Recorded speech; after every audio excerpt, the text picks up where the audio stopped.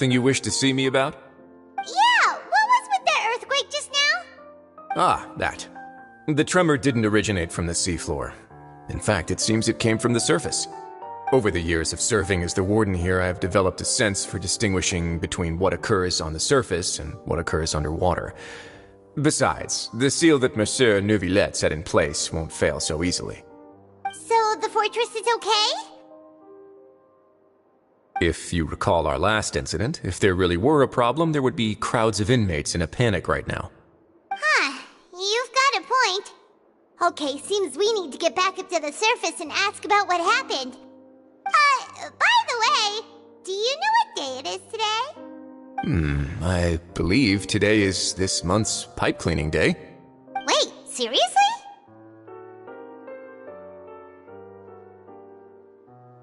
Ah, yes. Yep. It's you two. Are you leaving now? That's right! Today is our last day in prison! But now that Paimon says that, it doesn't feel like we were confined here. It's actually been pretty nice. Oh yeah, Paimon feels fond of this place now. Then be sure to come back and visit. I'll miss you. If you've signed the release papers, then you're free to go. The guards will escort you out. You're not going to see us off? I knew you'd ask. All right, sure. Let's go. Well, you actually agreed. No worries, you must be busy. Paimon was just joking. Ah, so you do have a polite side, I see. After being down here for so long, I imagine you must feel like you're lacking companionship. Shall I come along too? Yeah, don't worry, we'll come back to see you. Paimon really likes the cafeteria here. The chefs sure do know how to make good grub. I hope you won't be here as convicts the next time I see you. We'll do our best to stay out of trouble. Well, it seems our work in the Fortress of Meravine is finished. That's the end of another chapter in our journey. And since Neuvillette was the one who asked us to come here, we should probably go report to him now. Next up, the Palais Mermonia. You're going to see Monsieur Neuvillette? Please pass on our kind regards. I'm sure just your regards will do, no? I believe it would be the polite thing to do. You're right. I've heard the Palais has been terribly busy these days. Tell him that I hope he hasn't been overwhelmed by the recent string of troubles.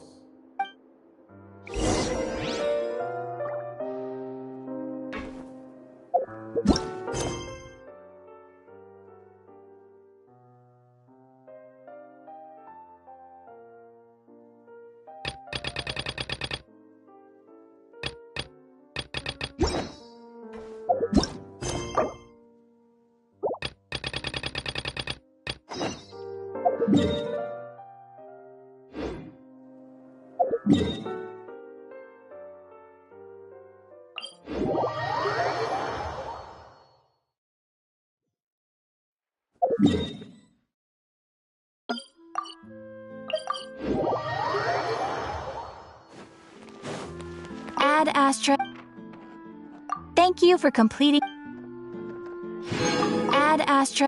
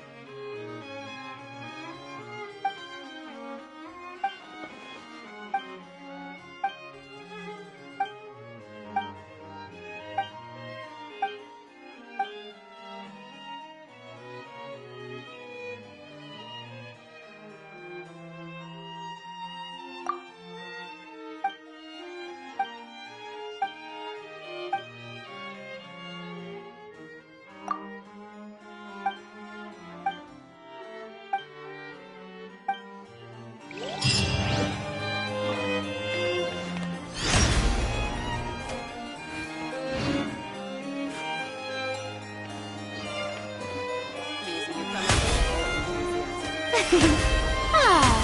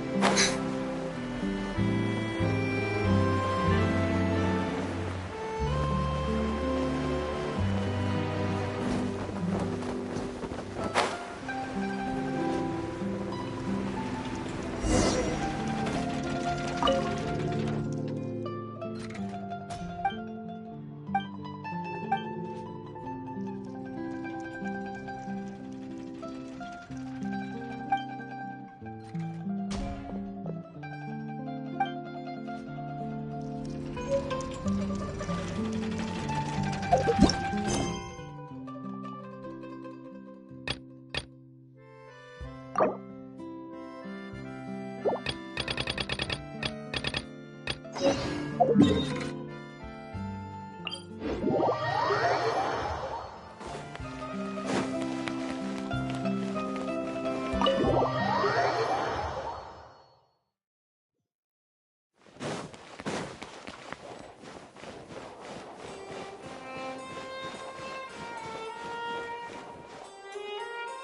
Palais Mermonia sure is buzzing with activity today.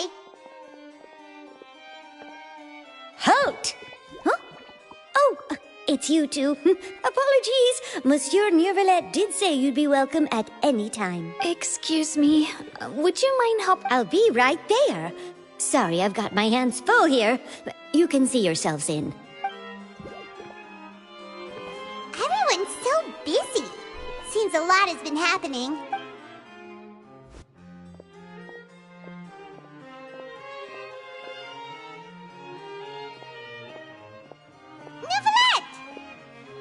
Hello. You've come at the right time, but you'll have to wait for just a moment, as there are some urgent matters I must tend to first. In the meantime, please, have a seat. If you'd like to have something to drink, let the Melusine outside know. That's all right. We just ate. Very well, then. Let's take a break over there while we wait for him to finish his work.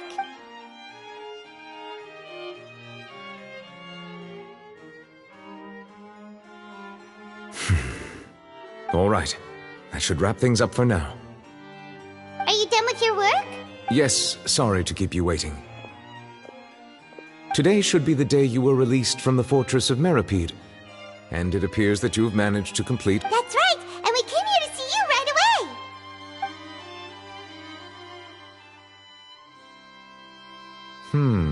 A massive whale.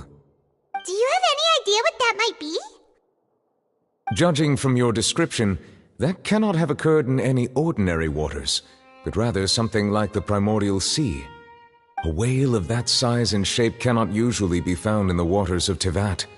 Therefore, we can only assume that Child is presently immersed in primordial seawater. Immersed in primordial seawater?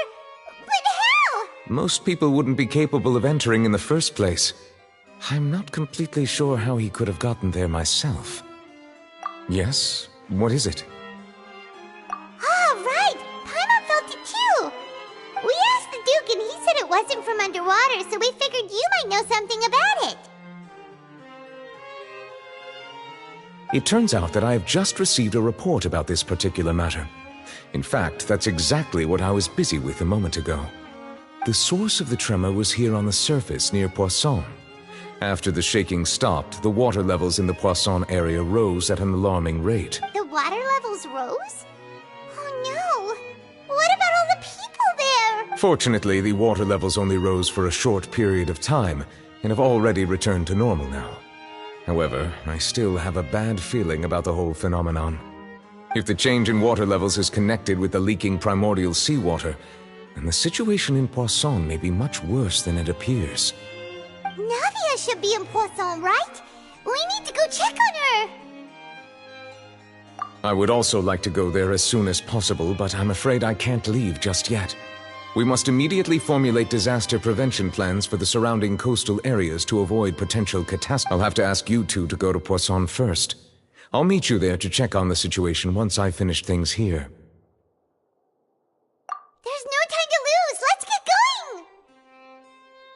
Please be careful.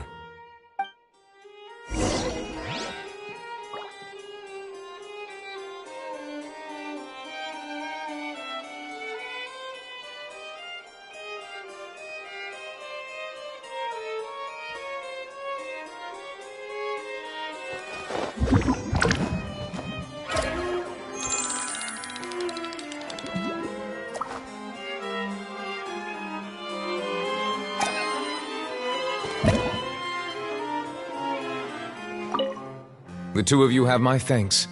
If you need any help, just let me know.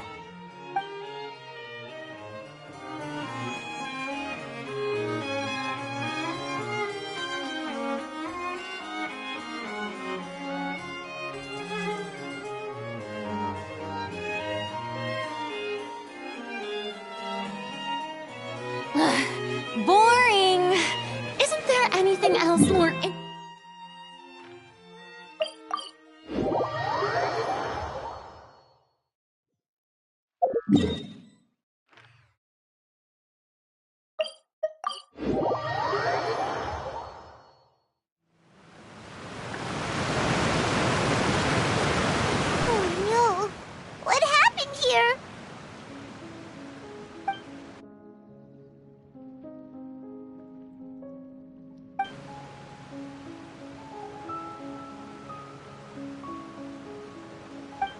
should be around here, right? We need...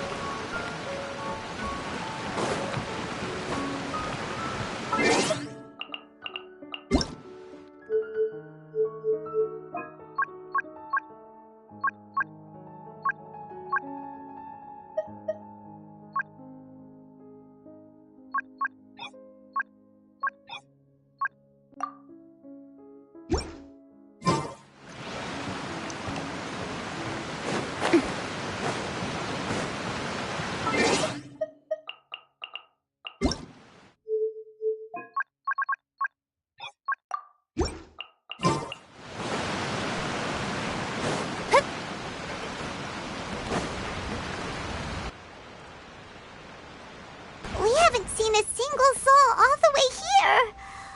Oh, this is getting scary. What will I ever do now? Look, there's someone on the roof over there. Just stay put! We're coming up! Watch your balance! All right, just hurry!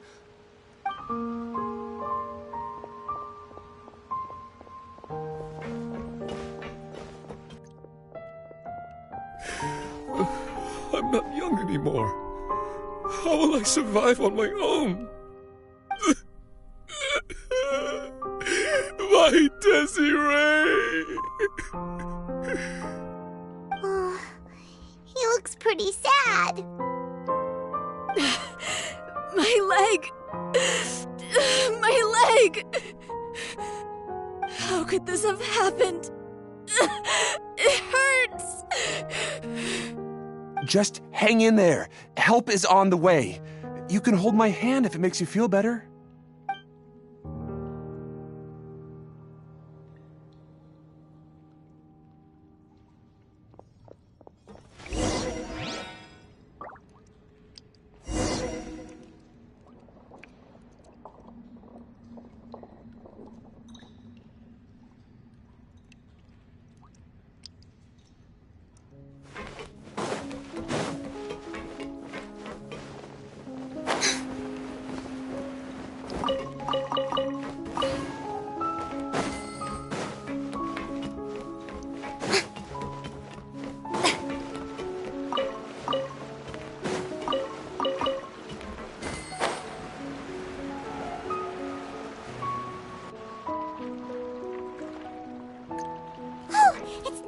She's over there!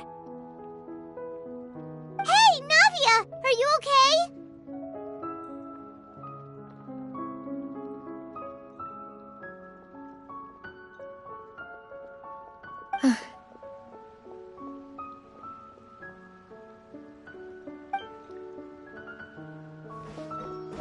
You're here. We heard there was a situation in Poisson, so we came as quickly as we could! Yes. As you can see, the water level suddenly rose. It caused quite the disturbance, in fact.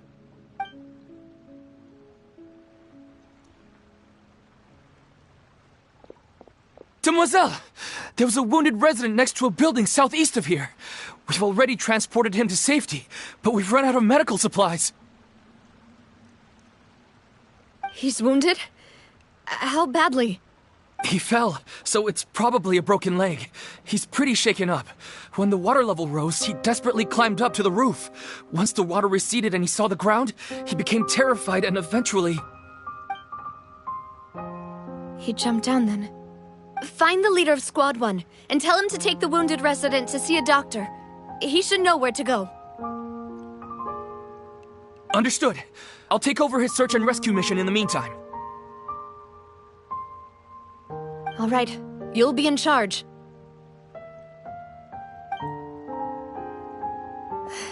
I'm sorry. Where were we? The situation in Poisson? Right. Allow me to explain.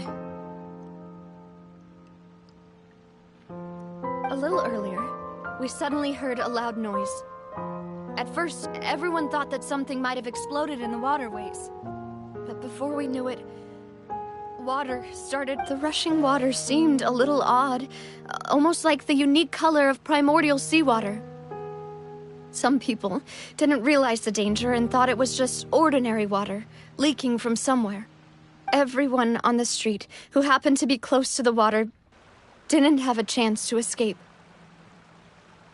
As the water those who realized what was happening started to flee in a panic, desperately trying to get to higher ground. The Spina di Rosula initiated rescue operations as quickly as possible, but there have been a lot of casualties. Fortunately, the water began to recede after some time, and the chaos came to an end. The water that flooded the area contained primordial seawater, so the lower levels of Poisson are still hazardous. To ensure everyone's safety, I've asked the people there to leave as soon as possible. No one knows if this could happen again. All we can do for now is try our best to help evacuate the residents. We still haven't completed the head count, but we'll have some numbers soon. How awful. And all of this just came out of nowhere. It was quite frightening indeed. I only wish that everything that just happened was a bad dream. Is there any way we can help, Navia?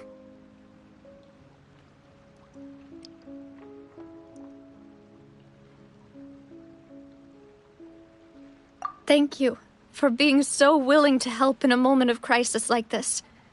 You don't know how much it means to me. I really can't express how grateful I am.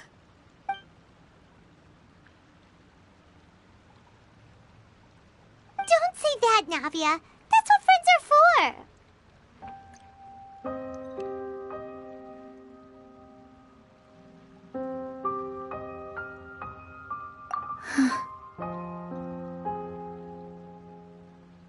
Demoiselle!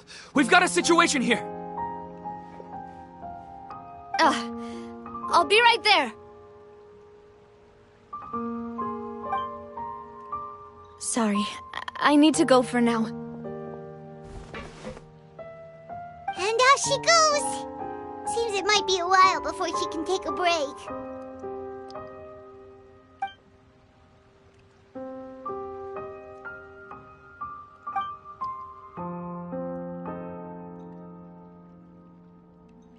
Okay, the wounded are being tended to, and we finished a preliminary head count. More support has just arrived, so I suppose I finally have a moment to focus on my own matters. Of course, we should remain ready for anything, and continue doing our best to rescue others. I'll be sure to have everyone at the Spina di Rosula ready to render assistance. Traveler, Paimon, would you two accompany me to my father's grave for a moment? Huh? Right now?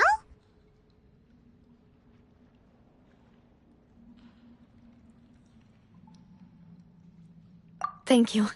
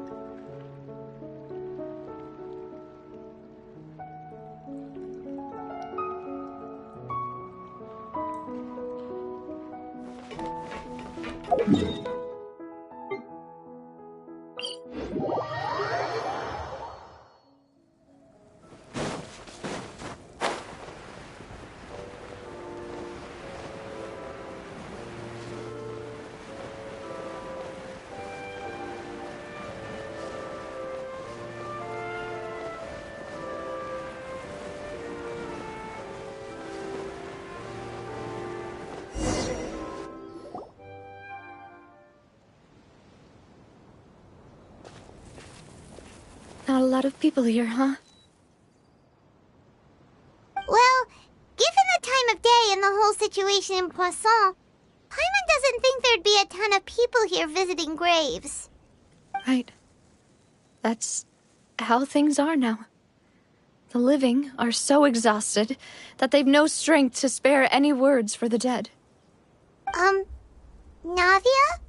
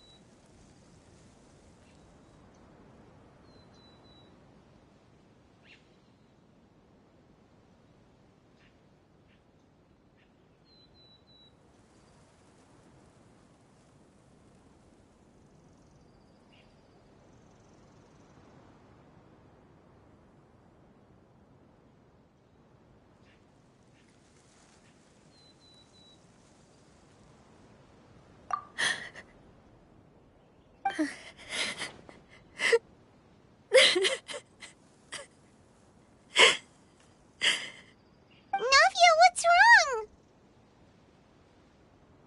Sorry. I just... Maloose and Silver. They won't ever come back here again. What should I do, Papa? Huh? What happened to them?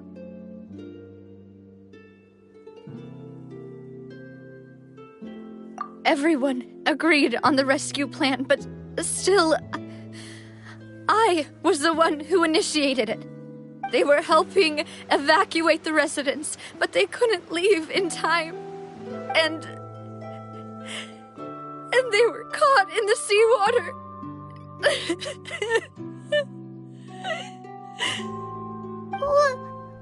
What should we do? I've known them for so long. And I know they weren't afraid. But I could at least hold a funeral for my father. And I know where he rests. But as for Maloose and Silver, they're just gone. I just can't.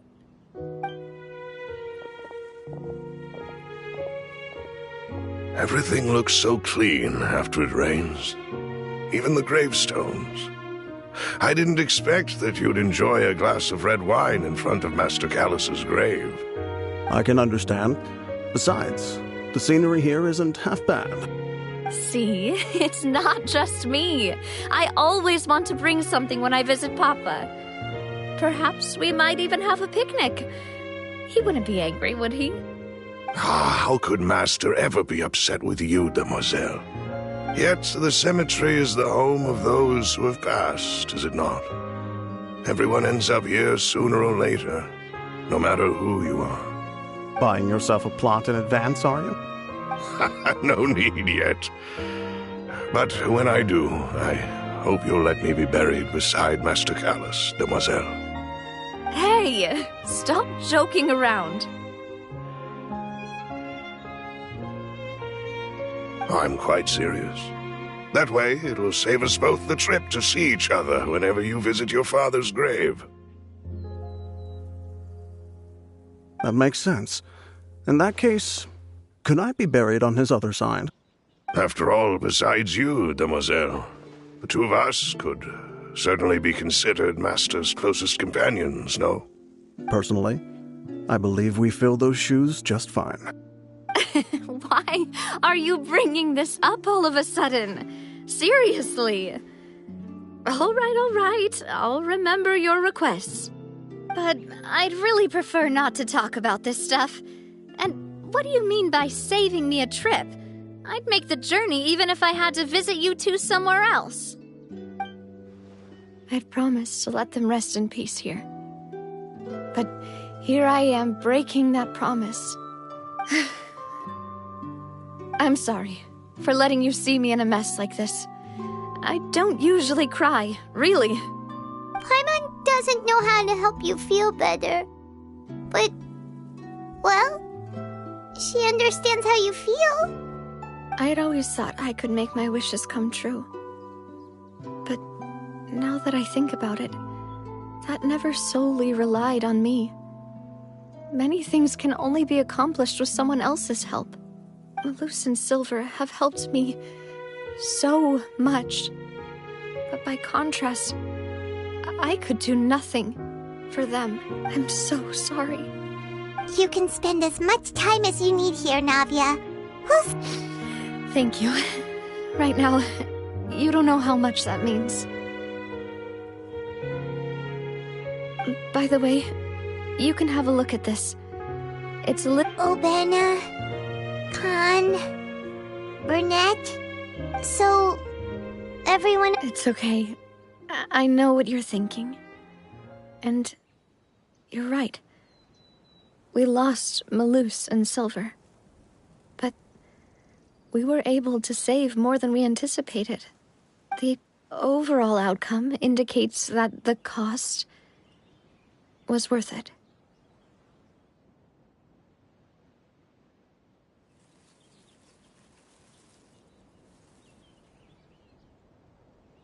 Right! Don't think that way, Navia. One person might be saved at the expense of another, sure, but that isn't something we should ever consider a trade. Malus and Silver were not the price for saving anyone. They're heroes. You're right. Thank you, Paimon. What you said just now was pretty amazing, actually. I'll remember your words. Oh, really?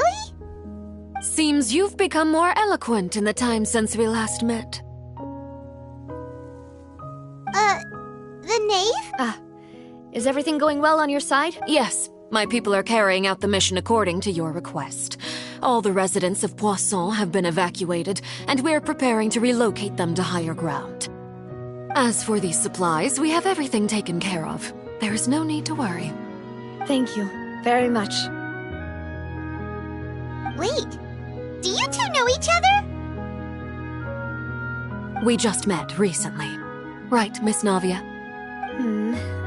Usually, I would call this a coincidental encounter, but that doesn't quite fit this time. Besides, it never even crossed my mind that a Fatui Harbinger would come looking for me.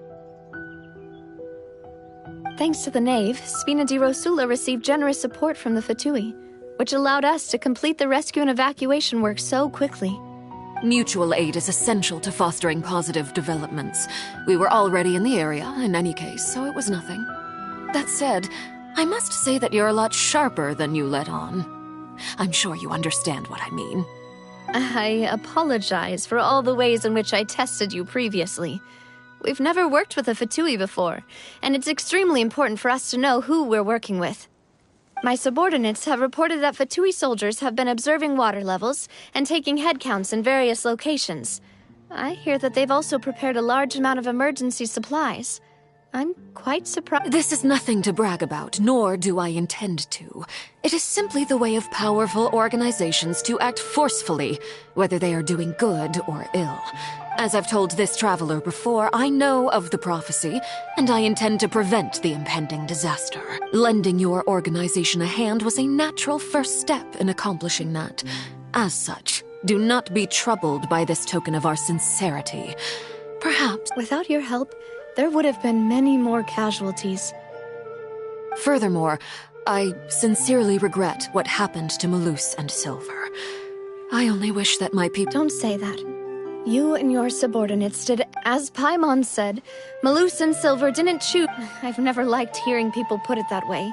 It's like trying to relieve pain by saying some noble-sounding words. But right now... You're right. I'm sorry for your loss, Miss Navia. Water is life to Fontaine's people, and it also spells disaster.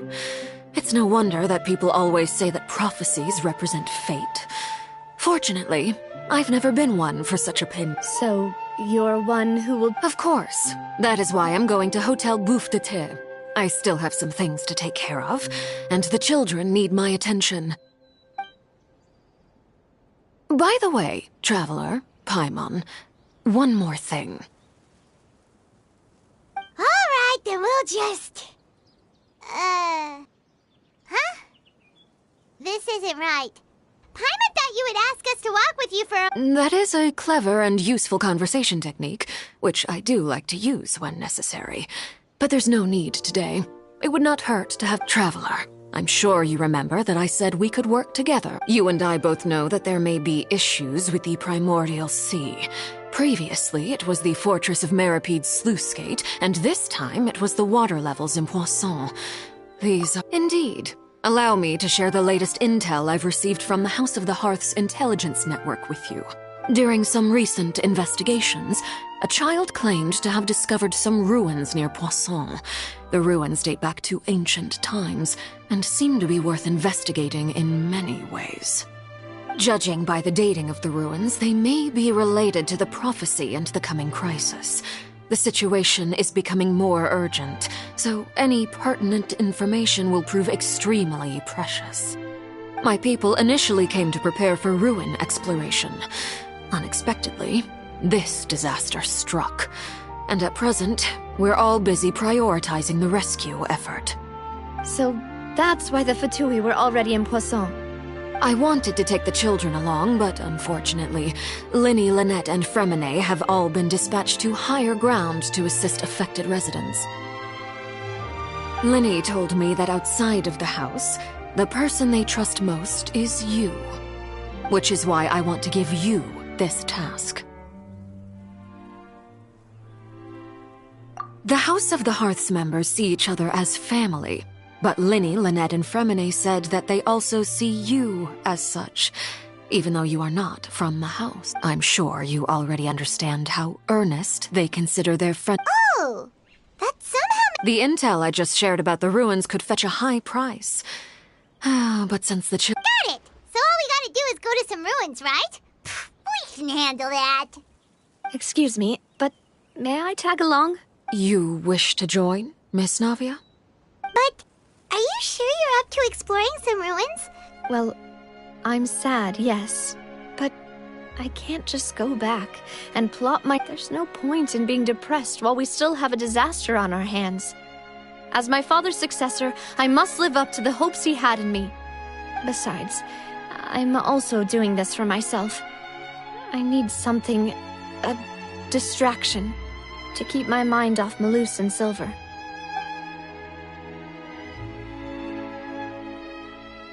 Since you put it that way, I have no objections. All right. The ruins are to the south of Poisson. Okay, the three of us will handle it.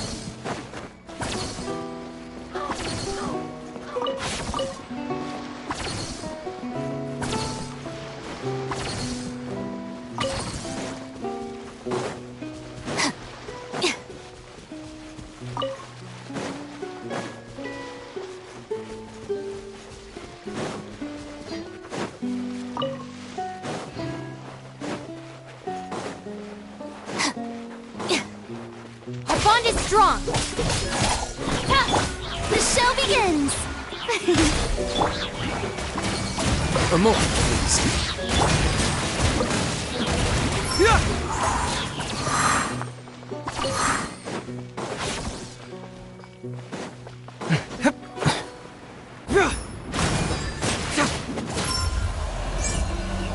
it on! Dissipate! Strike a pose!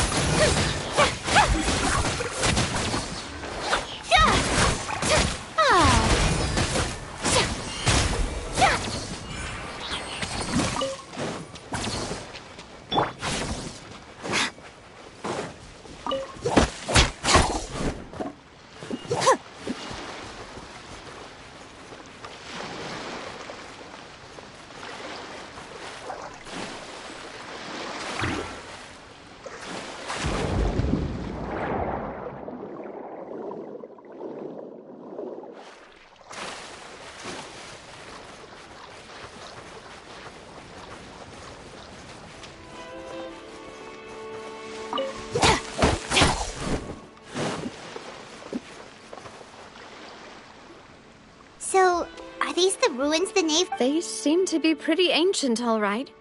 Let's go in and have a look. Just be careful.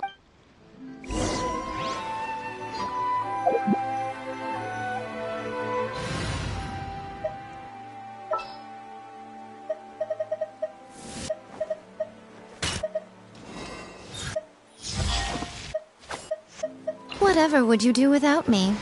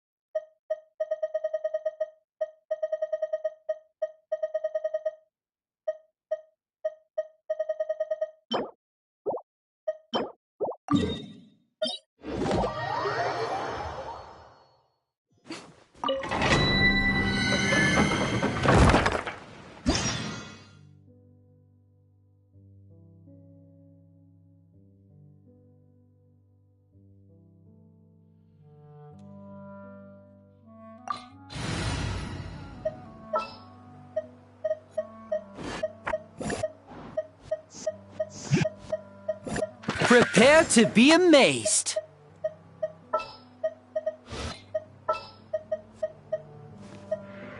Give me a moment to compose myself.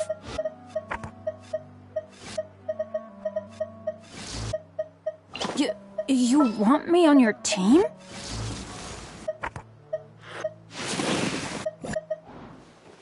What's our objective?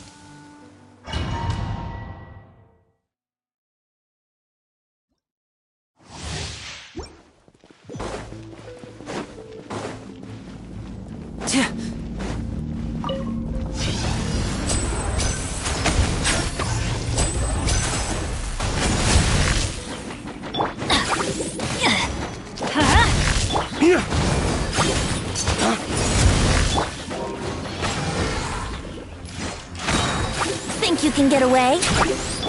Dawn, break forth! I'm going in!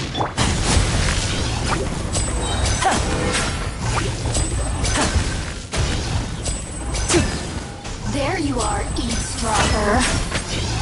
The more, the merrier. A round of applause!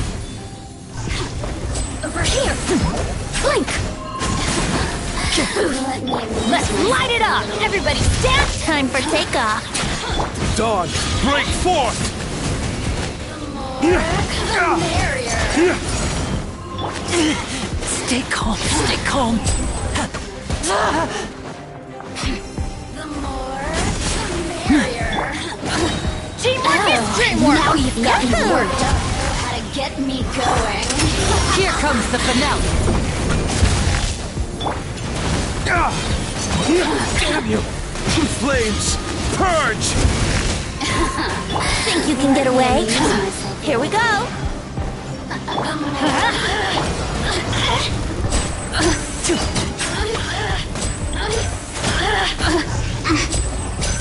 Over here! Let me amuse myself a little. And voila! Everybody stand back! Let's... Yahoo! Flames, purge! The more, the merrier. Over here! Look at me. Just once.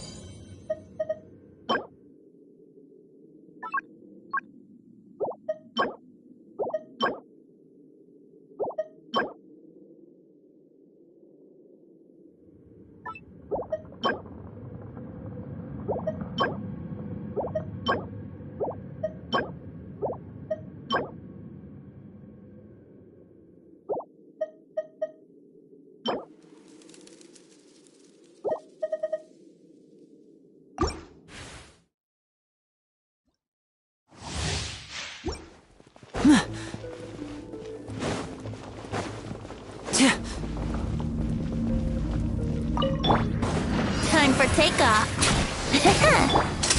Let's get this show on the road!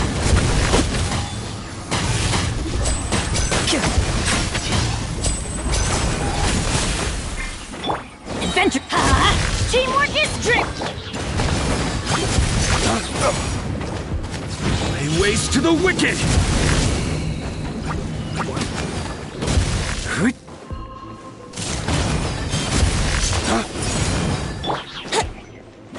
Brace yourselves.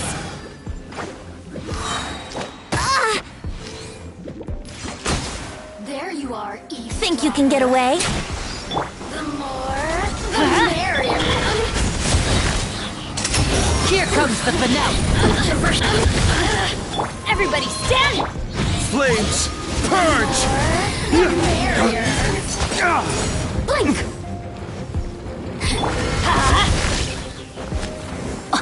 Let's play!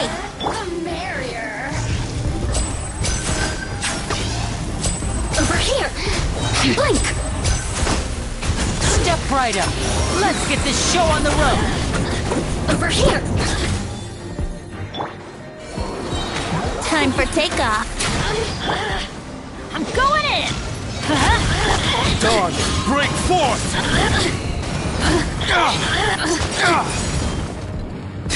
Look at me.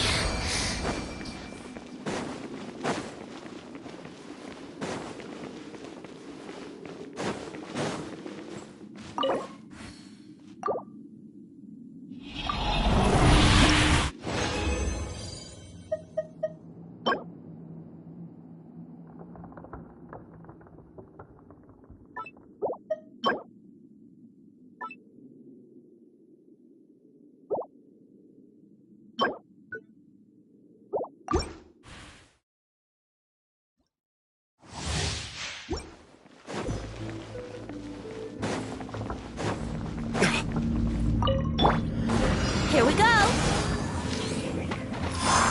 Yeah. A round of applause. Let's light it up. And voila.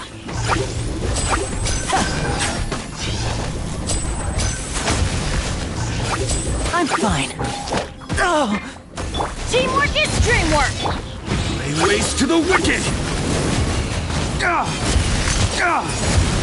Think you can get away? Wouldn't gliding be faster? Now disappear.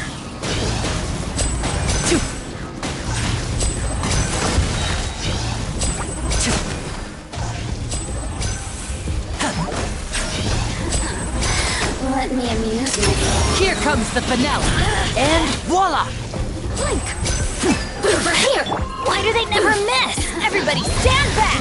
Lay waste to the wicked!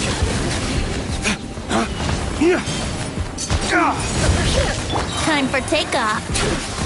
Yahoo!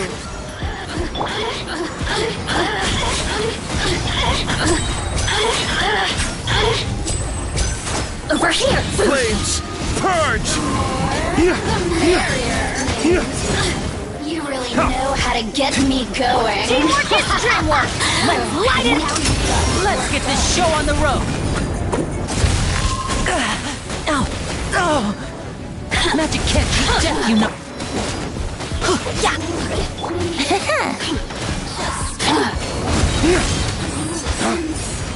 Shine.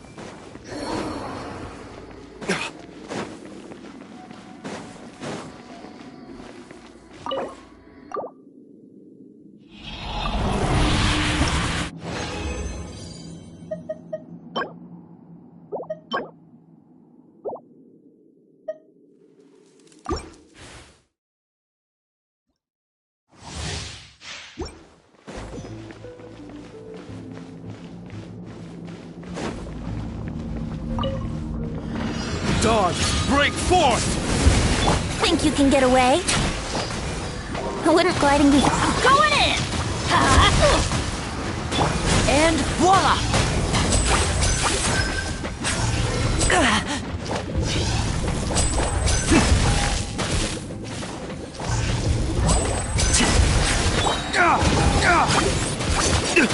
You step right up. A round of applause. Let's play! Everybody stand back. Time for takeoff. Dawn, break forth!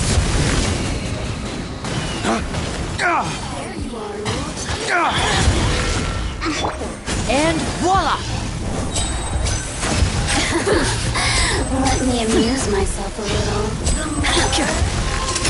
Here comes the finale. Over here! Let's light it up. Here we go.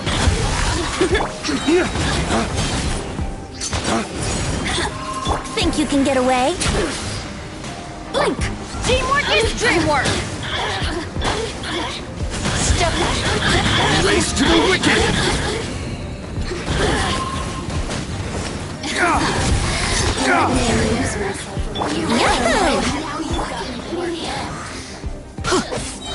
I'm going in! A round of applause! Dawn, break forth!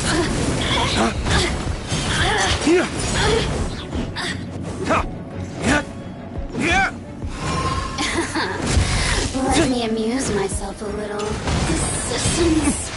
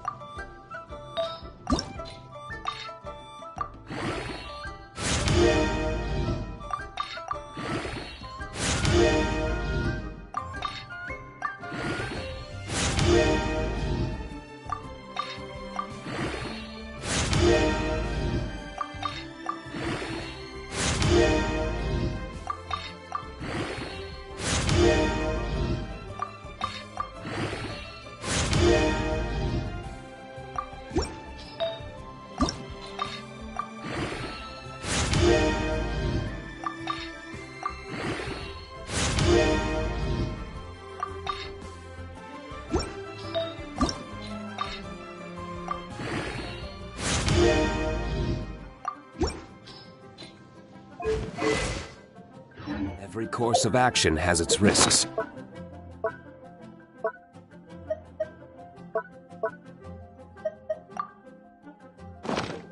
Be careful.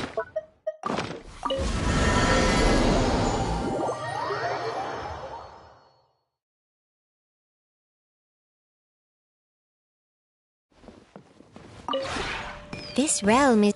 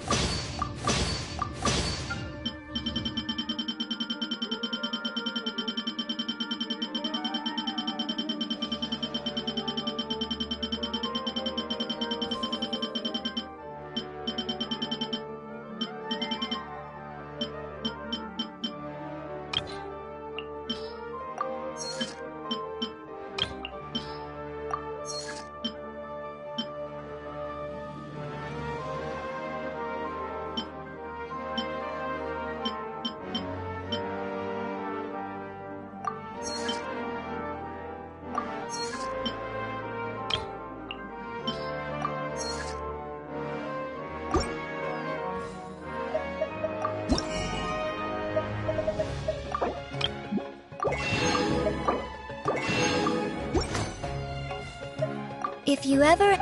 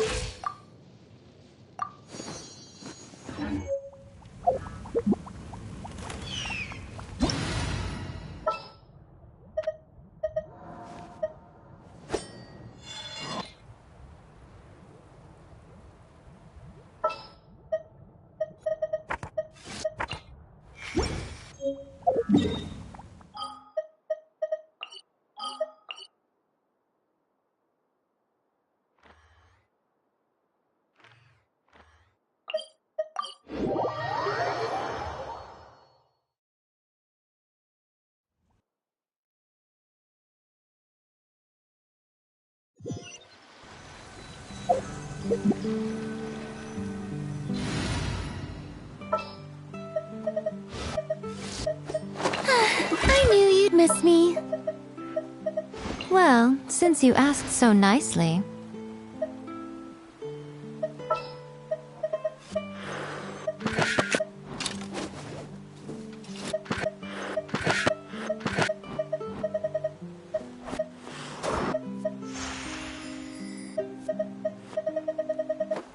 Let's get to work.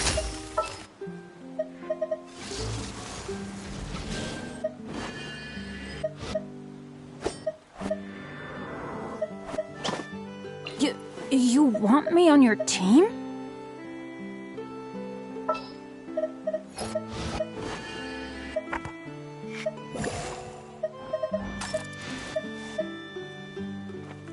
May knowledge guide you.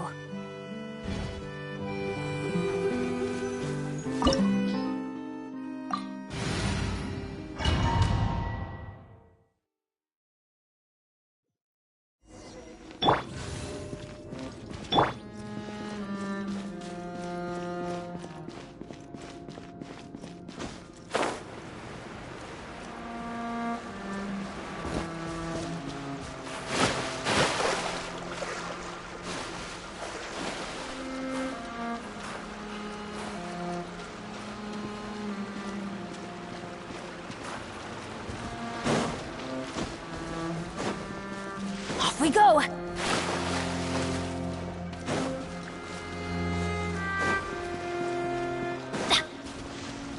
Adventure time!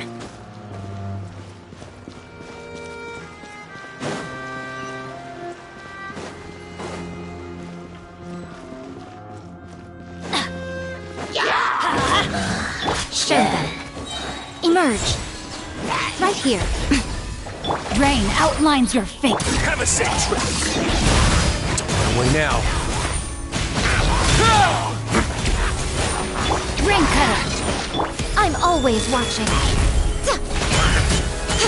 Time to improvise.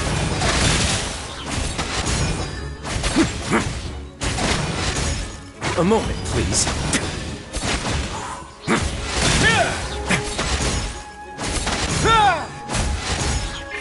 Teamwork is dreamwork. Let's look. Come on out. Right now. Away now. It's gonna get a little chilly.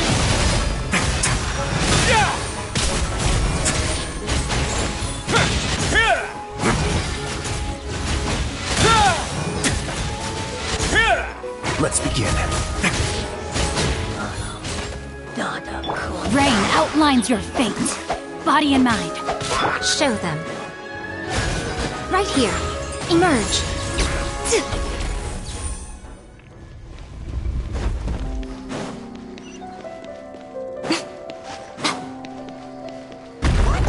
Floor here isn't safe.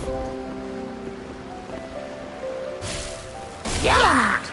Right now. Emerge. No, my sword. A moment, please.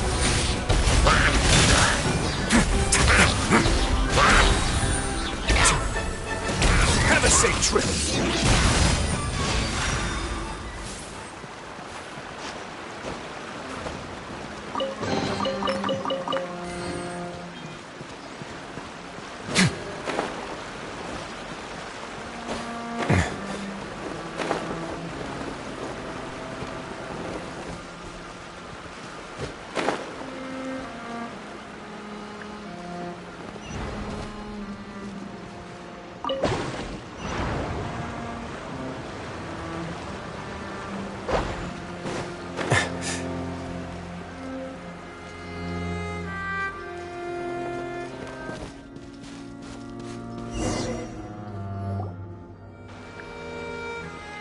This place has also been contaminated by primordial seawater. Yeah.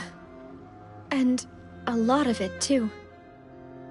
A Fontanian would most likely dissolve the moment they fell in. Right! You can't go down if there's primordial seawater. It's too dangerous, and it won't be any help for you to just stay here.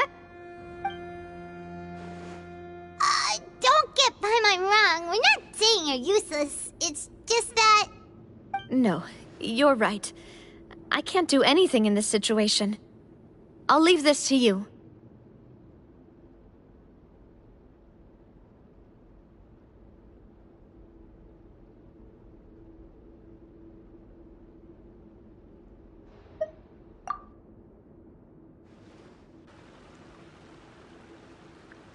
That complicates things. Maybe the only way left is forward. In that case, do you want to wait for us here? The water levels here are unstable, and there's a chance the water will rise. So, staying here wouldn't be safe either. I'll go together with you. Perhaps we'll find the exit just up ahead.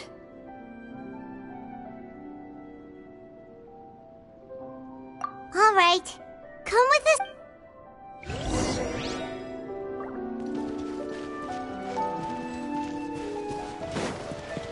Oh no, it's a dead end! Let's try climbing over from the side.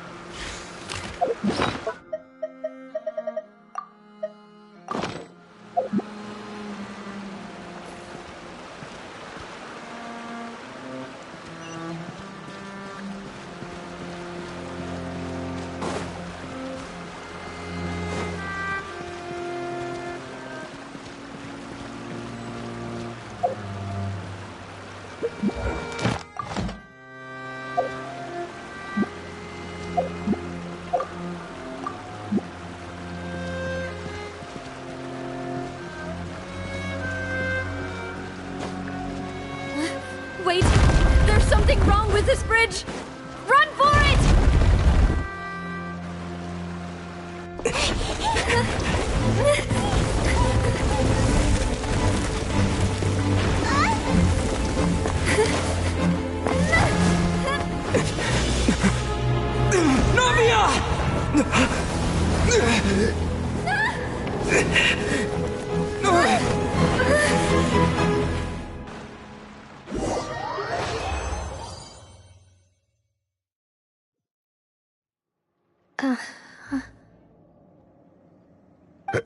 Demoiselle? Huh?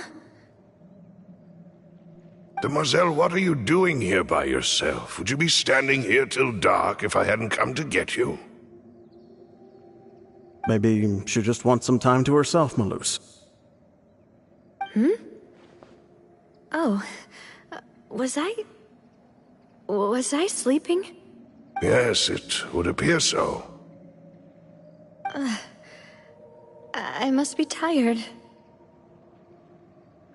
That's quite possible. However, you were the one that suggested we go out for a walk. Oh, right. I nearly forgot. It must have slipped my mind when I dozed off. I haven't had a nap today yet. Have I? This is a familiar feeling, yet something's a little strange. Is something the matter, Demoiselle? Oh, no. No, I'm fine. I was just trying to recall why we came out for a walk. Do you remember Mr. Giverny? He'd requested our help before with foreign merchants who had a debt dispute with him, and we'd resolved the matter not long ago. We were headed to see how things were going with him at the moment. Ah, right. Yes. I remember now. Oh, Miss Navia. Ah, Mr. Maloose. And Mr. Silver, too. It's good to see all of you. How have you been? I've been great. Thanks to your help, those bothersome merchants finally realized that I wasn't the one they were looking for. Why, I wasn't even the guarantor for that person. They were knocking at my door day and night. Even my neighbor, Obina, was getting fed up with them. Sometimes force is required to calm someone down and get them to listen to what you have to say. That's right. Oh, by the way, Burnett, what was it that you wanted to give to Miss Navia again? Oh, yes. One moment, I have it right here. Miss Navia, these are some flower seeds that I prepared. Please take them. They're a very good variety, and they'll become very big and beautiful once they bloom. I don't know what we would have done without your help, so this is a little token of our appreciation. I hope you won't refuse. Ah, did you cultivate them yourself? Thank you so much. I'll certainly take them. Maloose, we do still have some empty flower pots at home, right? Why, we can have as many pots as you'd like, Demoiselle. Perfect. In that case, we'll swap out some of the decorative plants for some of Mrs. Burnett's flowers. Very well. Wait. Something seems to be off here. Excuse me, madam. If I'm not mistaken, your name is Burnett, correct? That's right. Is something wrong? No, it's nothing. This is the first time we've ever met, but your name seemed familiar to me. I must have heard it when I was discussing things with your husband previously. I've heard this name before. Sometime recently, I'm sure of it. And why are there so few people around here? Where did everyone go? We must mind the time, Demoiselle.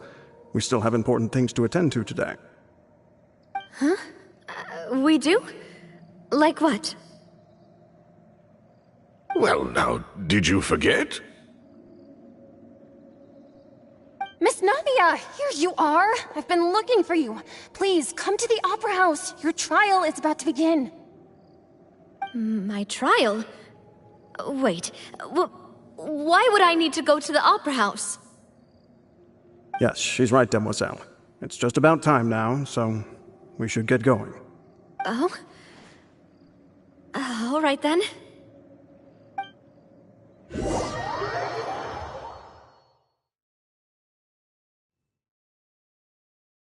Look, it's Navia! She's here!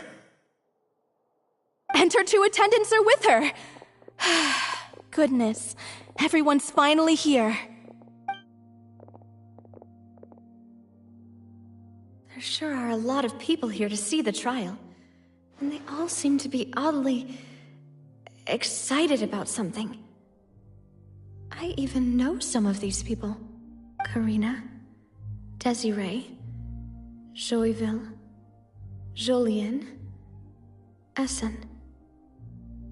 Why are so many people here? And why do I have no recollection of this case? And as for the judge... huh? Where's Monsieur Neuvillette? Please sit in the defendant's seat. Don't worry, Silver and I shall accompany you. All right. But are you sure you can stand behind me? Typically, it wouldn't be allowed, but today is an exception.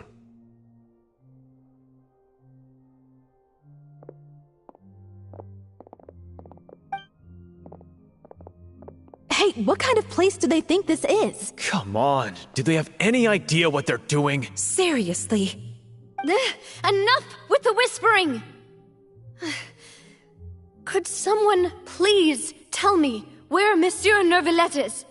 And why I'm standing trial?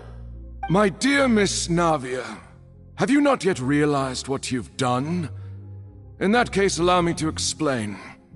As all here know, you are Master Callus's successor, the head of the Spina di Rosula, someone held in high regard by every soul in Poisson. After you took over the Spina, you treated all of us just like the late Master Callus had. If anyone in need reached out to you for help, you responded. Not only you, but your butler, your subordinates, nearly everyone in the Spina di Rosula fought for the well-being of those in Poisson. Wait a moment. Aren't you just proving that I'm a good person? Yes, correct. Absolutely right. And that is why you stand accused. You have helped so many people get through so many difficulties. You are one with us. We are inseparable. We are one big family, all of us who are from Poisson, inextricably linked. And with you being so important, we couldn't possibly do without you. Therefore, this fair and honorable court shall declare you guilty, and you shall stay here. You will be together with us forever. Huh? What are you saying? Everything you have said is correct.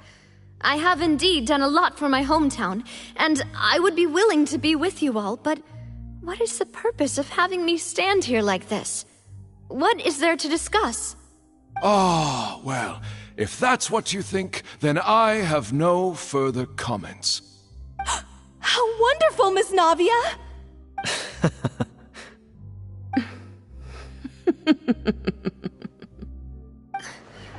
I know all these people.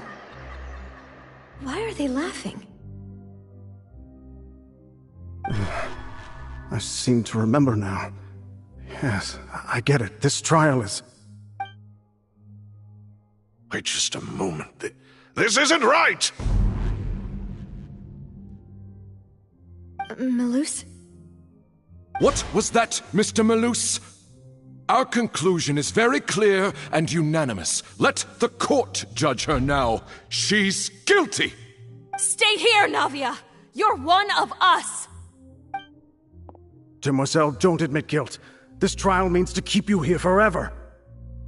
I wish to exercise my right to defend Our Lady. Mr. Joinville, you only know of Navia's goodness, but nothing of her utterly independent mind. She was born a free and independent spirit. She has never been tied down by anything. Indeed, even the death of Master Callus couldn't stop her. Her actions cannot serve as proof that she identifies herself as part of any group. She merely acted as an individual, extending her hand to help others. Please do not mistake her actions as being otherwise. Really? As an individual, you say? Don't forget, we are all Fontanians here. This is the nation of justice, the nation of Hydro. Even if Miss Navia only voluntarily rendered her assistance, that doesn't change the fact that her beautiful soul must return to everyone.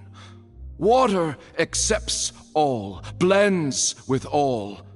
It will surely accept her kindness. Everything is measured here in the nation of Hydro, and in the end, everyone shall meld together. Thus, when a unanimous opinion emerges, that opinion represents justice. Now I speak for everyone. Our opinion is consistent. Navia should stay. We and Navia are one. And you would call this justice? Preposterous. You are merely jealous that Demoiselle still has a chance to exist as an individual. Have you forgotten how much you all once longed to become individuals, to become independent? Do you mean to defy our justice? If your justice is flawed, then why should we acknowledge it? As you said, we can also have our own justice. Silver and I shall defend Demoiselle. And that is how we will enforce justice. Ugh, my head... it hurts. Demoiselle. Silver, it hurts.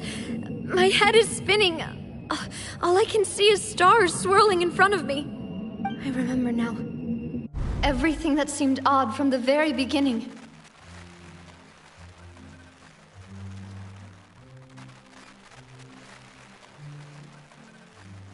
Karina, Desiree, Joyville, Jolien, Essen, and Mr. Giverny and Mrs. Burnett, who we met earlier. Even Malus and Silver.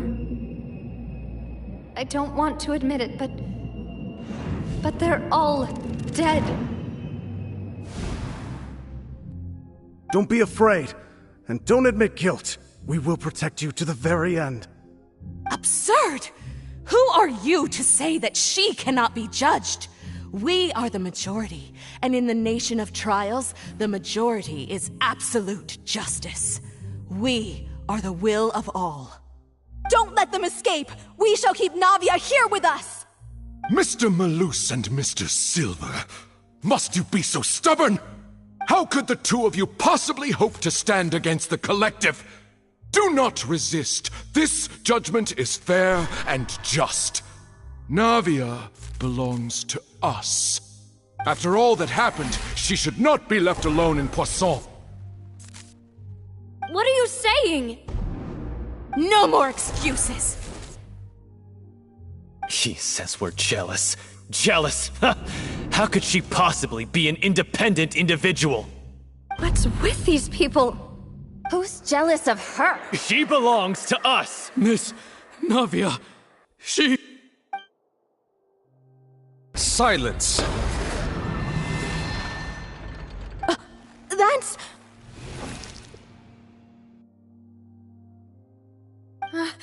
Monsieur Neuvillette! Such commotion is prohibited in the court. The accusations you just presented are nonsense and cannot constitute a proper trial. The court will adjourn for the rest of the day. In this, I shall hear no objections from any unauthorized party. Our thanks, Monsieur Neuvillette. Please leave with me, Miss Navia, while there is still time. But... Go on now, Demoiselle. This is your only chance to leave this place. What, can't bear to leave us behind or something? Malus. My apologies. I couldn't resist making one little joke once I realized that this shall be our last goodbye. Malus. Silver. Quickly! You must come now! Goodbye, demoiselle.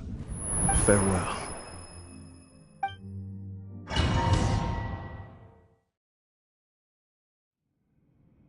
No, wait! Just a second! Navia? You're awake. Good. I must have been dreaming. Malus and Silver were still alive, and they were defending me at some insane trial. It looks like you're all right. Did all the sad feelings cause you to have a nightmare? The ruins you were exploring suffered a cave-in. When I arrived, I found you falling toward the water. You were just about to be dissolved within, but I think I saw 2 Oceanids protecting you. It was only for a moment, perhaps even a fraction of a second, but they gave me the chance to retrieve you. Were it not for their intervention, I would not have been able to rescue you before your consciousness dissipated. Wait, did you say Oceanids? You mean like what happened with Vache? Perhaps those 2 Oceanids were the people you saw in your dream. I always told them that they didn't have to protect me. To think that they'd keep doing so even after death. Please come with me.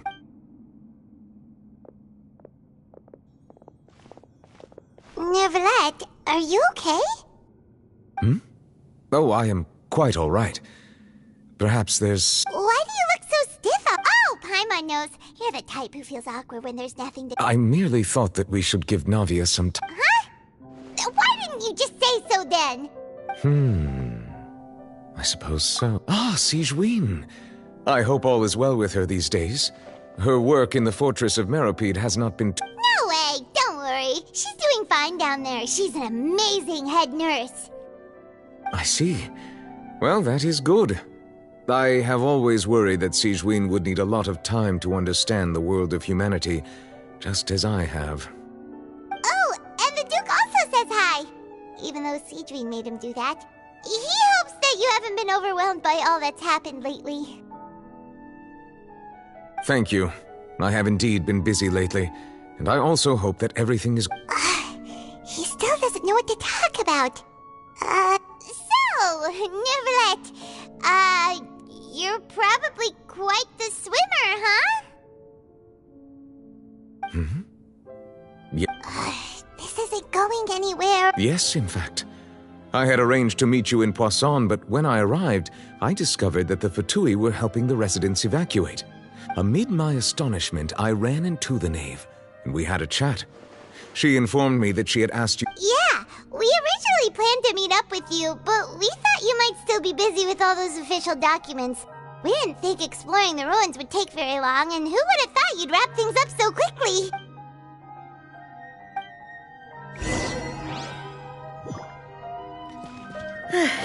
I'm sorry to have kept you all waiting like that. I'm feeling much better now. I guess we should get going again. Will you come with us, Monsieur Neuvillette? Yes, if you wouldn't mind my company. All right! Another one joins the party! Let's get going then!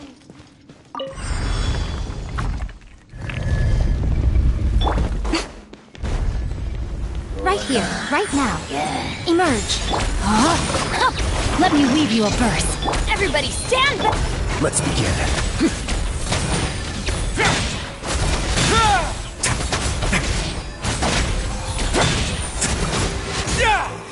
Nothing lasts forever. Right now, emerge. Huh? Rain outlines your fate. On my way now.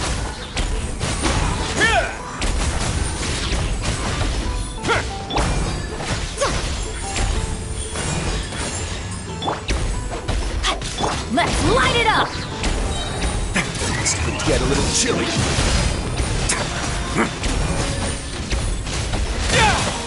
A moment, please.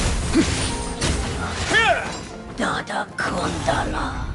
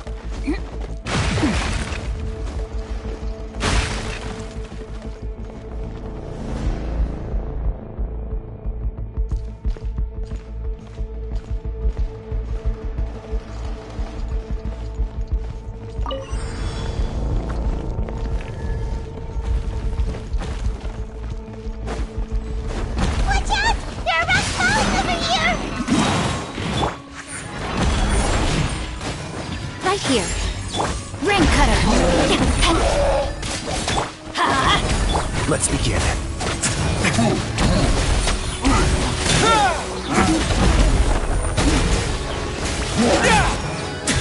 No need to fear. Teamwork is dreamwork! Have a seat.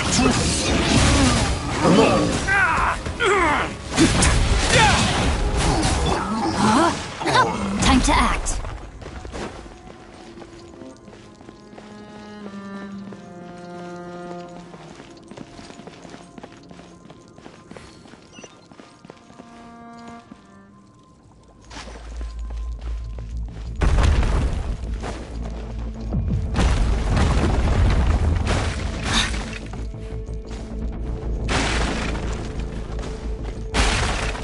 Seems we're almost at the top.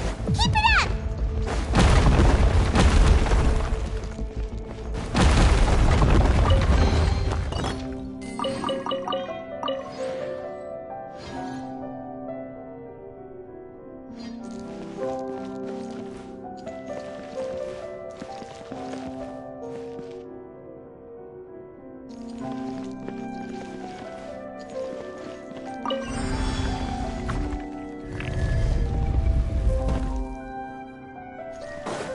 Yeah.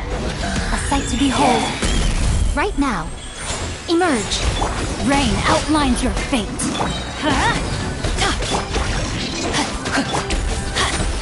Let's light it up! I'm going in! Let's begin.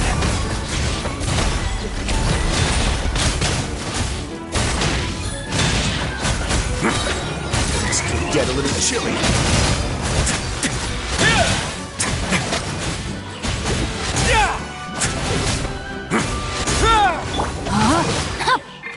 Come on out. Right here.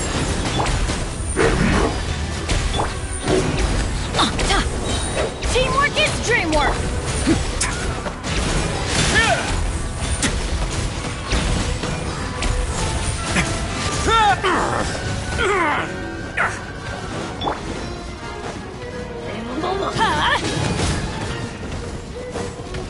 Have a safe trip. Witness the power of... Show them. Emerge.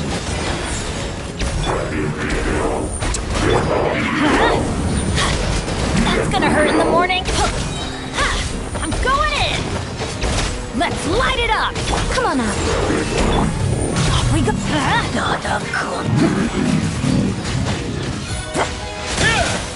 A moment, please. Nothing lasts forever.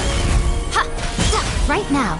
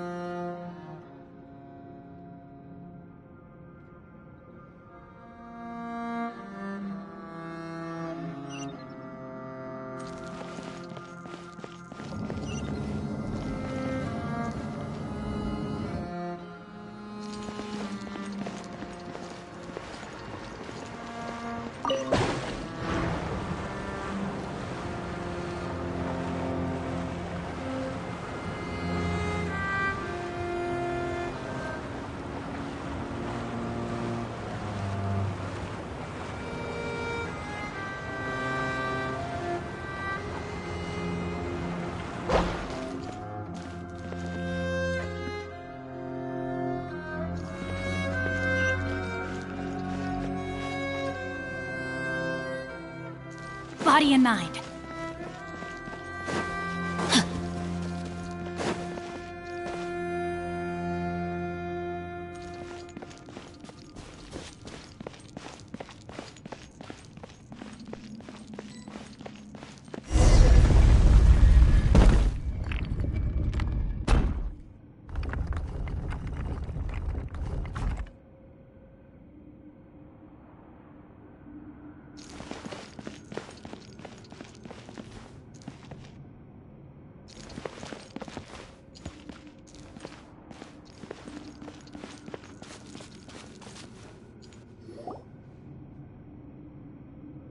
Looks like we've reached the end. This is the place. There should not be any other hidden spaces in the vicinity. The path sure had some twists and turns, but it turns out that this place isn't actually that big.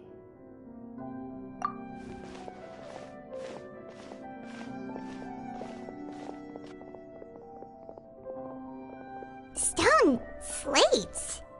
It seems like they were put here as an offering. Could we take them down and have a look?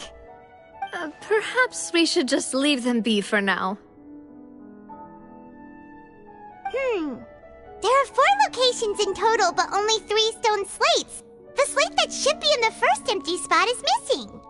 The surrounding walls also... There's something written below. Let Paimon see. Reason dictates that this nation be destroyed. I shall record the history of its future here in its past. It feels like someone left these slates and these words here for a purpose. But does he mean that Fontaine should be destroyed? That would fit the circumstances dictated by the prophecy, yes. Indeed, the slate's contents correspond to it. Take the second slate, for example. There's a person kneeling here. She seems so dedicated. And there's a whole bunch of other people behind her doing the same. She's facing this... what is this? Some kind of island in the sky? And is that Lady Farina in the third image? Did the Hydro Archon fall into the water? And is that a ring of people around her? Paimon doesn't quite get it. Are they all in the water? The fourth image. I know this one. This exactly matches the content of the prophecy. The people will all be dissolved into the waters, and only the Hydro Archon will remain, weeping.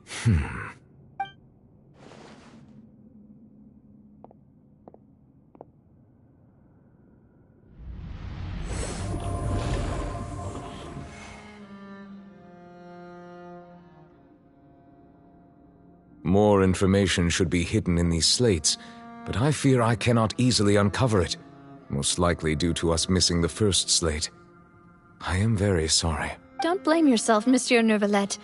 Deciphering ancient stone slates isn't one of your duties. Ooh, Paimon's getting the chills just looking at these slates. This says that it's the history of the future, right? That means the prophet... I really hope it doesn't mean that. Still... Paimon feels like these images are kind of weird when you look at them together.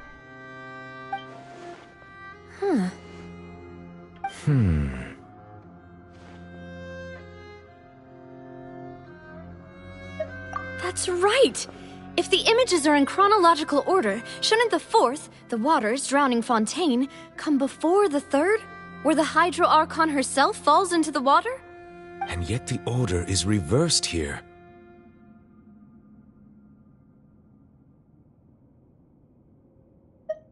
If we go by timing, Lady Farina only emerges in the third image. That means that the person in the second image might be the previous Hydro Archon. Egeria, then. I had never met her, but her appearance here does match the records. The previous Archon kneeling before the floating island in the skies, as if confessing a sin. Did she herself commit that sin? And if not, why would she be in such a posture? Also, I'm still wondering why these ancient stone slates are here at all. Judging from their contents, could this place be the origin of the prophecy? Does that mean that someone, or some people, once saw these slates? But who would have created these slates and left these words here?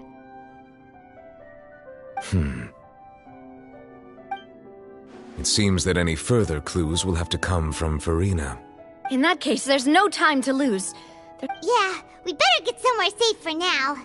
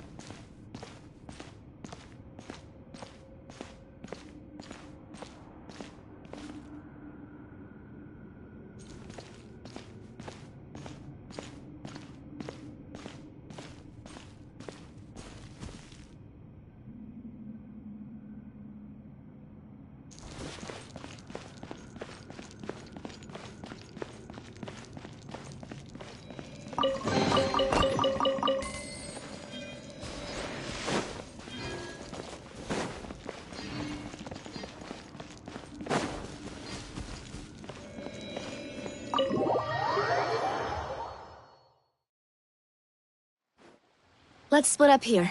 I'm going to check on what's happening with the Spina. You know how it is. There's some things you just need to be there for yourself. You still have energy for that, Navia? Paimon's already... Just head back to the Fluvsandra and have a rest then. Thanks for keeping me company all this time. I'll depart as well. Thanks for your hard work today. Rest well, everyone. Traveler, I will go talk to Farina tomorrow morning to ask about the stone slates. I'm sure that you're concerned about this matter as well. If you have time, drop by my office. I will share the results of our discussion with you.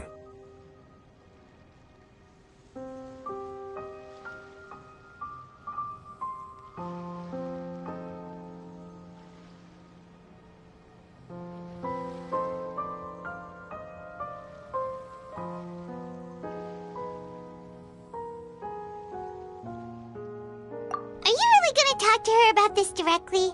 Will that be a problem? But... She has long been harboring secrets, and will not give them up easily. Which makes it all the more my duty to ensure that she understands the present situation. Alright, we'll leave it in your hands then. You're probably the best person to talk to her anyway. I will be carefully considering my words tonight. Traveler, Paimon, our safe house at the Fluvsandra is always open to you, as ever. So please don't think you're an imposition. All right. I'll be on my way then.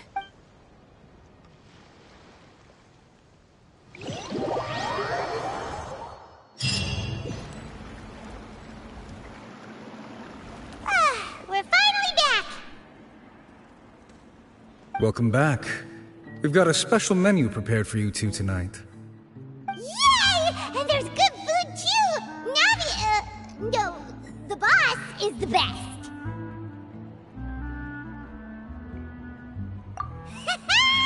Ooh, desserts! Nice! These are all Paimon's! Paimon's already starting to forget what happened today. Oh, that voice. Is that who I think it is? Huh? It's you two. What are you doing in Fontaine?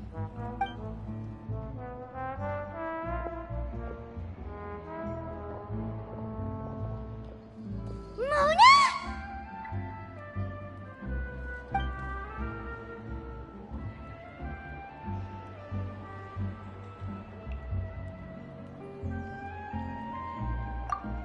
Seriously, nobody just uses a scry glass whenever they've got time to just see who they'll meet on the road. Still, we didn't expect to see you here. Wait, you're not a Fontanian, are you, Mona? Well, I have some business to attend to here, so I booked a hotel in the city. I was just out for a stroll when I bumped into you. Quite unexpectedly, if I might add. Why did you think I was from Fontaine, though? Is that because Magistus doesn't sound much like a Mondstatter surname? Yeah, let's go with that. Well, I used to have my own surname, which was, well, some other thing. Either way, the old hag told me when she took me as her disciple that the first step to being a great astrologist's pupil was to change that name. There was nothing for it, really. She really is amazing at astrology, so I changed my name to what it is now according to her wishes. To my surprise, however, Magistus is not the name of some ancient house or clan. It isn't? Nope. Although it is used by us in place of surnames, it generally just means great. Wow! Imagine including a boast in your name. Wait, are you gonna have to put that into your genealogy as well? I reckon so. In any case, I'd give my disciple a name like this as well, if I were to take one. Astromancer Barbeloth Trismegistus. Whoa, that's a long one. Does it... My name means Mona the Great Astrologist. As for the old hag, hers is, in plain speech, the thrice-as-great Scholar of the Stars. Just take it as a title specific to astrologists. Thrice-as-great? That's so... petty. I know, right? That's just how she is. She used to call herself Magistus, actually, but once she took me in, she changed her name to Trismegistus. Talk about excessive. Magistus is thus the calling card of our school, so to speak, which makes it about the same as a surname. It's all right if you don't get it. You can look into it further should you need to study astrology more deeply. That sounds terrible! But anyway, you're not Fontanian, are you, Mona? Well, I was born in Mondstadt, yes. My parents migrated to Dornman Port, and I traveled with the old hag for a while, after which I settled down. Oh, that's a good thing then. At least we know you won't be dissolved by Fontaine's waters. Speaking of that, I'm sure you're aware that a bunch of things have happened here in Fontaine, right? I know you're not alone. There's something ominous about it. Well, the water, I mean.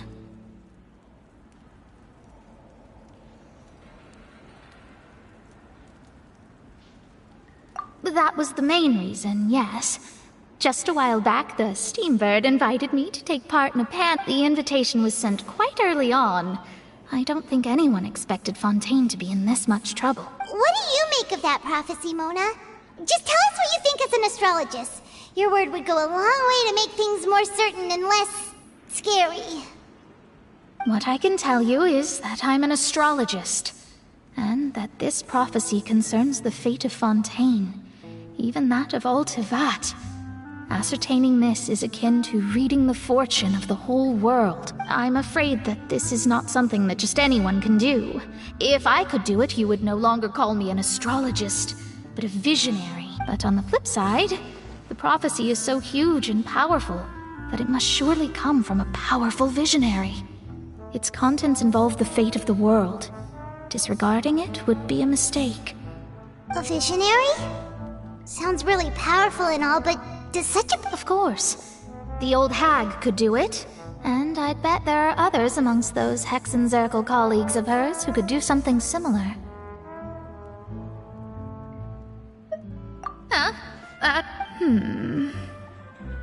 All right, I'll help you. It isn't often that I see you with such a serious look on your face. I'll tell you once I hear back from her. Thanks, Mona! You're amazing as always! Oh, well, this is something only I can do after all. So yes, your praises are quite welcome. That's the greatest of astrologists for you! Of all the people we know, you know the star's the best! Indeed, indeed. That's the spirit. Oh, sorry. I came to see what all the commotion was about. If there's anything you need... Oh, whoops. Guess we were getting a little too carried away there. Well, I'll go tend to my own business now. If I receive any news, I'll be sure to come find you two. And there she goes, quick as rushing water. And here we are with the Spina guy giving us suspicious looks. Right, but we were able to recruit Mona's help, didn't we? Our Fontanian friends will thank us someday.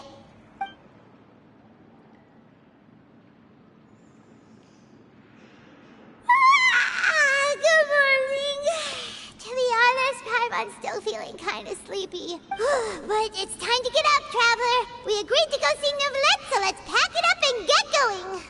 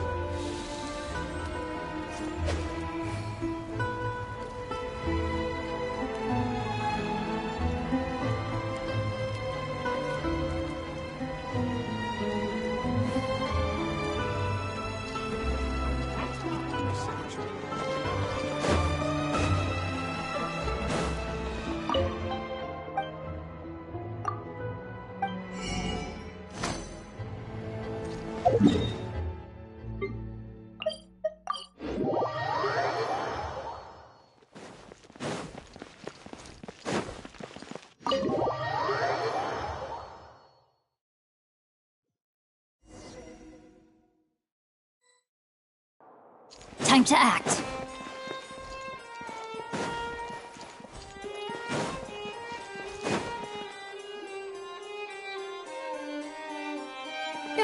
You're here! Finally! Is something wrong? Monsieur Neuvillette and Lady Farina, they seem to have gotten into a dispute. Please go see for yourself.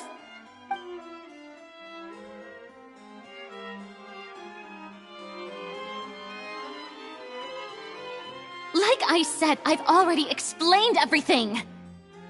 And yet the problem has not been properly solved. There is little space for excuses between us. It is not my intention to offend you, but please, tell me where you stand. You are the Hydro Archon Focalor, are you not? Look at this. This is a list of the victims from the recent Poisson incident.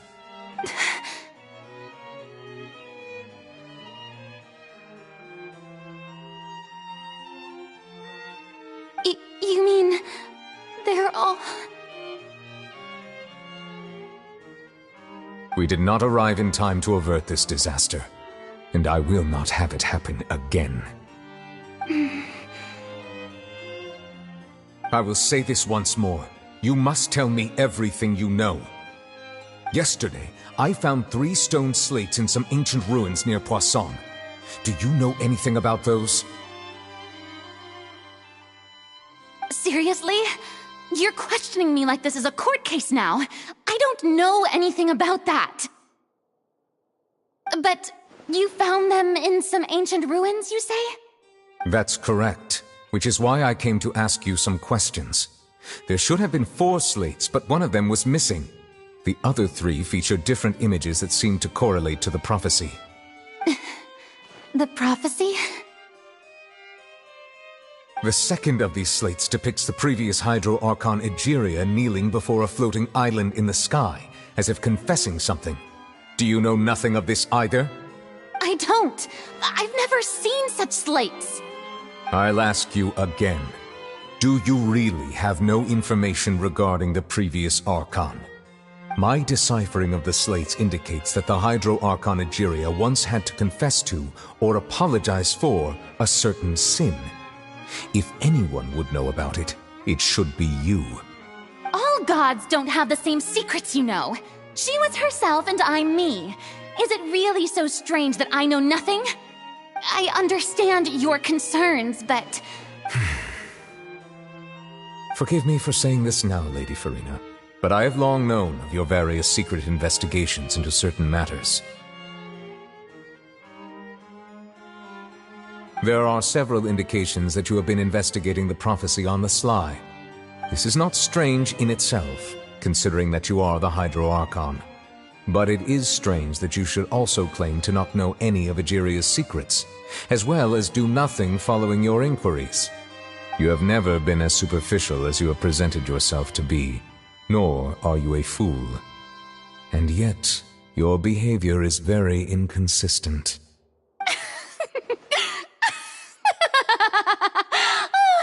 So you've been watching me all this time, have you? I didn't think you were that type. You... Well, since you know about my secret investigations, then you should know I'm actually working to take care of it. There's no point questioning or suspecting me. You're the Eudix, but you're still my subordinate. You should be following my lead. Just trust in me, you're Archon, and do as I say. Never mind whether you can truly convince yourself to or not. It'll all turn out fine. That's all I have to say. We do not discuss this matter again. Oh, the opera's about to start. Toodles!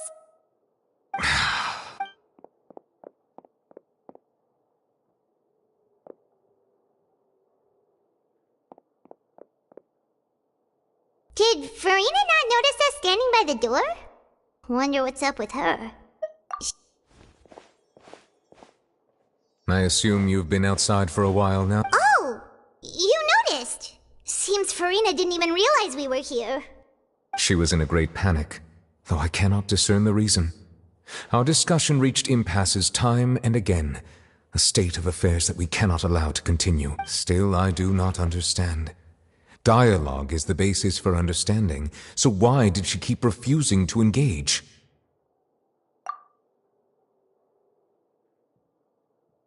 Everyone in her inner circle has noticed that she is hiding some secret. The issue is her attitude.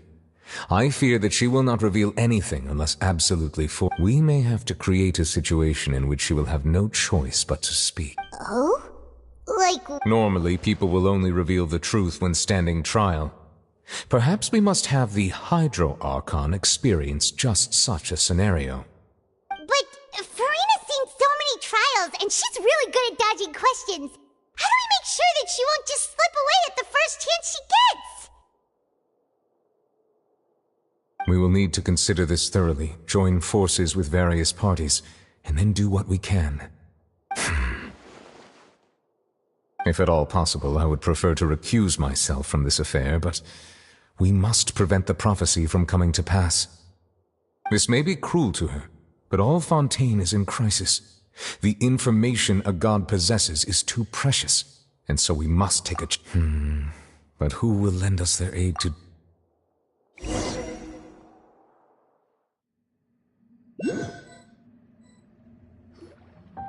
Well, that's everyone, huh? Speaking of which, it was pretty smart of you to think of hiding here.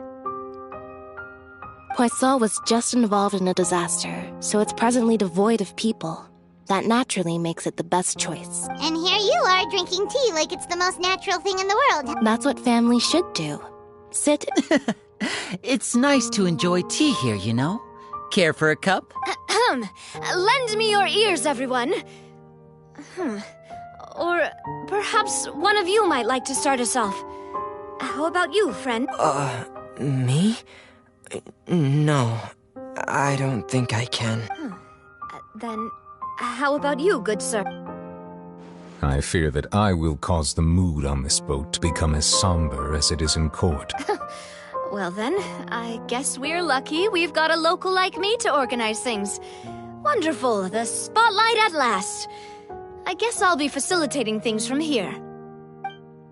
That was a little long-winded, don't you think? Oh, you might be right.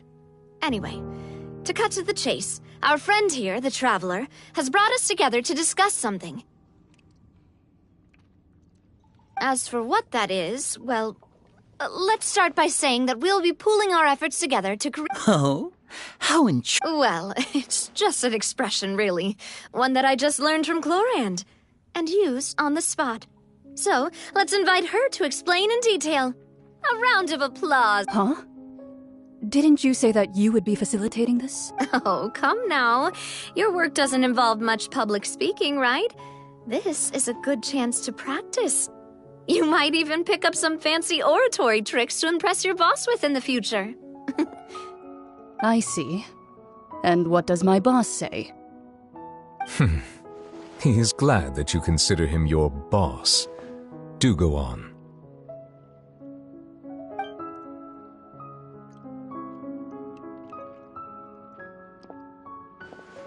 In that case, do any of you have experience hunting? Not that I recall. Fremine and I once used a wooden stick in a basket to catch wild rabbits when we were younger. As for Lynette, Oh, right. You were sick that day, weren't you? I've also gone diving to catch some fish before. Does that count? I'm afraid not. You may or may not have heard, but Fontaine once played host to a group known as the Marechaussee Hunters. Though that was their name, they did not hunt animals, but rather various monsters left behind by the ancient dynasty of King Remus. Today, Fontaine's monster population has already thinned greatly, so the hunters have blended back into society, taking up arms in other lines of work. They even left a unique methodology of hunting in their wake. A trap comprises of the following components: bait, a trigger, and a containment device. Sometimes a lethal implement will also be necessary to deal with the prey. So, if we were to build a trap together, right now, what would you choose to build it with? For me, I would prefer something basket-shaped. Pigeons and rabbits will see the bait and naturally enter the snare. Our Our line of work requires a deft hand, and we're some of the best in the industry, so you can count on our techniques. You used some of those techniques while moving the people of Poisson, didn't you? My subordinates mentioned that you even performed some magic for the bawling children. Yes, and I even managed to gather some intelligence in the meantime. I'm quite the multitasker if I do say so myself. I'm afraid I can't claim that as my strong suit. I prefer more stable methods, like placing bait in the water and waiting for the fish to come within reach. That's the kind of method I would count on. Calm and steady. Exactly the kind of person who would catch loads of fish. And I can be their assistant. With discretion, I'm sure. I'd probably use some sort of mechanical animal. Papa once bought me some small clockwork squirrels, mice, and such. When placed in the forest, they can attract others of their kind. I remember that you liked those too, didn't you? I did. And that would be a good way to go about it. If they're realistic enough, animals of the same kind will follow them all the way to the trap. What about you, Monsieur Neuvillette? I fear I do not have any related experience. That makes sense. You usually solve problems directly, without the use of any such tricks. But I do have one more question for you, Monsieur. If we were to create a trap now, how would you design it? I would like for it to be effective, but bring no harm to the prey. A more gentle trap would be ideal. Kind, as always. However, our intention doesn't necessarily change the containment device and the type of implement we need. If we wanted to kill the prey in one strike, we would need a powerful implement. However, that also goes for prey that must be captured and safely contained. Wait, why's that? Only a hunter who's a true expert at subduing their prey can snare it without harming it. The line that divides life and death is often exceedingly thin. So are we going hunting together? We hadn't thought of seeing ourselves as hunters. It kinda works, but maybe it's still not the best metaphor. If our means of capturing and dealing with our prey is to put them on trial, then the hunting... But we shall require much more courage than any hunter to judge a god, a being who's seated. Oh, so that's what's going on. Sounds very...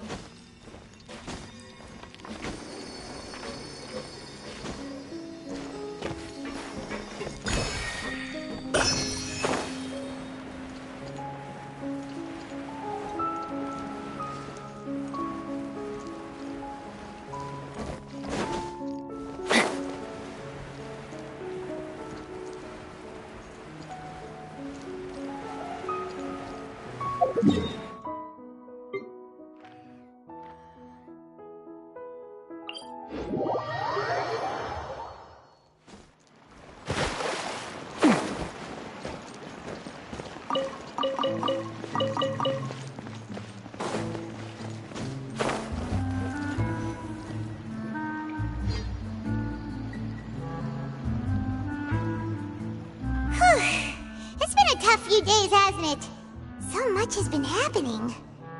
Hyman didn't think the meetings would go on for so long, but everyone seemed pretty fired up, huh? Hyman thought thought they'd be at least a little frightened. Well, Fremine was, now that Paimon thinks about it, but everyone else just looked a little surprised. Well... It's hard to say. Paimon doesn't have any experience with this sort of thing. But with you around, Paimon sure will do great. After all, you're the most reliable person in the world, aren't you? Huh? Did you just pour some tea? Paimon didn't notice you doing the... Then what's that? Paimon's never seen that couple... Don't be frightened. I'm just joining you two for tea. I merely refrained from saying anything till now. Who's that voice? Ah, have you forgotten me already? Wait, you are familiar. You're the voice we heard from the sky in Sumeru. The voice from the sky, I fear that description is wrong. Though, not completely wrong. You're feeling lost now, just as you were feeling previously. I sensed that confusion and thus came to you. Guiding people is an irresistible hobby of mine, after all.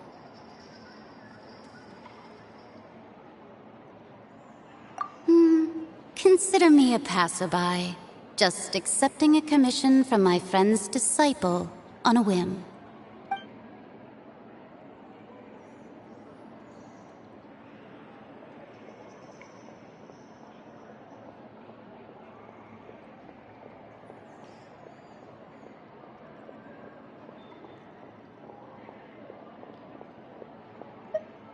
The prophecy. Yes, what has been prophesied will be fulfilled. You may view such things as the history of the future. What? Then is there any way we can stop it? I believe you have witnessed a failed attempt with your own eyes. Can everything in Tevat so easily be changed? Ah, so you've caught on. Just as prophecies are usually only the future as seen from the perspectives of the gods, could things be happening in hidden corners where the gods' gaze does not fall? Are the things that you shall see different from the fate that the gods perceive? What is she talking about? I believe that you understand, right? Some things are insignificant, but others you must reach out to change. Ultimately, fate shall serve as your only guide, no matter what will happen in Tevat's future. All you need to do is to play your part. This was good tea, by the way. Thank you for your The voice.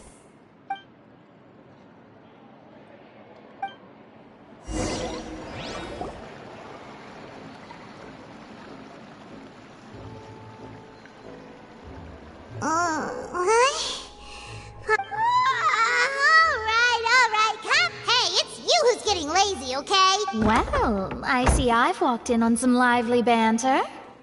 Luna! Fine, just fine. I went to take part in that Steambird panel. It turned out to be more interesting than I expected. Not all Fontanians are pessimistic about this. One journalist mentioned that sitting around and waiting for the end to come would be wrong, and that they should make their own rescue preparations. I agreed, so we had a brief chat with her. Did she have pink hair by any chance? Why, yes! It was Charlotte. You remember her, right? That daredevil journalist? I'm in full support of her view. Prophecies are very important, but how can people allow their lives to be commandeered by just a few words? That's right! Paimon's glad to hear something sensible for once. Ah, yes. About what we had discussed before. I did try, but I'm afraid I couldn't reach the old hag. I'll try again tonight, but I wouldn't get your hopes up.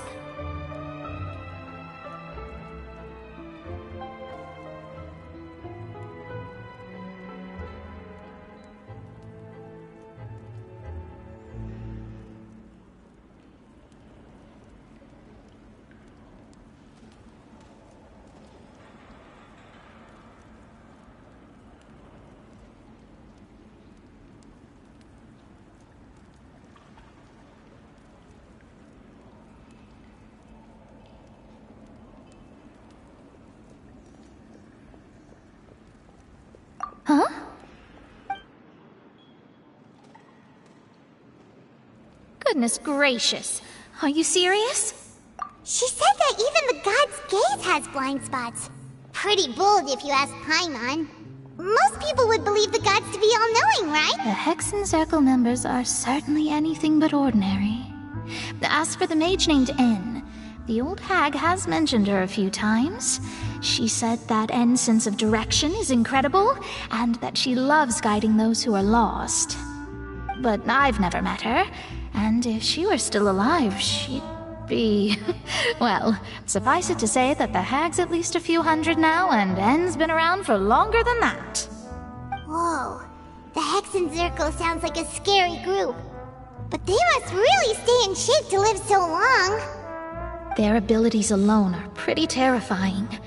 If she came to see you personally, then the problem you're facing must truly be of great importance. Well, it's not like Paimon could understand anything she said. Yes, she was quite cryptic, but I suspect she means that there is still a way to turn things around. She didn't say when or what that would be, though, so... perhaps it is something that you cannot know right now.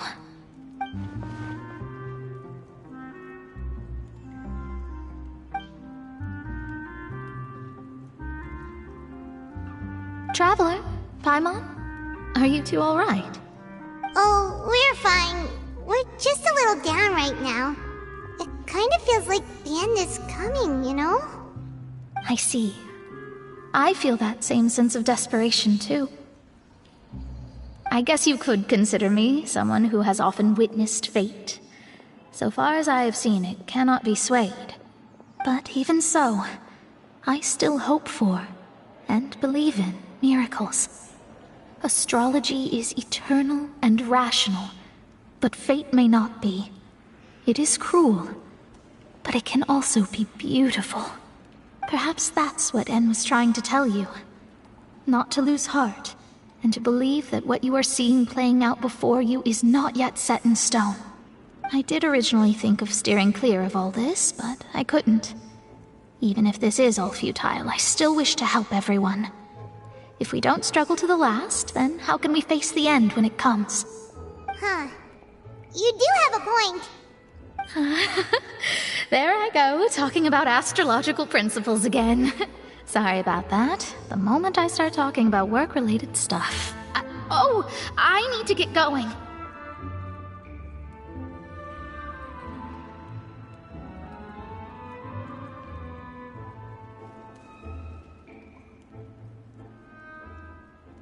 It was worth trying to comfort you, even if only a little. I believe that you'll help those who are struggling in the same way I did. I suppose that might be why we always seem to meet by coincidence.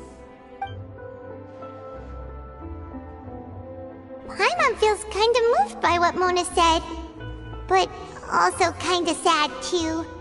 Hey, Traveler, Paimon suddenly feels like going outside for a walk. Let's go.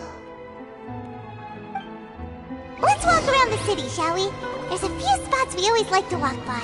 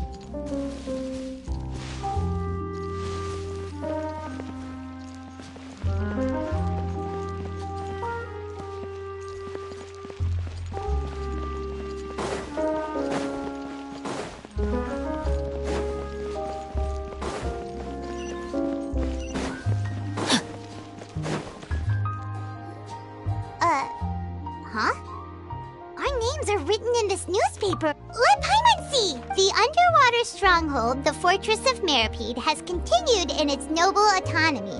But that does not mean that others My recent attempts to enter the fortress bore little fruit. Huh. Thus, did an Outlander friend become the focus of this report? A blind adventurer with their white fairy, legends trailing in their wake.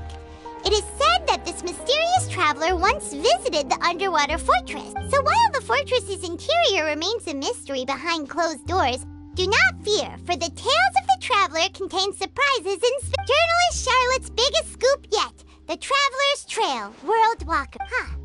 Charlotte took so many awesome photos of us and we never even noticed her. She hasn't been able to get a hold of anything at the fortress, so since we're easier to find, she's using us as the subject matter instead?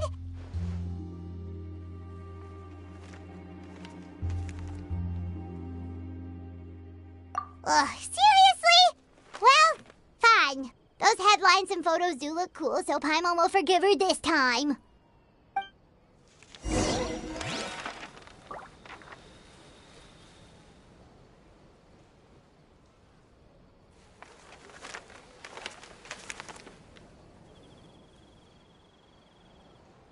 Oh my goodness. So these are the Oh kind my of gosh. headlines they're going for Wow. these days. Huh? All will be revealed in the next volume? Oh, drat.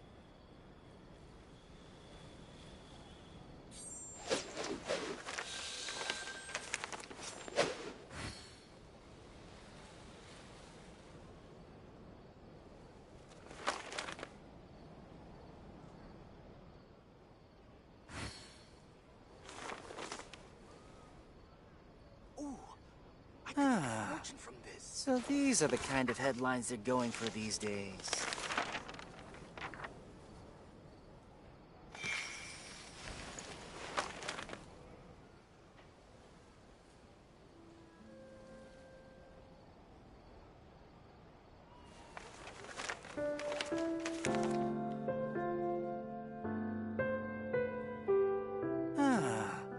So these are the kind of headlines they're going for these days. Now, this is what I call a moment of solitude.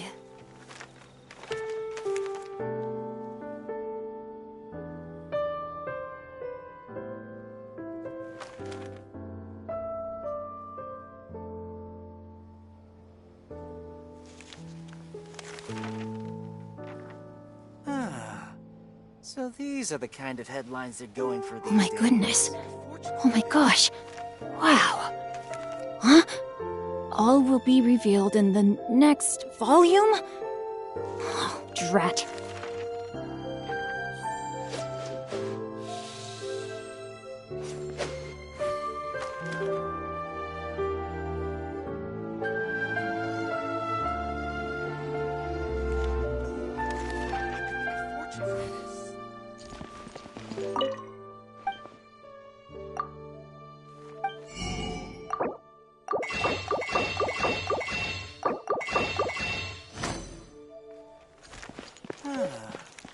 So these are the kind of headlines they're going for these days.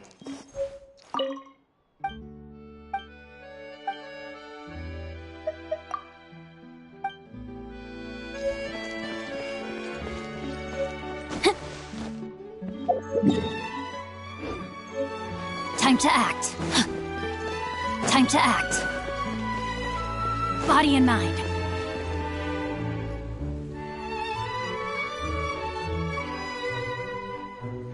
We're here! Paimon's hungry. Should we go in and get something to eat?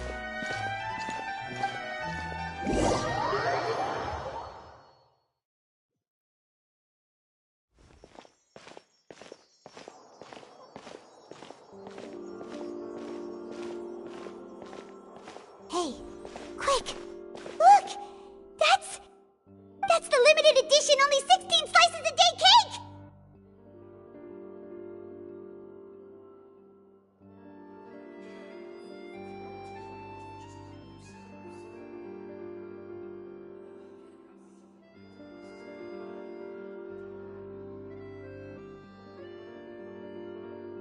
It was so delicious the last time we tried it, despite the tense situation we were in. 1 slice of cake, please.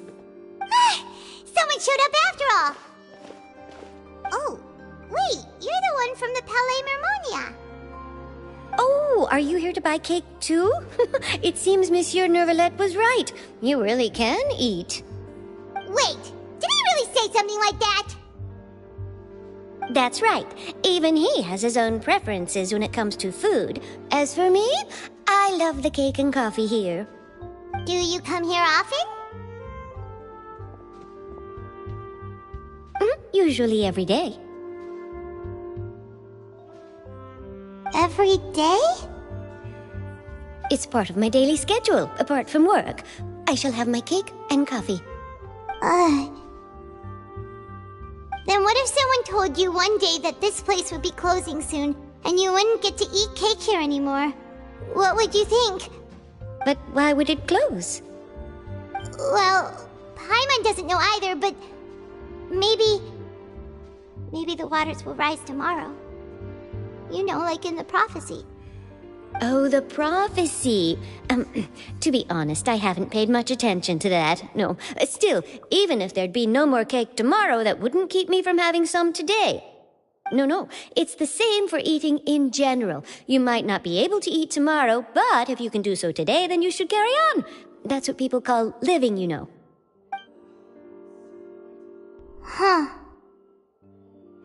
Don't be sad. Excuse me, could I have 2 more slices of cake to go? These 2 slices are for you. Sijuin said that this kind of expression you're making is what humans call being sad. Oh, you know Sijuin?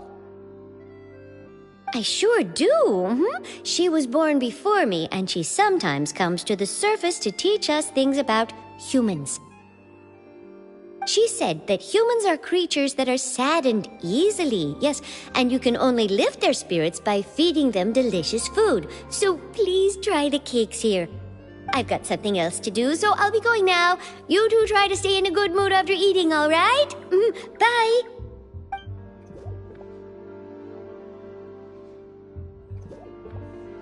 And there she goes. All right, let's dig in. Paimon's sure this cake will be delicious.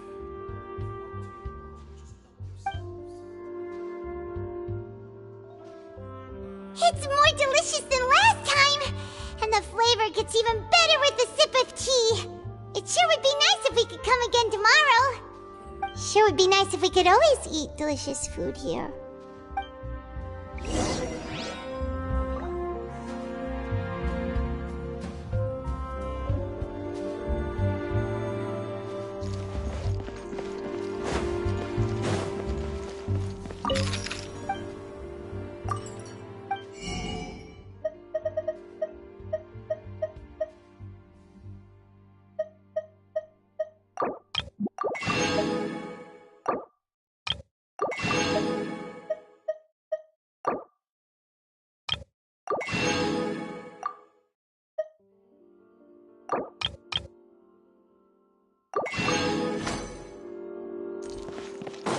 Time to act.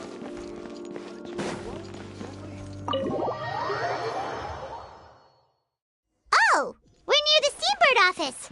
Let's go look for Charlotte and have a chat.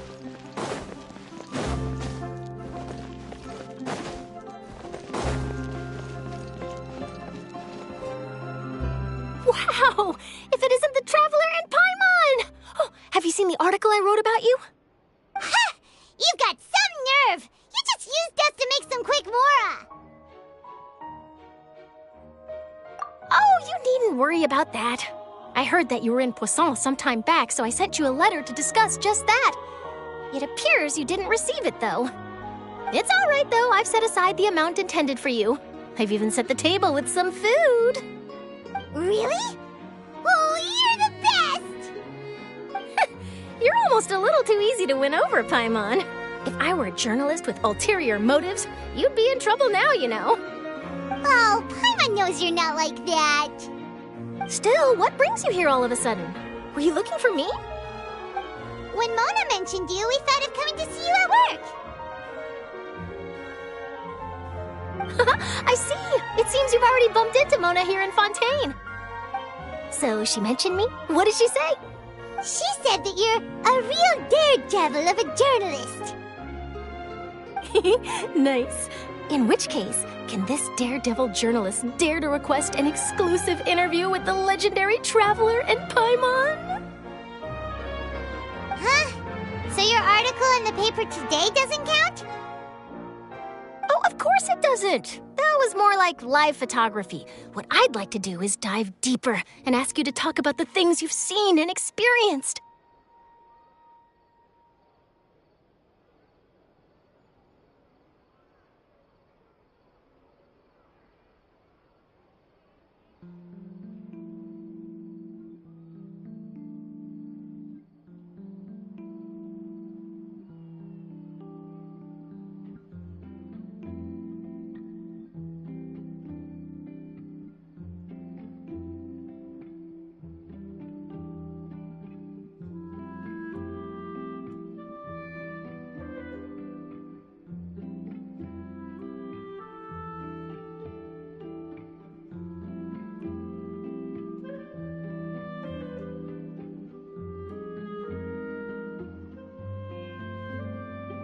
Yeah, are we even qualified enough? Why not? If I say you're worth an interview, then you're worth it. But not right now, of course. I'll need a few days to prepare. Oh, in that case, we'll just chat when you have the time then? Oh, so that's a yes? Ooh, splendid! I'll tell the editor-in-chief immediately. I'll have to apply for lighting, a venue, some props, and... Whew, so much to get done now. Talk to you later. Wait, Charlotte, Paimon's still got a question for you. And what's that? If, just for example, Fontaine were to be flooded tomorrow, what would you do today? Huh, that's the prophecy you're talking about, isn't it? I mean, I do hear about it often, but I've never once thought that the day could be tomorrow. If you're seriously asking, then I might try and think of a way to leave Fontaine. Oh, but I'm still a journalist first and foremost. That means I have a duty to be reporting from the scene. And secondly, I wouldn't forsake my homeland that easily. From what I've seen, most people don't know what they'd do should the worst come to pass. In truth, it might be better just to behave like normal rather than worry over such an end. So in all likelihood, I'd probably still be prepping at the office for that interview of ours. I know what you're thinking. That sounds a bit sad, but I've always believed that it's best to do what you enjoy. Just think about it. If this nation really were to be suddenly destroyed tomorrow, but I still successfully finish an exclusive interview with a truly unique person, then the story I would wind up writing would truly be timeless. And then do you know what I'd do? Well, I'd write that story, send it for printing, and use messenger pigeons to get copies out to the various nations as soon as possible. I'm not a dreamer, nor am I a workaholic, but I do love my job, and I'd be proud of leaving such an article behind. I guess you could say that I was born to be a journalist. But anyway, that's my answer. And on that note, I'll get back to my preparations. That's so nice. All of a sudden, Paimon actually kinda envies her. Anyway, let's go and take a look at the sea, shall we?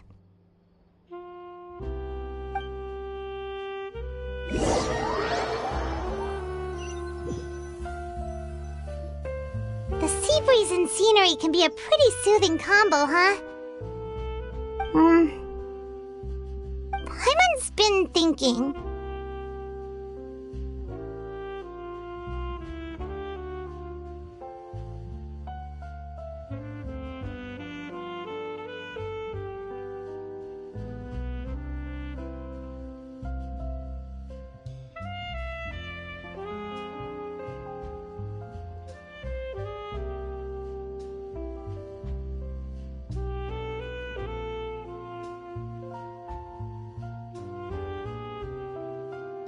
If it wasn't Fontaine, but all of Tevat that would be destroyed tomorrow, where would we go and what would we do?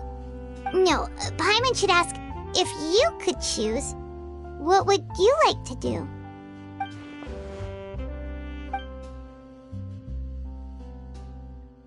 We've always been moving to the next destination, so we haven't spent much time thinking about these kinds of things. You mean, still traveling? Huh. Wait!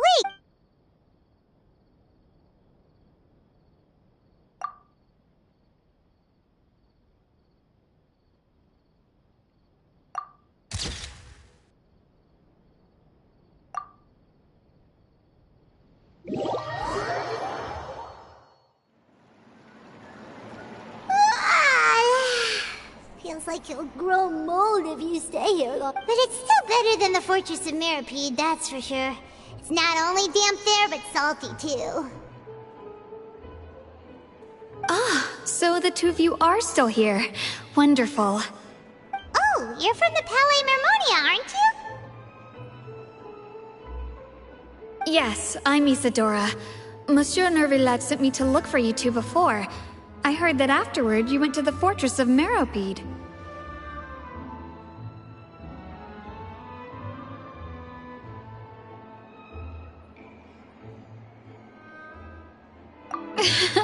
Not at all. I'm well aware that you're friends of his. Actually, I'm here to pass along a message from him.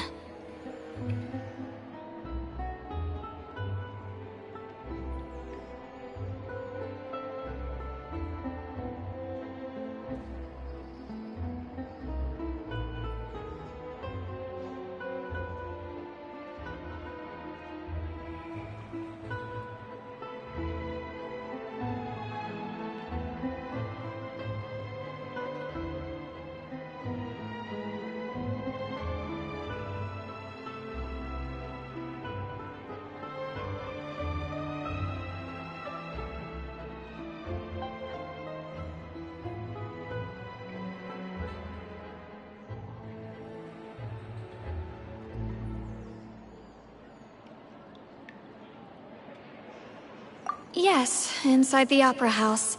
The Maréchaussée Phantom has declared the incident a small-scale riot. A riot? Well, that said, I don't personally think it was that serious.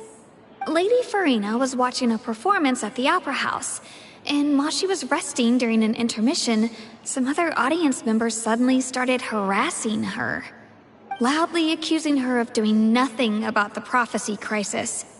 And before she could respond, others started to join in. The crowd continued to grow, and protests against the Hydro Archon started to break out. So people have started to put the blame on Farina. Guess they finally found an outlet for the pressure they've been under due to the prophecy.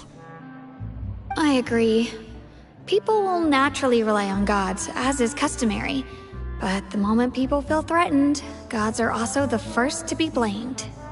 So what happened after that? Is Farina okay? Seeing that the situation was spiraling out of control and that further argument was pointless, she claimed that she'd gotten tired of this and left in a hurry. The Maréchaussée Phantom had their hands full maintaining order and did not catch where Lady Farina had gone. Only when things had stabilized did we realize that she had gone missing. So, you mean she's still missing? That's right. The Maréchaussée has dispatched many people to search for her, but we don't have any leads yet. That said, I don't think there's much to worry about. She is a god after all. Even if she were to fall into the hands of good. Monsieur Nervillat sent me to tell you about the situation, but he didn't say anything else. Don't worry, this is more than enough to go on. Thanks for keeping us informed. Ah, is that so? Well, all right then. In that case, you two take care. I'll be heading back to the Palais now.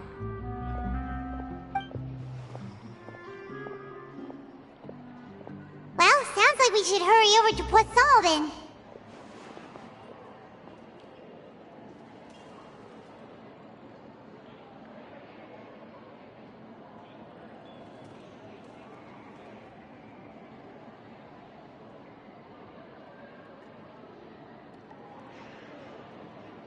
If we know Farina, she won't try to fix things in this situation. Instead, she'll look for a place to wait out the heat. And as we also know, she may be loud and dramatic, but she doesn't have a heart of stone. When Nervalet was talking to her in the Palais Mermonia, and she heard about Poisson, she couldn't hide her sadness and remorse. It would be hard for her to ignore being accused by the public today. Paimon thinks Farina's probably taken the opportunity to slip away to Poisson and try to relieve the sense of guilt that she's feeling. Huh! Well, what do you think? Paimon knows the answer, of course, but Paimon can do the analysis to back it up, too. Cool, huh?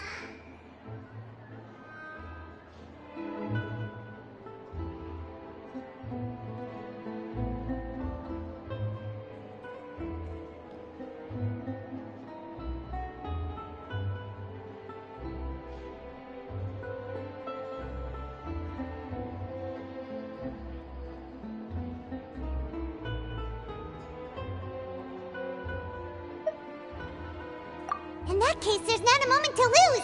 Poisson, here we come!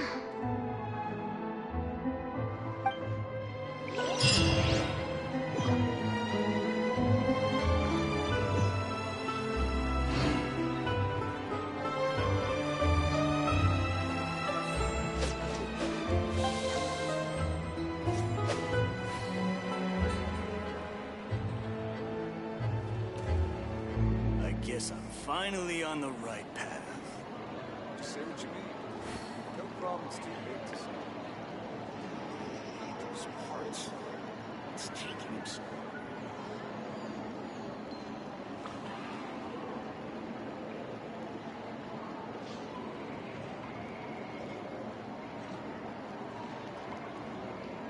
If my calculations are correct, Wanwen Bookhouse is due to receive a batch of new releases today. Might we add a small detour to our adventure? Finally on the right path. No problem's too big to solve.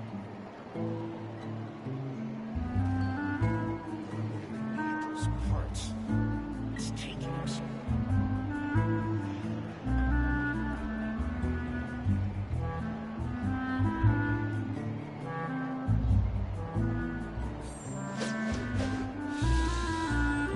Say what you mean. No problem's too big to solve. I guess I'm finally on the right path.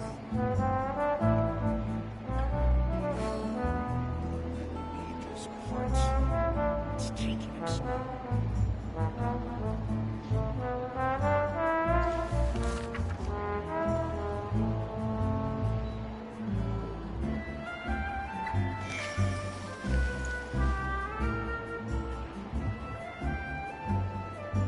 I guess I'm finally on the right path. Those parts. It's taking him so long.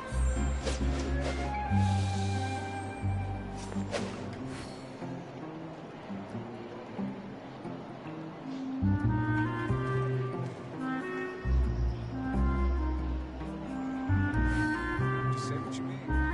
No problem's too big to solve.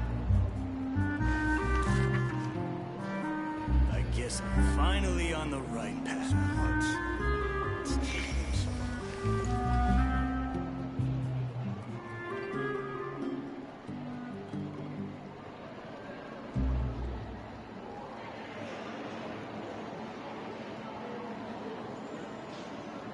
I never embark on a journey without a good book to accompany me. I guess I'm finally on the right path.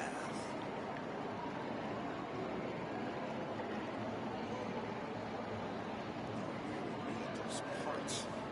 It's taking him so long.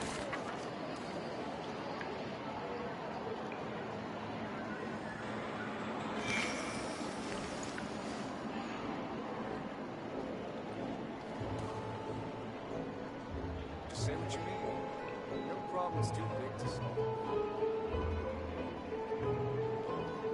I guess I'm finally on the right path. Oh my goodness. Oh my gosh. Wow. Huh? All will be revealed in the next volume? Oh, drat.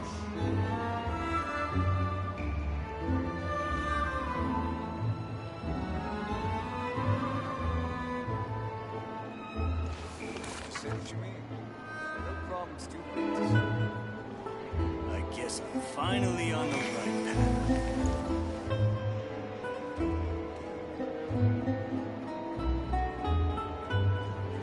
Those parts.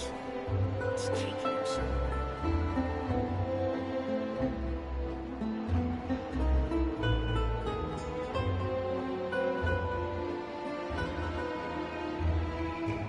If my calculations are correct, Wanwen Bookhouse is due to receive a batch of new releases today. Might we add a small detour to our adventures? Finally on the right path. Those parts. It's taking him somewhere.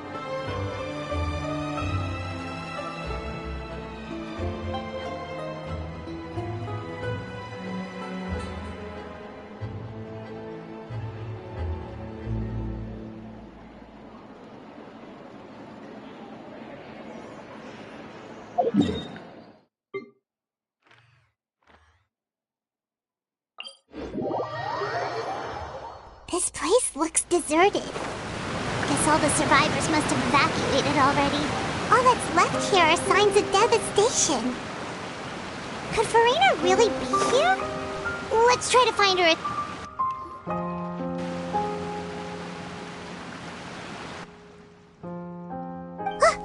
That's Farina, right over there.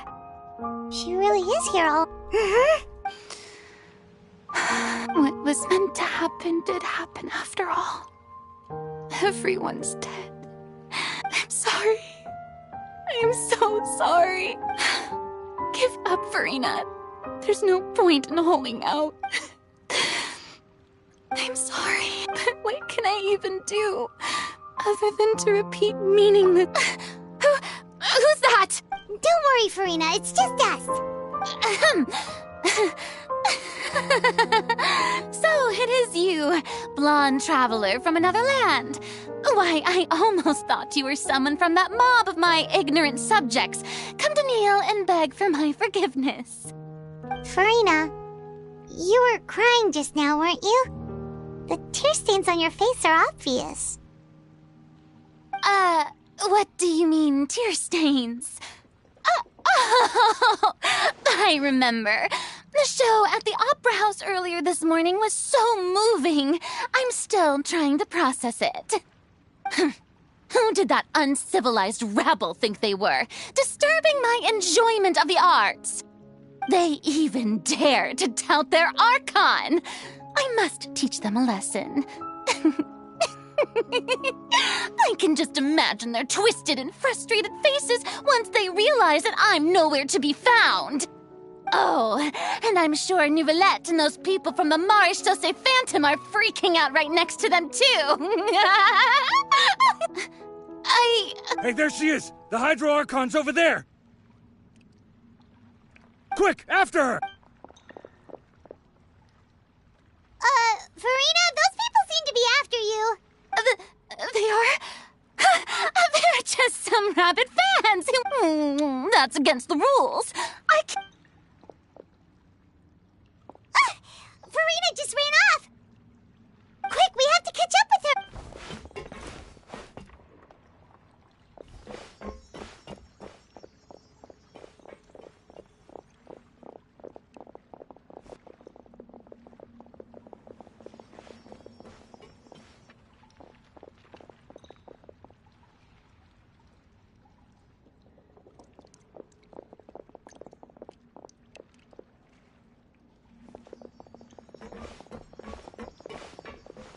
This should be the place, right?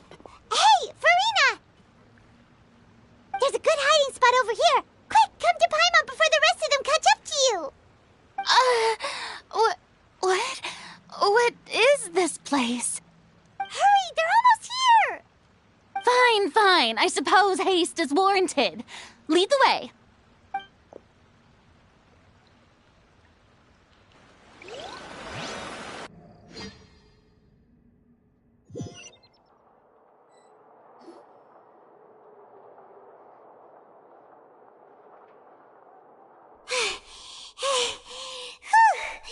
Paimon's exhausted.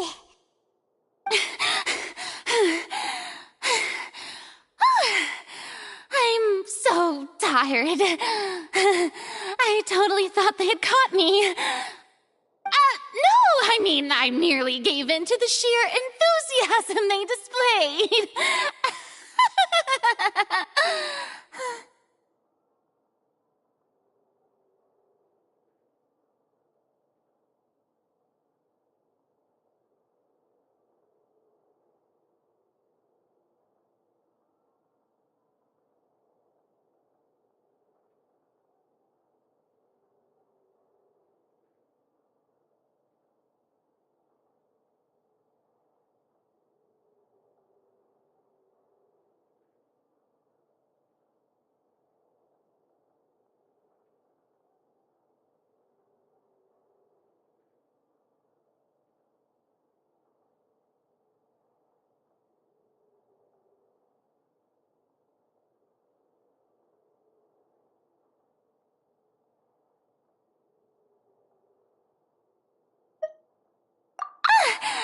You're right.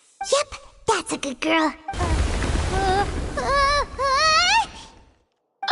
What's happening? The ground's shaking.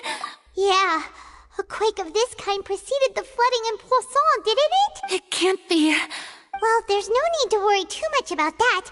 Novelette's made some emergency plans, so the evacuation should go a lot smoother this... Yeah, but the people of Poisson...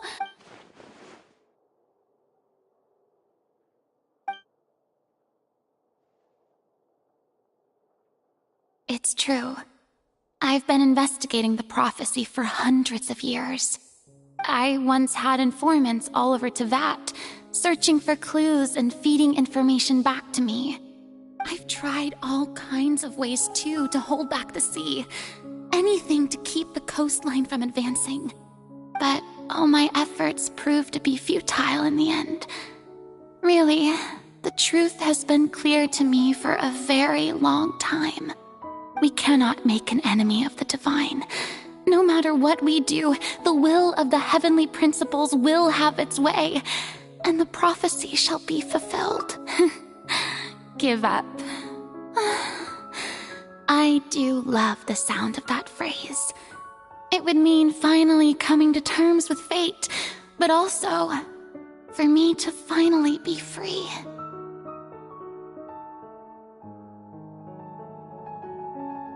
Indeed, I've thought about giving up so many times, especially after we almost lost Poisson. Fate is really unreasonable, isn't it? It has no heart and obeys no rules. The prophecy has only just started to come true, and so many people have already lost their lives. But just now, it all became clear to me. I still don't have the right to come to terms with fate on behalf of everyone else. As long as the final moment hasn't come, it's still not too late. Don't worry.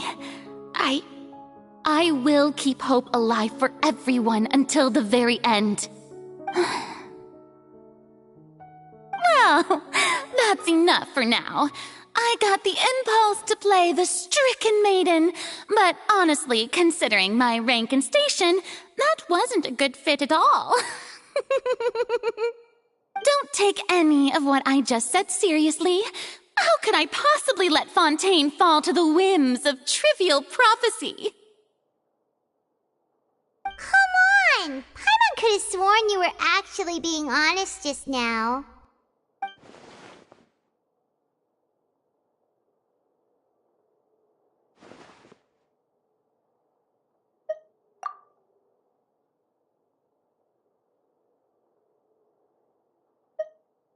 Share my burden. That's impossible. It was fated right from the start that this would be my duty alone.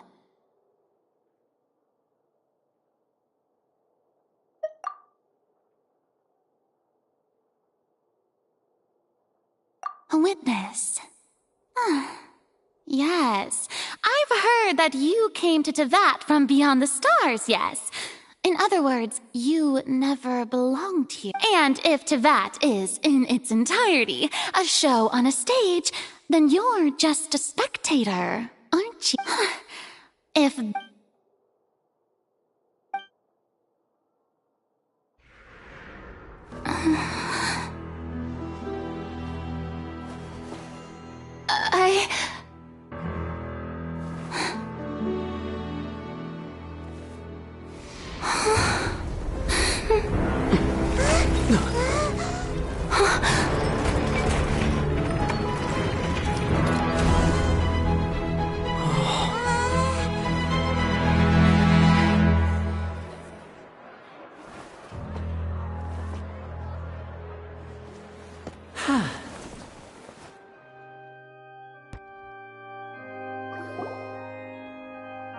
Ladies and gentlemen, this concludes my opening performance. Now, without further ado, we may proceed to the trial of our god. So this is what it is. Yes, you deserve praise for the effort you took to raise the dramatic stake. Do not forget, however, that I am Focalor, the god of justice, the embodiment of justice itself. Does it not strike you as even the least bit absurd to bring the very concept of justice to trial? May I interpret these words as your refusal to stand trial? In that case, you will have the opportunity to defend your honor through a duel. You would draw your blade against a god? I see. It seems like you have made up your mind.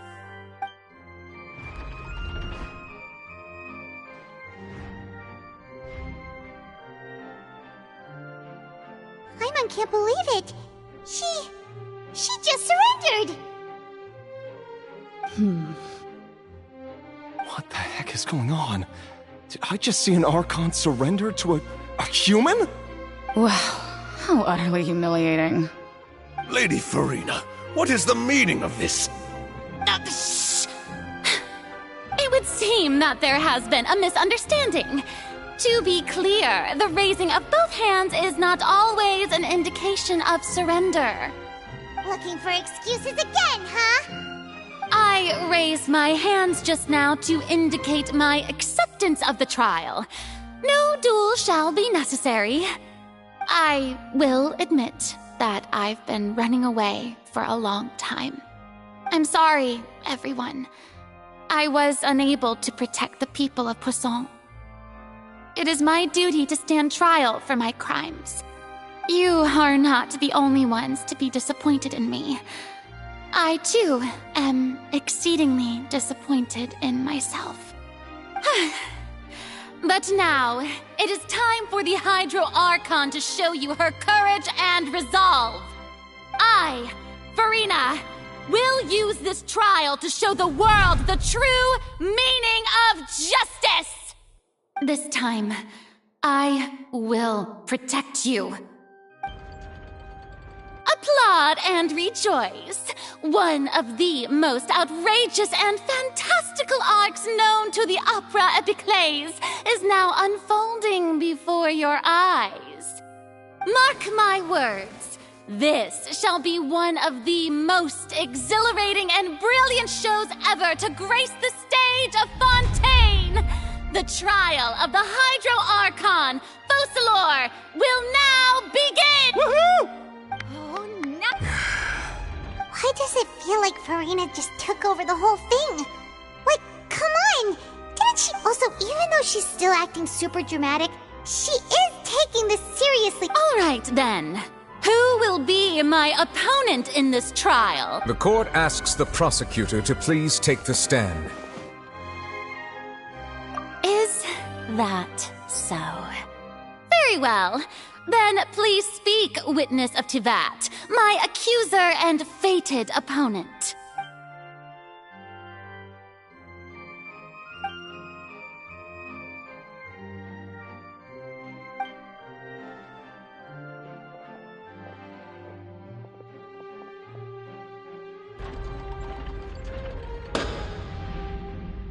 Also, please allow me to ask, as a final question before the trial begins, just how much work did you do to force me onto this stage? Well, we did do a lot of prep after the meeting that day. I can go over the tasks assigned to the Spina di Rosula, since they were rather straightforward and easy. Navia, the president of the Spina di Rosula. Most of the people who participated in the disturbance this morning were my subordinates. They changed into plain clothes and came to the Opera House as regular audience members, waiting for the perfect opportunity to incite insurrection against you. The people's resentment against their Archon has been building as more and more of the prophecy is fulfilled. A spark was all we needed to turn small. Moreover, according to our understanding and analysis of you, when something like that occurred, you would likely flee the scene and head to Poisson by yourself. So, We arranged for a second group to... So, you mean... the ones who scoured the settlement for me were also from the Spina? And their goal was to force you to step into the giant magic box so you may personally participate in the greatest magic performance in all of Fontanian history. That's right. That house was a magic box, rather than someone's residence. As the super ultimate version of the setup that I used when I first performed at the Opera Epiclese, the volume of the box was increased by a whole order of magnitude, and the distance it traversed was the entire gap between Poisson and Araneas. Its cargo, of course, was an Archon instead of a human. My thanks, Farina. Without your help, we could never... You're welcome? Of course, this performance was only made possible with Father's support. The House of the Hearth spent a massive amount of labor in Mora to pull this off. We had to select a location, construct the giant magic box, dig a tunnel, and open up a path through the water. It was a lot of work for all of us. So, in other words, the earthquake that we felt within the giant magic box was just a... That's right. It wasn't a sign of another disaster to come. Then, I can guess Nervilette and Cloran's part. You gathered a crowd, prepared a stage, and made sure that the champion duelist would be immediately ready for a fight. Also that as soon as I appeared on the stage... Yes, that is correct. Well, Clorand, I must commend you for your courage. Only the most outstanding champion duelist in all of Fontaine would accept a duel with an Archon without flinching. Thank you. As for you, Traveler, I suppose your role was to keep me distracted with conversation once you found me in Poisson. You'd make sure that I didn't notice anything amiss before revealing yourself as my prosecutor once we'd arrived onto the stage.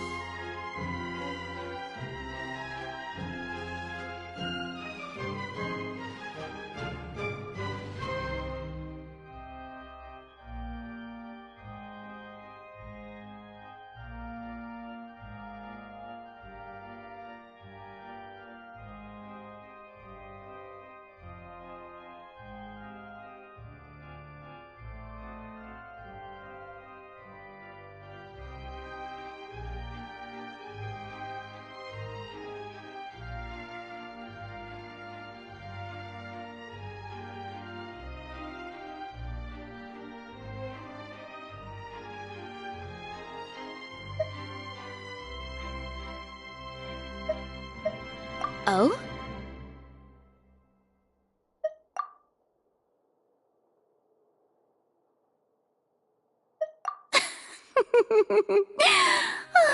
Is that so? Then I suppose I must have missed my final chance. It's fine. It matters not. What's done is done. The stage is already set, so there's no reason to disappoint the audience.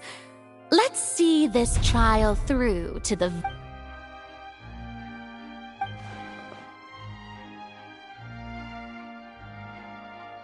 Sir Prosecutor, please allow me to pass this along. This is a document that Miss Charlotte applied for and received permission to share with you during the trial.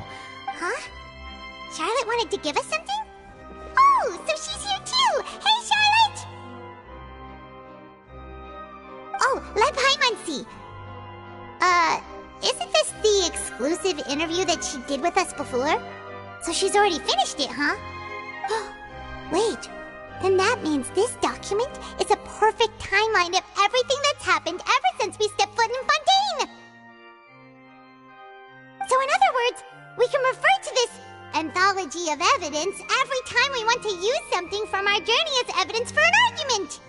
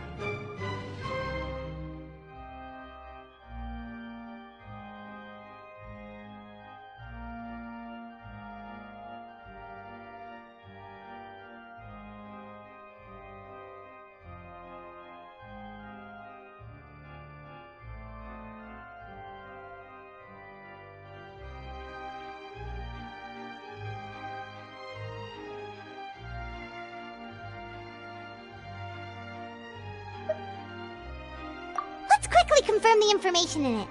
Just think of it as a refresher, alright? You defeated the Hydro Archon in the very first duels you took part in at the Opera House.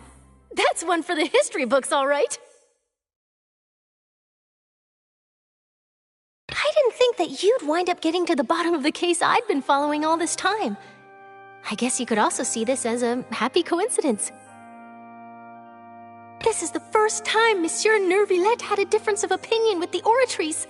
Even the Hydro Archon can't figure it out. A Fatui Harbinger. She's an extraordinary person. Her instinct must mean something.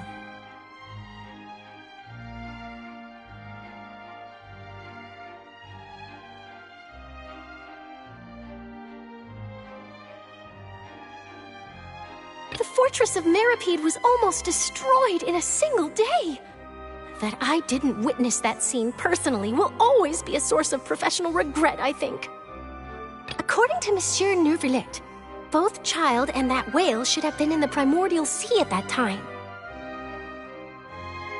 I nearly lost my awesome friend Navia. The words of someone as extraordinary as a witch can probably only be truly understood when something surreal happens to you.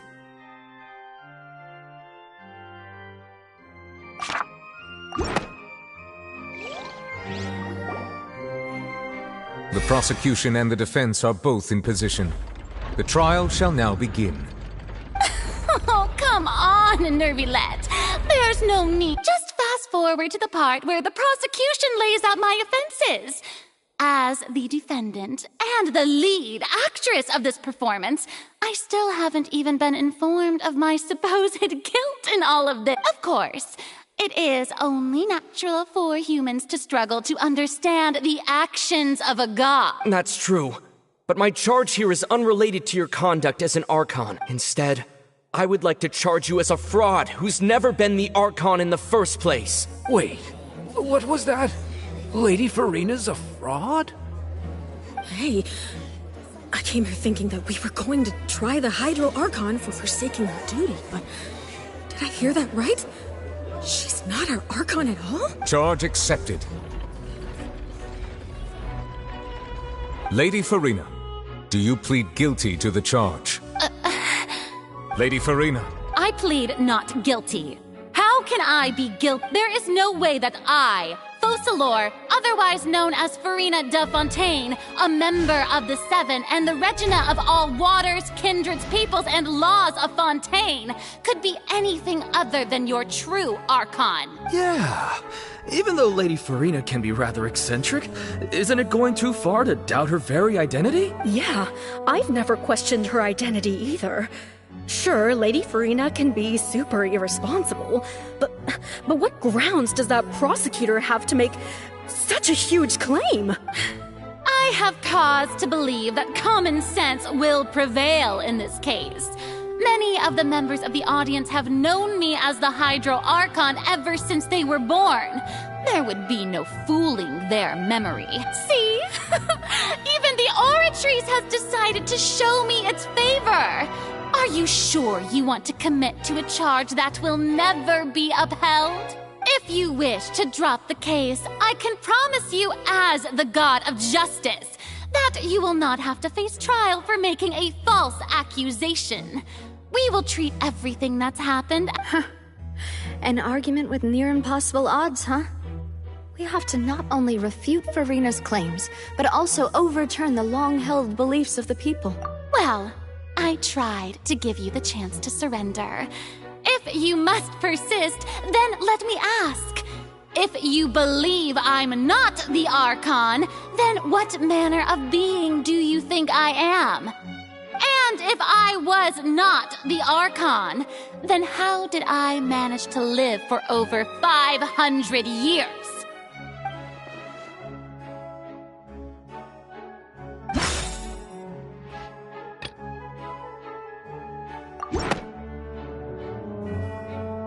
First of all, you may be a member of another long-lived race, which would allow you to naturally possess an extended lifespan. And second of all, even if that wasn't the case, there could be other ways to extend your life. Who gave you that idea? Was it the knave? You'd sink so low as to use a harbinger's words against me. A curse? I once thought it possible that the aura of an Archon might naturally resemble a type of curse. But in light of this claim, perhaps what I sensed was not your divinity, but a curse after all. You sensed it too, huh, Nervalet? Lady Farina is actually a human? Well, it is true that it's extremely difficult to tell humans and gods apart just by looking at them. It's not impossible.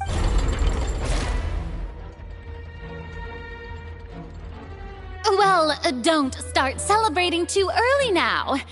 Even if I have been carrying a curse like you said, how does that prove that I am merely a human being? Besides, everyone knows that the main difference between a human and a god is the possession of authority. Gods can do what humans cannot. That's why they're worshipped as gods. For centuries, manifestations of my authority have served the nation of One need only to turn their eyes towards the Oratrice Mécanique d'Analyse Cardinal in this very opera house, or consider the indemnitium that is used in every aspect of life.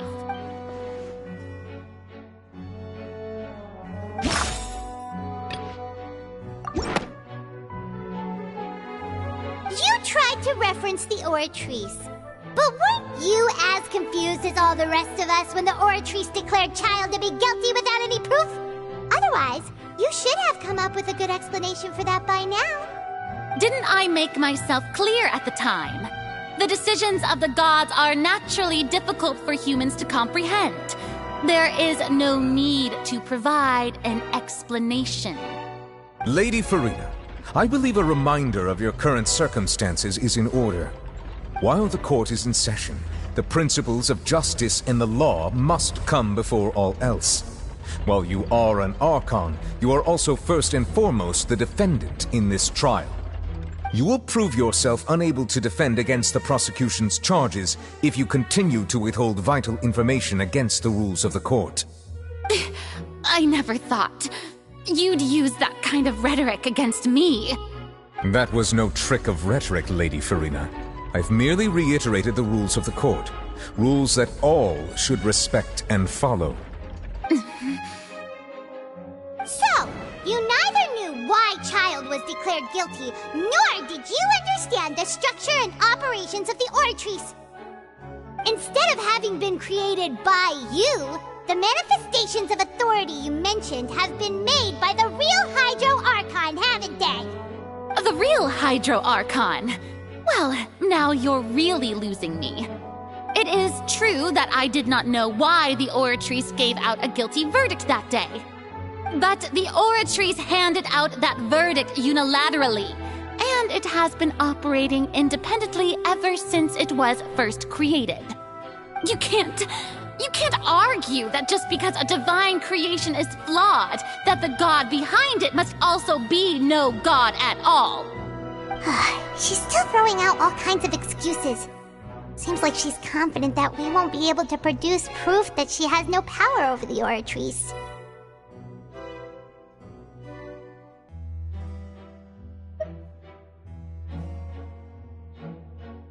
My power as an Archon. There are many ordinary citizens in the audience. How can I just carelessly demonstrate the formidable power of an Archon? If that poses a concern, I'm prepared to extend my protection to the audience. You don't need to go that far.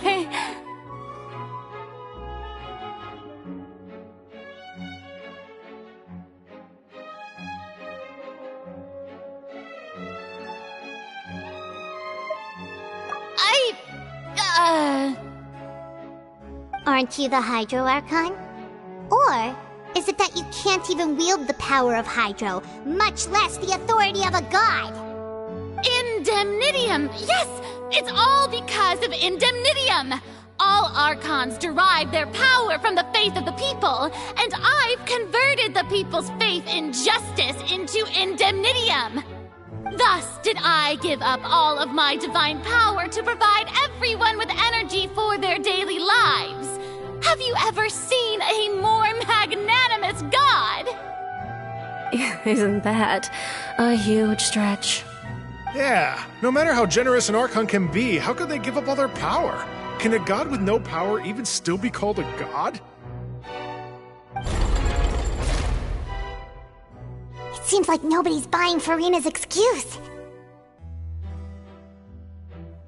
Hey, come now, everyone. Please don't stare at me as if I was a liar. I'm still the same Farina you knew, right? The one that you loved. Shouldn't you want to believe in me? Please? You've got to believe me. If what the prosecutor said is true, she really has committed a grave offense. Did she deceive all of us? And all of our parents and grandparents too? And all of our ancestors? Ever since they were born? Enough! That's enough. Tell me then, if I'm not the real Hydro Archon, then who is? If you have no evidence of another Hydro Archon's existence, nor can you find anyone who can back up their claim to be such, then what grounds have you to say that I'm not actually the real deal? Wow, she came up with yet another argument. How can we refute her now? Seems like she really doesn't want to give up.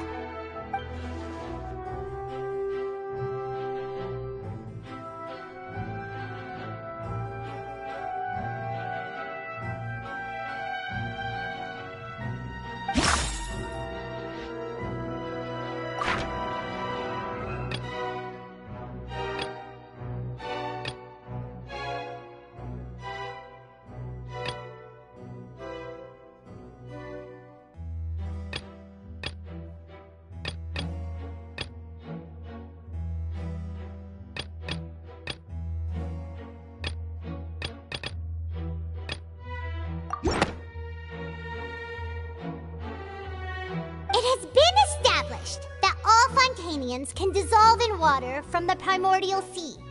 And that means... Since you insist on claiming to be a god and not a human, then there's a method that you can use right here and now to eliminate all suspicions of you being the latter.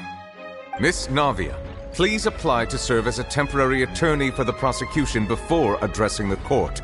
Though you act in partnership with the prosecutor, you must still adhere to proper procedure. Super sorry, Monsieur Chief Justice. I swear this really will be the last time that I'll speak out of turn. Now, I've brought some seawater from Poisson. As everyone knows, a massive flood struck the area not long ago, taking many lives, including those of some of my closest friends. So, Miss Farina, would you dare to touch some of this seawater? If we are to believe that you are indeed the real Hydro Archon, touching this seawater would have no effect on you. All it should do is strengthen your case. But if you don't dare to touch it, then we would have basically proved the reverse. Oh, and I must remind you that after the disaster at Poisson, nobody wants to see any more people dissolve. I do hope you'll act prudently and choose the simpler path of admitting guilt. Navia from the Spina di Rosula.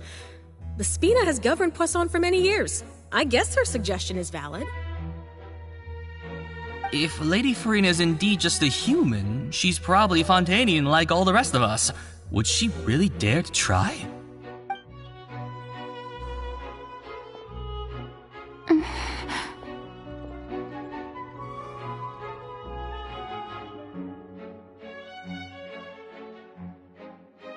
Lady Farina, this test has been unilaterally proposed by the prosecution. As it falls outside the realm of standard court proceedings, you possess the right to decline participation. Well, of course he had to tell her that.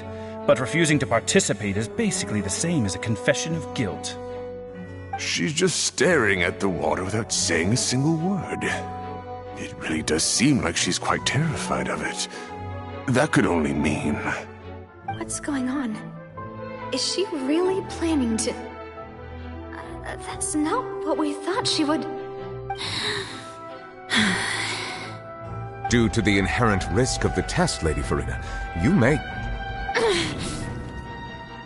What? Hey!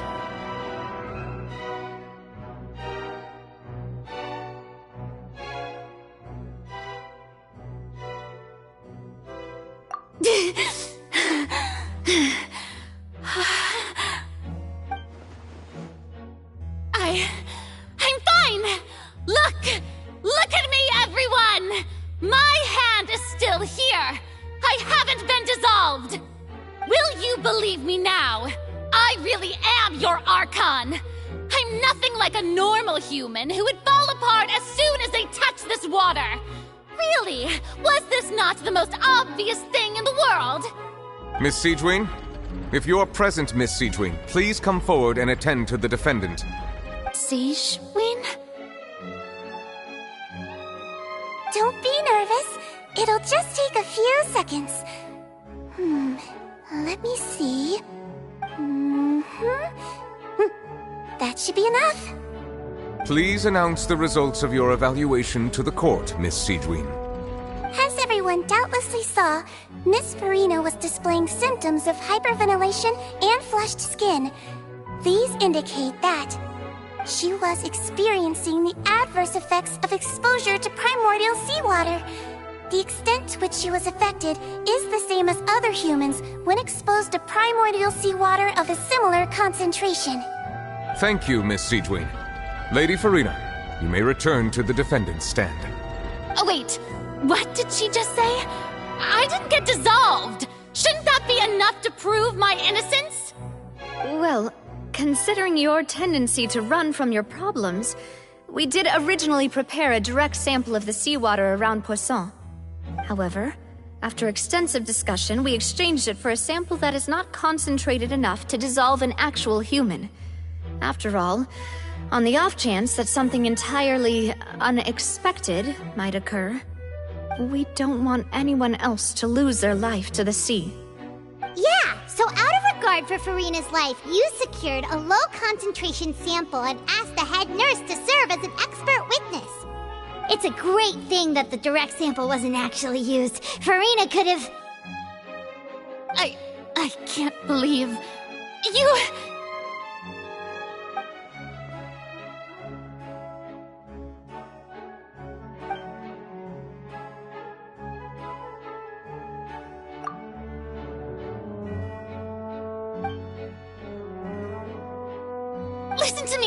Listen to me, everyone! Please don't give me such cold and disdainful looks! What happened just now didn't prove a single thing!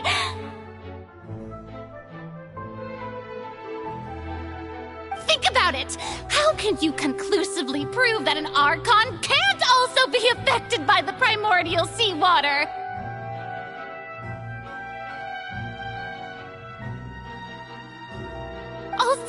Also, if I was really just a human, why would I dare to just put my hand in that kind of water?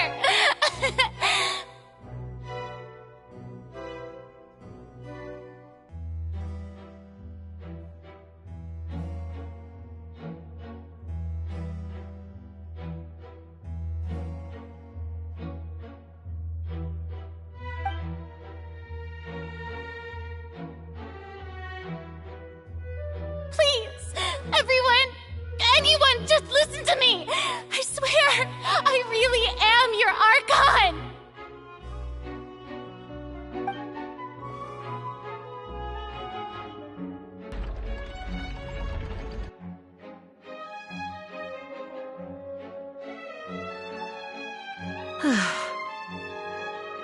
I don't think anything she says at this point will sway anyone. With all the things that have been said, Paimon doesn't think there's any... I believe the time for arguments and presentation of evidence has come to an end. If there are no objections, we will move on to the final judgment.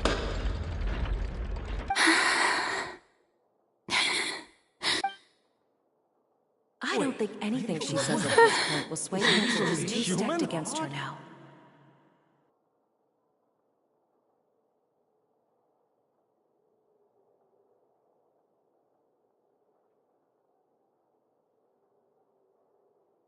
In my capacity as Chief Justice, I shall now render judgment on Farina's misrepresentation of herself as the Archon of Fontaine. As a human who knowingly deceived her fellow citizens, Farina is guilty.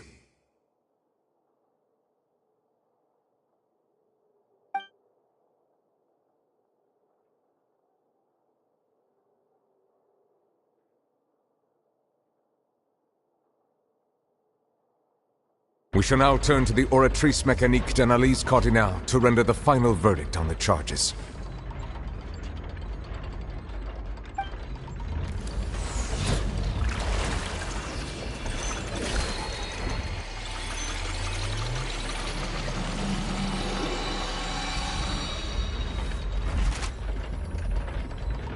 According to the judgment of the Oratrice Mécanique d'Analyse Cardinale, Farina is... Well, what's wrong? What's the Oratrice's verdict? No, the Oratrice also displays a guilty... Isn't that correct? However, the exact wording of the verdict is thus. The Hydro Archon, guilty to be punished via the death sentence. That's actually one of the available sentences? I've always thought that it was just a myth.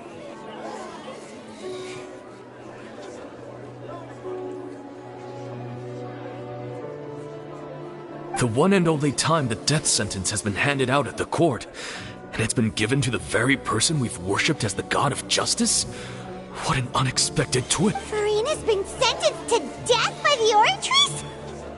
We just wanted to use the trial to show her the seriousness of things so she'd tell us the truth. This outcome is indeed quite strange. According to Fontaine's current definitions of justice, as well as its recommendations for criminal sentences, is this sentence really appropriate for the crimes that have been committed? Yeah! Even Masquerade wasn't sentenced to death by the Oratrice. You know, the real evil mastermind behind the serial disappearances case. Indeed. Not only is Farina's sentence overly excessive, the very point of our trial today was also to prove that Farina has never been the Hydro Archon in the first place. But now, the Oratrice seems to have deliberately invoked the title of the Hydro Archon. What does this mean?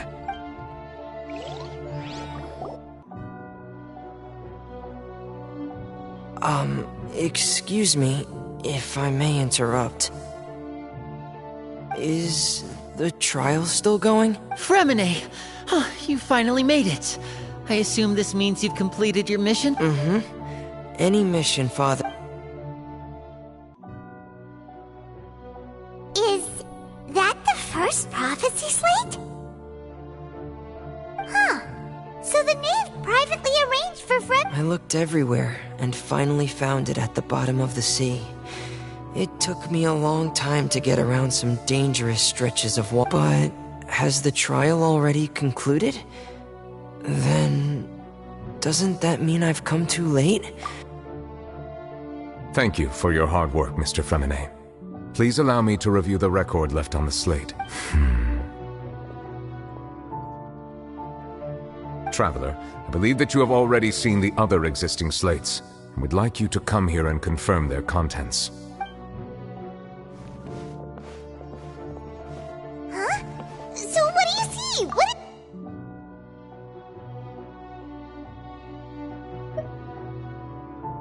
I believe I have now made sense of the Hydro Archon's crime.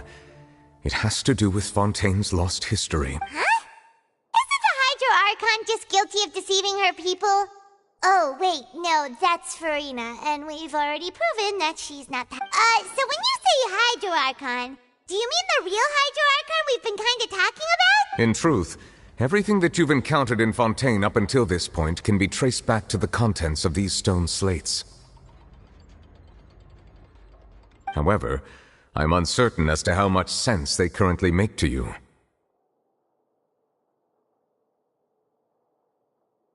Okay, let's try to recall the contents of the other 3 stone slates. Paimon will do her best to help you remember.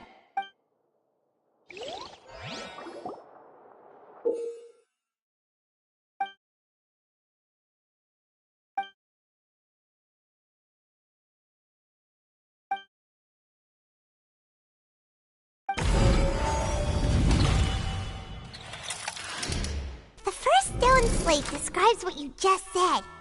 It seems to show the previous Hydro Archon using her divine power, and then the Oceanids turn into humans. Does that mean that Fontanians are transformed Oceanids? Oh, Paimon wasn't expecting that. But if Oceanids can turn into humans, then perhaps this process can be reversed as well. The second stone slate shows Celestia floating in the sky, and the Hydro Archon and her people worshipping it together. But the heavens still brought judgment down upon them. This must be the point when the Hydro Archon and the Fontanians were branded with their original sin. Does this mean that the original sin and the Hydro Archon sin are the same thing? The third slate shows the Hydro Archon sinking into the sea surrounded by many people. That reminds Paimon, didn't we also watch that happen to someone else? Well, the fourth slate is the prophecy the Fontanians have been talking about. People dissolving into the sea, the Hydro Archon crying on her throne, and so on. We didn't believe that such a crazy disaster could happen at first, did we? But after that incident, it was just a question of when and not if.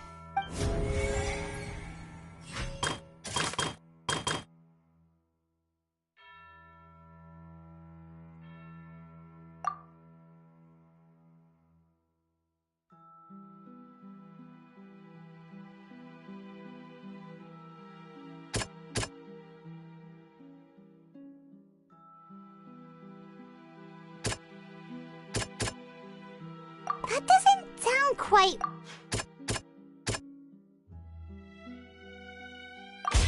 We know from the case of the serial disappearances of young women that Fontanians can be dissolved in primordial seawater, and this might be the reason that Fontanians can dissolve.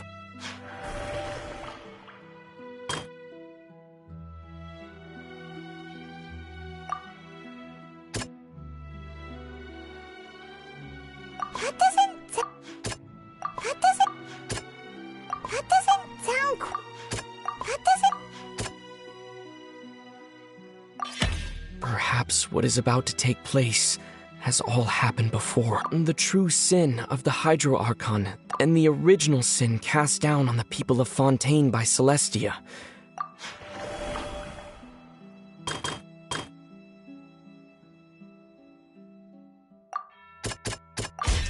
It's not as simple as when Navia fell into the sea, her consciousness was subjected to judgment.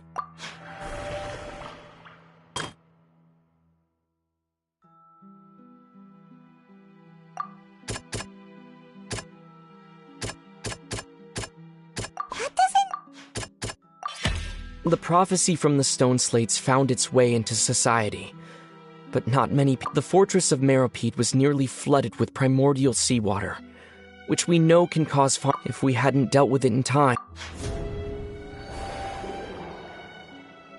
They'll dissolve into the primordial sea but won't cease to exist.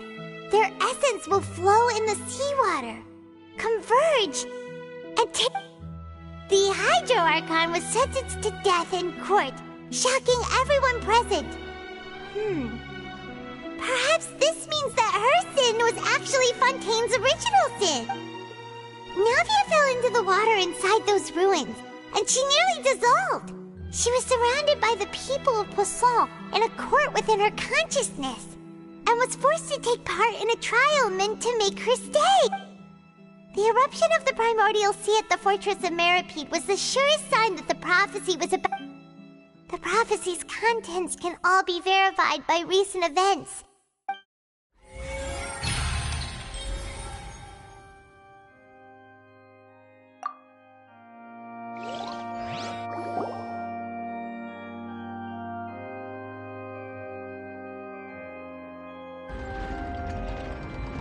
Huh? Oh, Paimon gets it now! So that's how you... But then it feels like... We're going to have to share some truly shocking revelations. Let's hear them. Incredible. Linny, did you hear that? We're not real humans. All Fontanians Fontanians were originally created by the late previous Hydro Archon, with Oceanids as their basis. The evidence for that can be found in how only Fontanians could dissolve in primordial seawater, and how all the girls Vacher dissolved were also turned into Oceanids.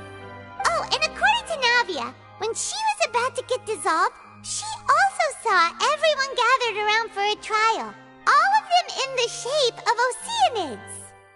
Indeed.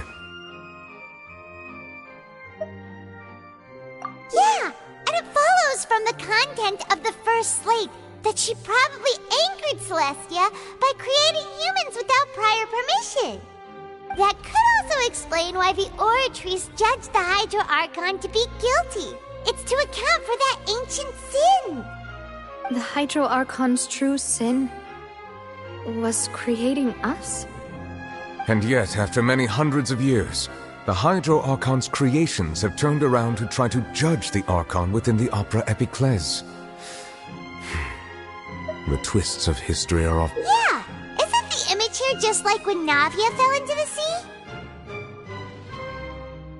So wouldn't it be trying to show the image of the Hydro Archon also falling into the sea once the prophecy has been fulfilled in the fourth slate?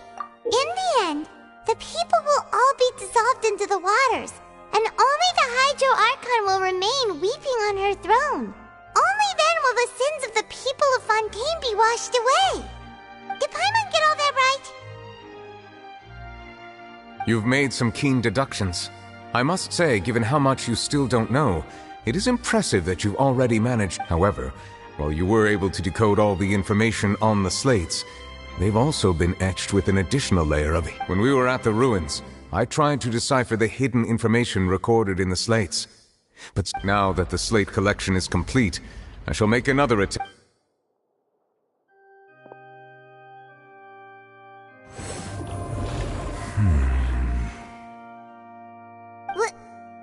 I believe I should share this truth not only with you, but with all the people of Fontaine as well. I will try to briefly summarize it for you. Your hypotheses regarding the origin of Fontanians and the sin of the Hydro Archon were both correct. In the Fontaine of old, the previous Hydro Archon sensed the yearning of her Oceanid familiars for life on land.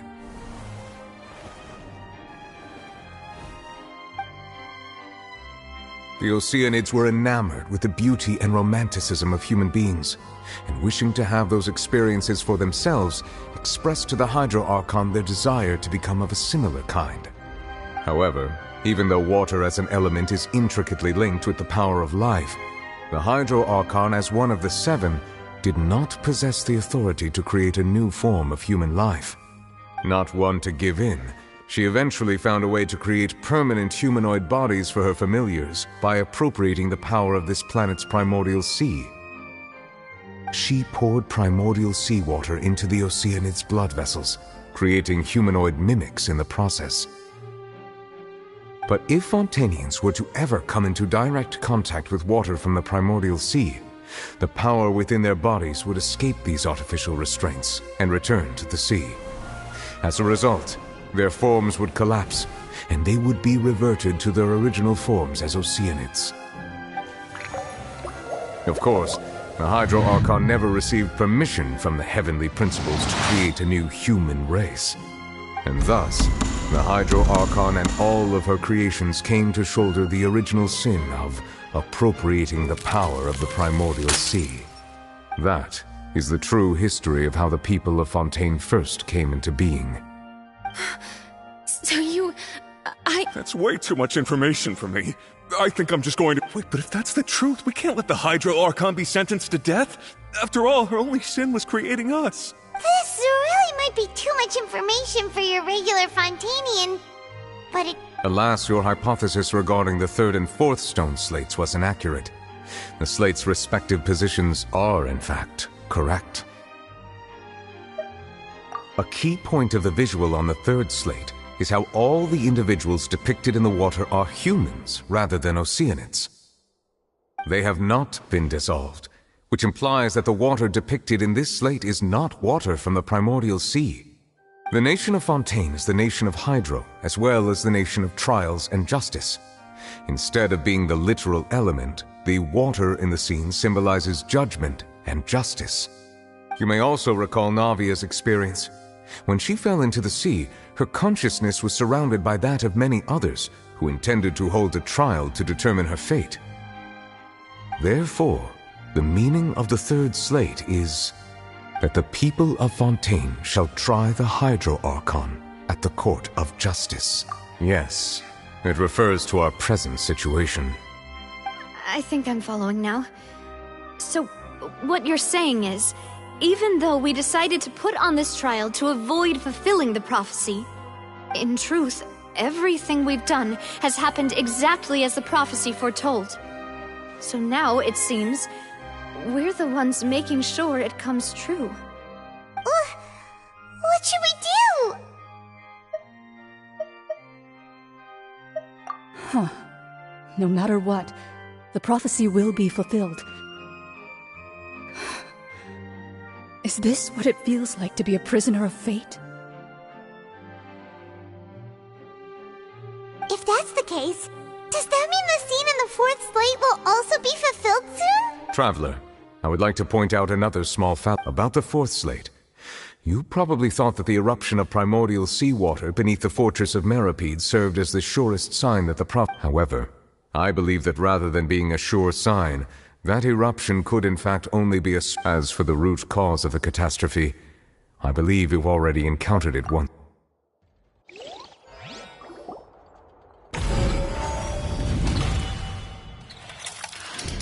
This eruption was just a small warning of the things to come.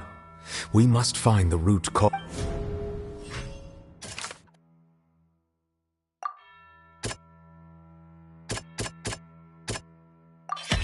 It was both dream.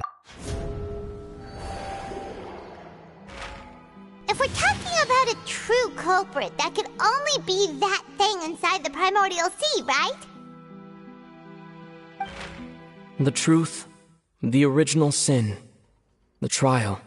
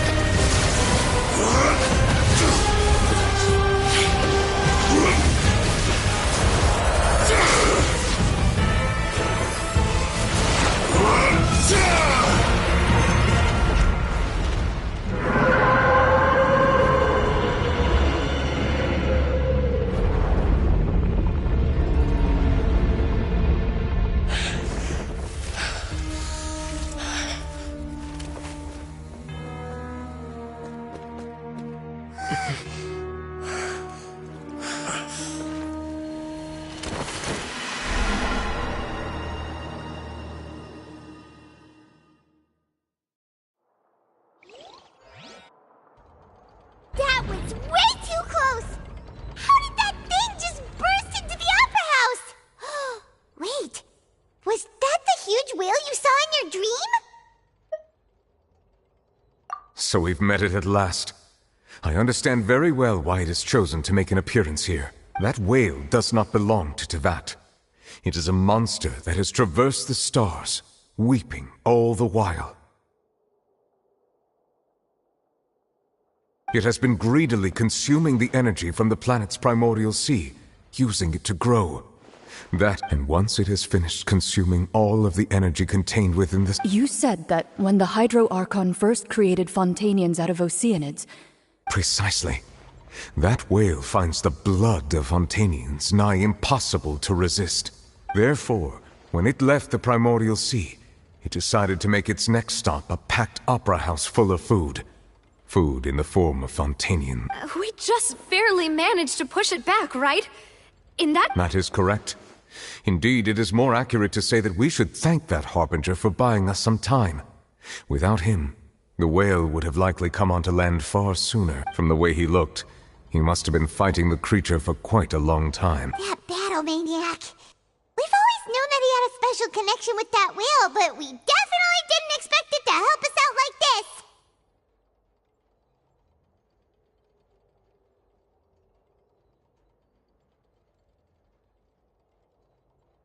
Anyway, now that we know that this whale is the actual cause of the disaster recorded... It is too late.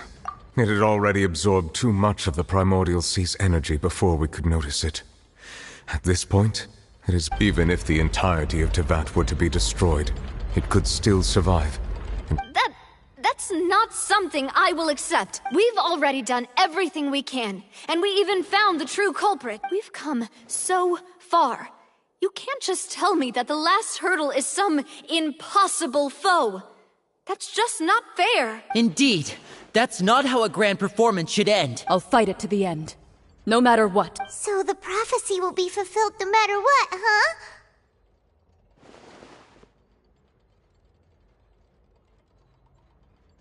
The prophecy. Yes, what has been prophesied will be fulfilled. You may view such things as the history of the future.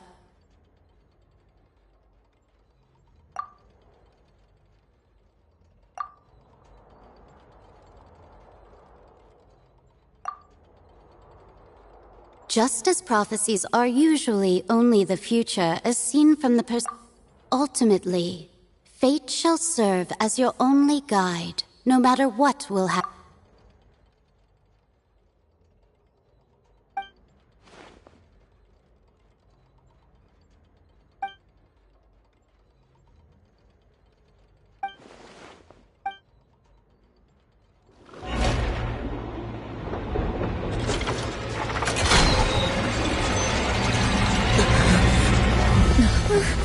What's happening with the oratories? I believe it is preparing to carry out the death sentence.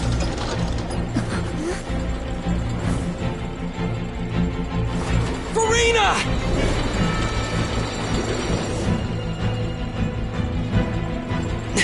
No, I still need answers.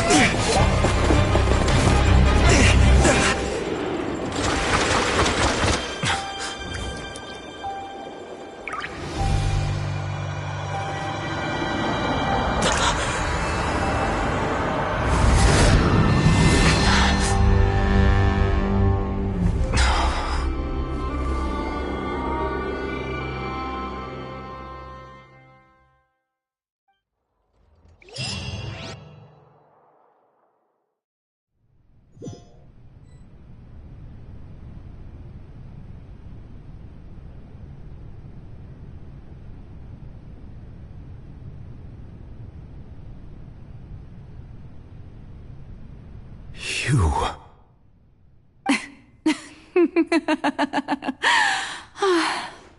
Sorry. That shocked expression on your face is just too amusing. I couldn't help myself. You are not Farina. Who are you? The sweet sound of bewilderment. Marvelous. A sure sign that my attempt to deceive everyone was a resounding success. But to answer your question, I am Focalor. You know, the god. Focalor? Why did you deceive us? Oh, that wasn't my goal, of course. Goodness, no.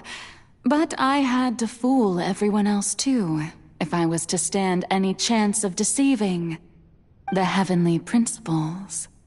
Deceiving the heavenly principles? It's all because of that pernicious prophecy. Dreadful, wasn't it? Everyone doomed to dissolve. Fontaine condemned to be flooded. One was not amused. In fact, one was positively bemused when that problem was thrust upon me by my dearest predecessor. That's the former Hydro Archon Egeria for the uninitiated. It hardly gets more disastrous than a preordained national catastrophe, now does it? She knew full well that the prophecy would surely come to pass. And as one of the seven, she also knew full well that one defies the heavenly principles at one's peril. So yes, as you have no doubt surmised, it was a rather impossible situation that I found myself in.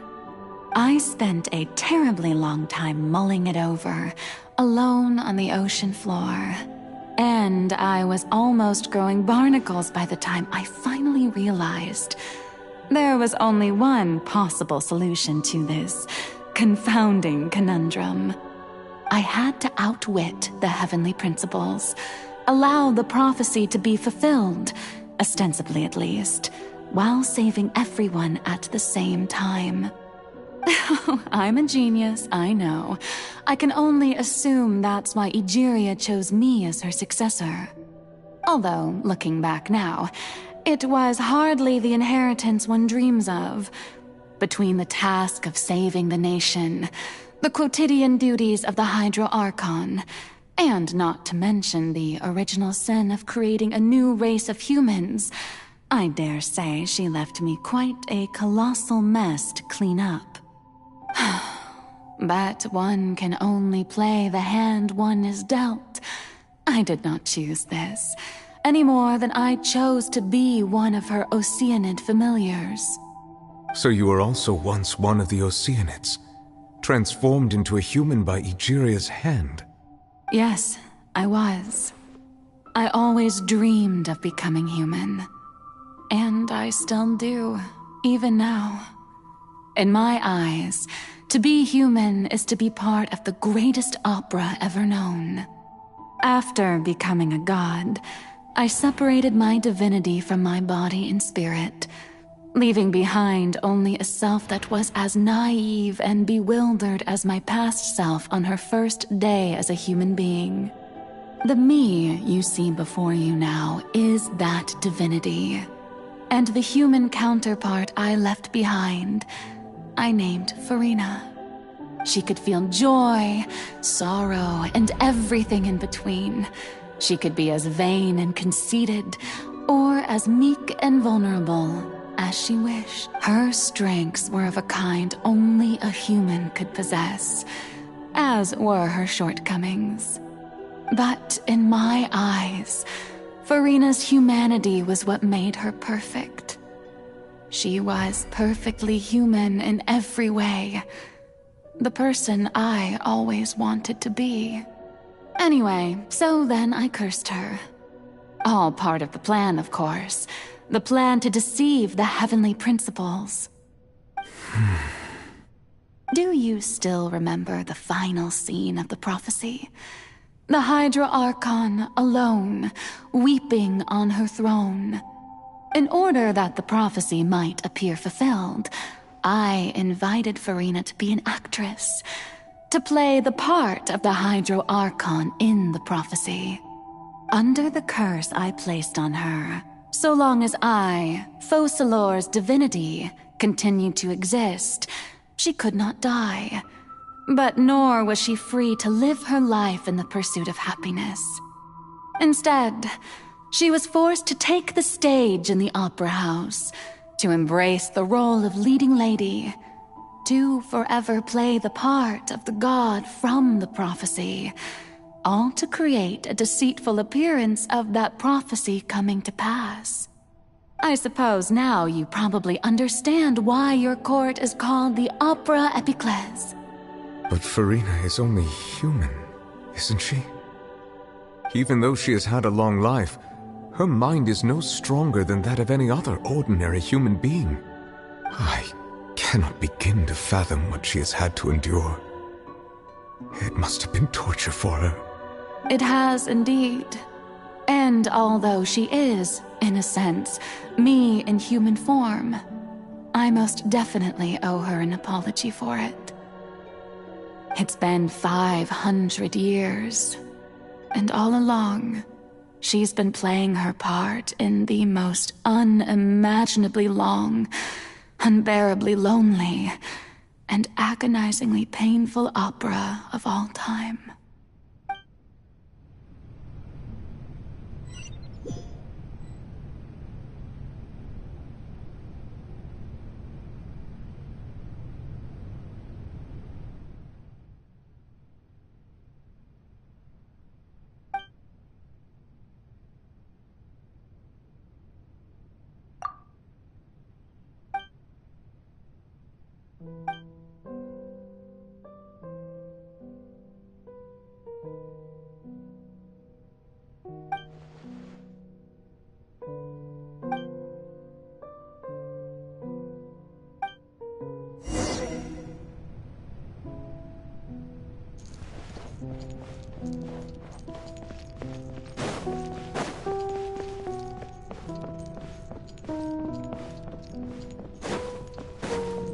Body and mind. Oh? Who permitted you to come onto this stage? Now, I understand your admiration for my august self, but I must ask you to keep to the rules. All right. It is not my intent to reprimand you. There is no need to state your name. Just be off with you. Do not distract me from my performance. Oh, do not jest. Can you not feel it? I am Focalor. The eyes of countless Fontanians are upon me. I must, at all times, display the utmost elegance and nobility.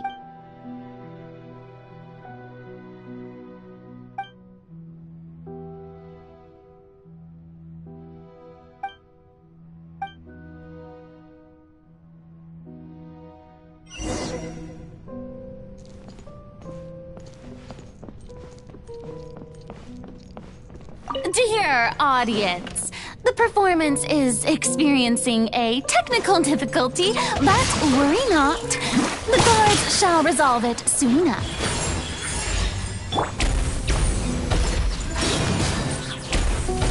Run away now. Yeah! Stay cool and face your guilt. Let me weave you a verse. Teamwork is dreamwork! Show them. Emerge. A moment, please.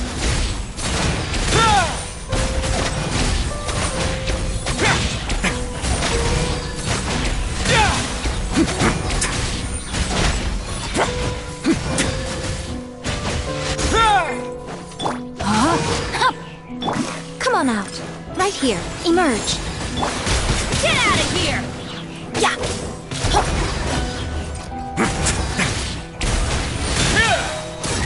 Get a little chilly. Hey, what gives? The audience is still watching me, you know. Guards? Wait, where are the guards? Guards!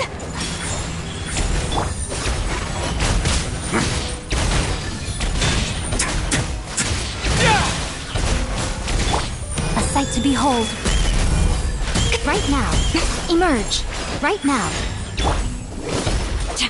No, my sword!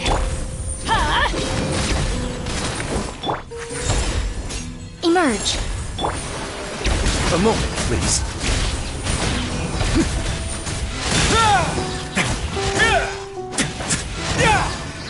Ring cutter.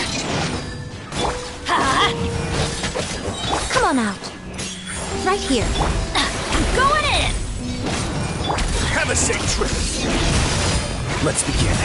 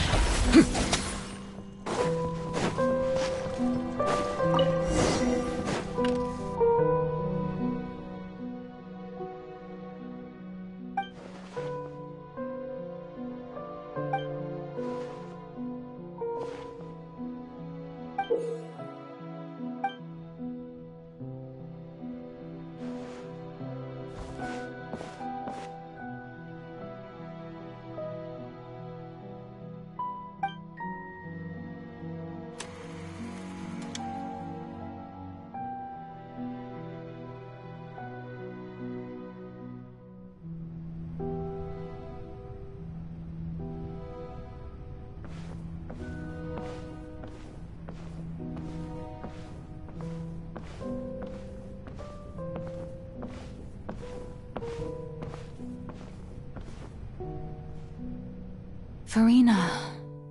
Farina. Huh? Who's that? Who's calling me?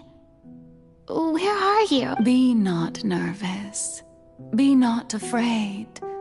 I am before you. Wait a moment. You're near me? How can this be? Mirror you, huh? You know what? That's not bad.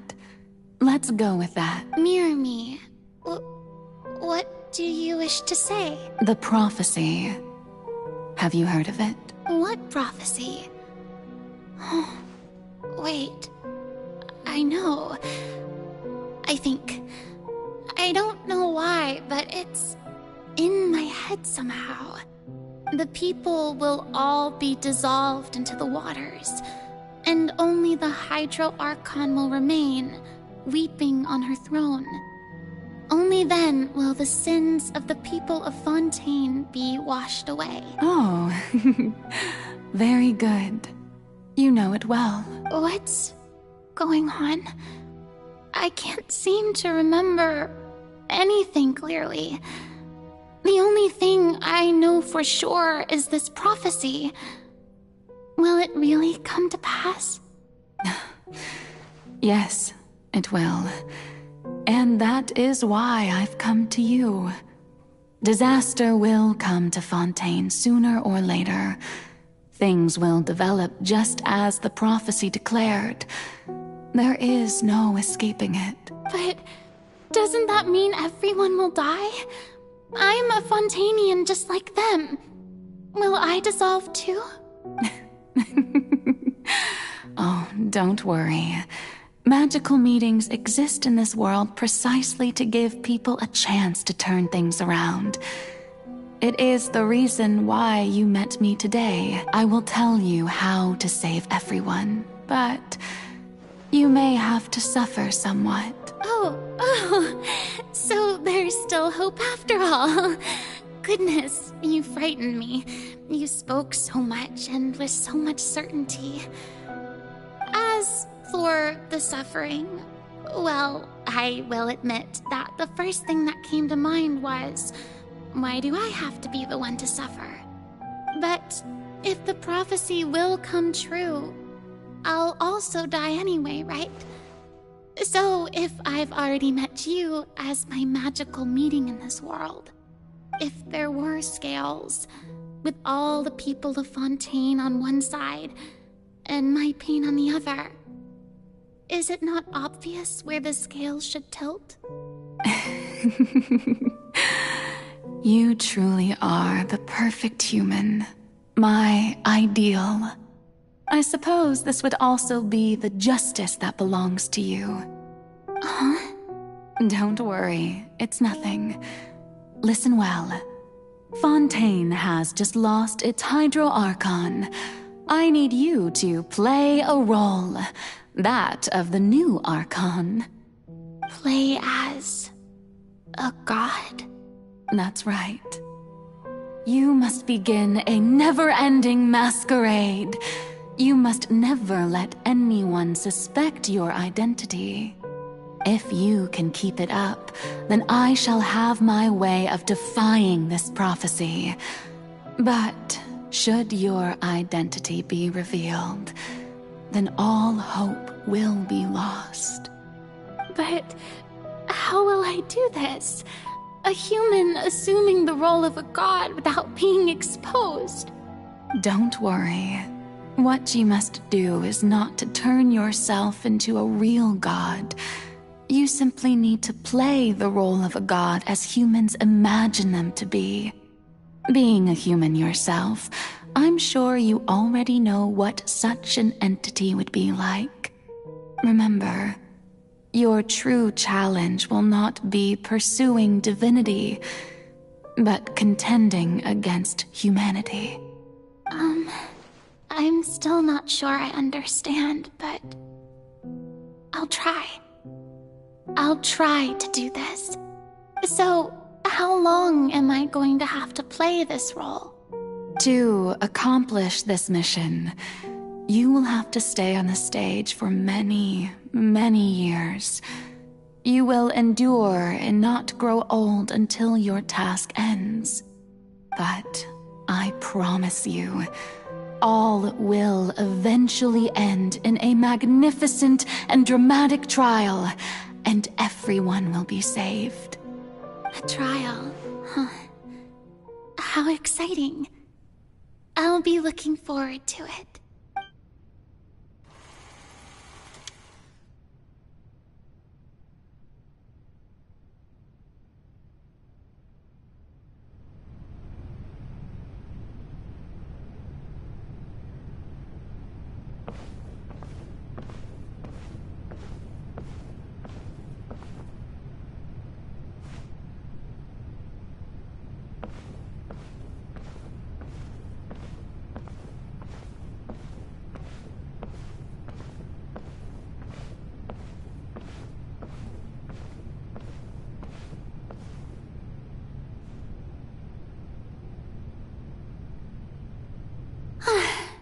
The Maison Cardinalise has announced my accession, but this is my first time facing the people. What should I say to most appear like a god? To be honest, I still don't know. Perhaps I should first try to act natural.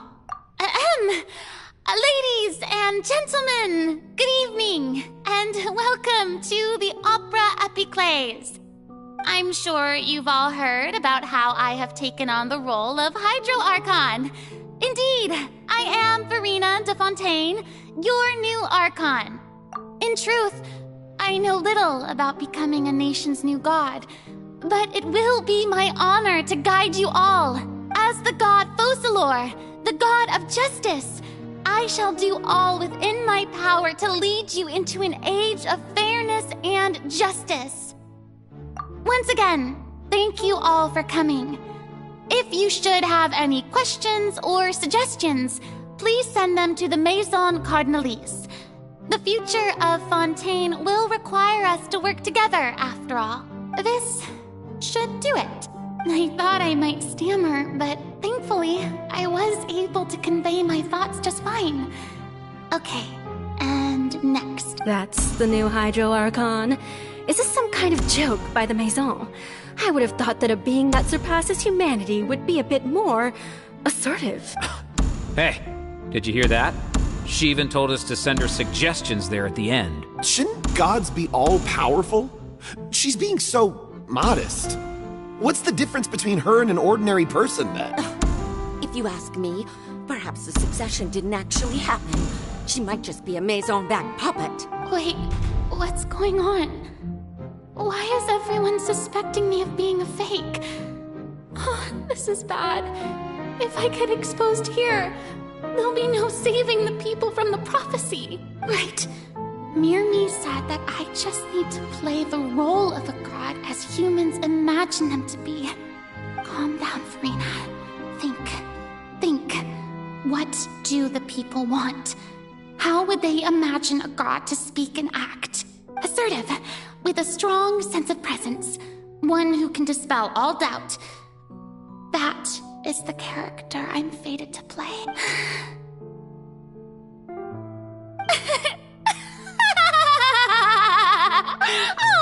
Oh, very good, my people.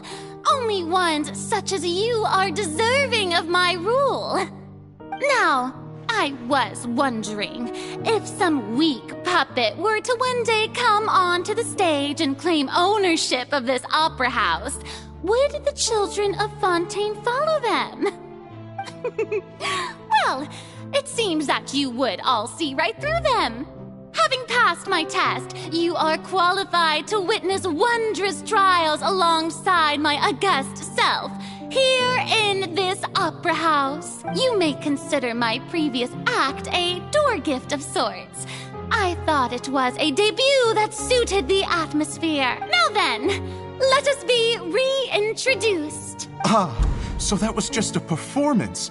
How could I have forgotten that we were inside an opera house? Her personality. It's quite shocking, to be honest, but I suppose suppose it's a better look than before. Such a fascinating and bold deity. How wonderful! Our future may yet be bright after all. It seems I've turned them around. Best follow this flow and restart my accession speech. My dear people, whether you acknowledge me or not, whether you trust me or nay, I say to you, keep faith in your ardor for justice.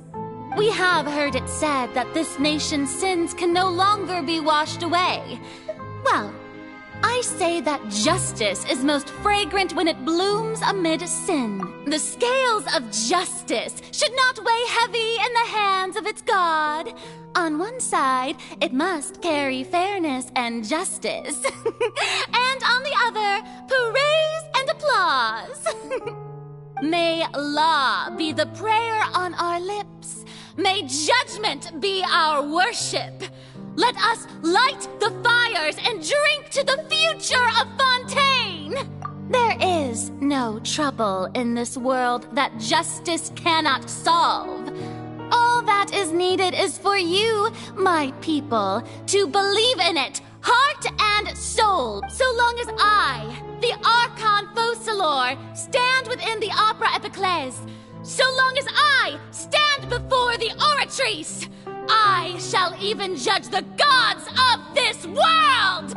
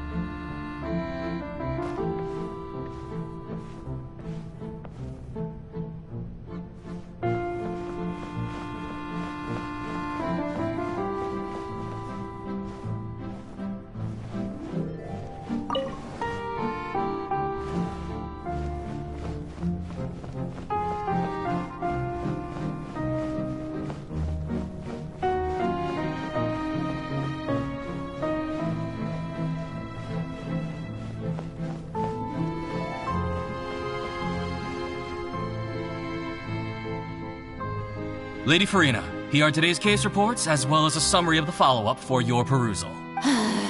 Come now.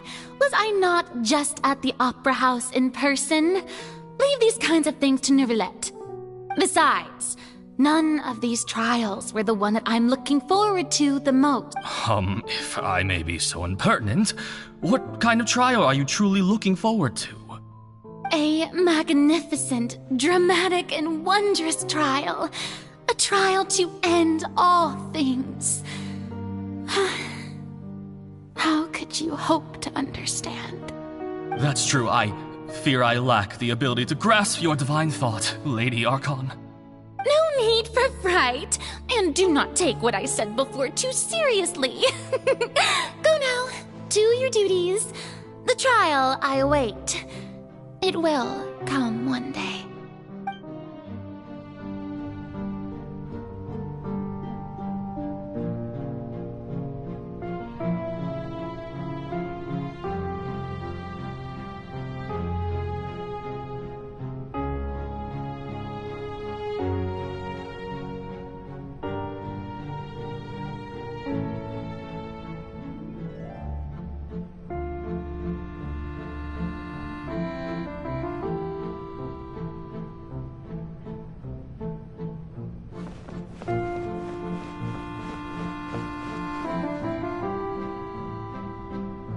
Lady Farina, I don't know what to say. Thank you for agreeing to see me. No need to thank me. Or rather, thank your own sense of perseverance instead. Long have you stood in line to meet me, have you not? Oh, I'm afraid that's just an inevitable consequence of my divine charm. All right. Deoteria, is it? How is your son's illness? You remembered me, and you knew of my family, too. He is doing much better now. In fact, he is far more of an ardent believer than I.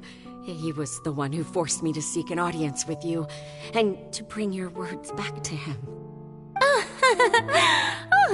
Good. Very good. If this should happen again in the future, please do not hesitate to come and tell me. Going down to citizens' homes every so often, while not usual practice, should serve as a fine change of pace. You're such a gentle and wise god. Thank you once again, on behalf of my son.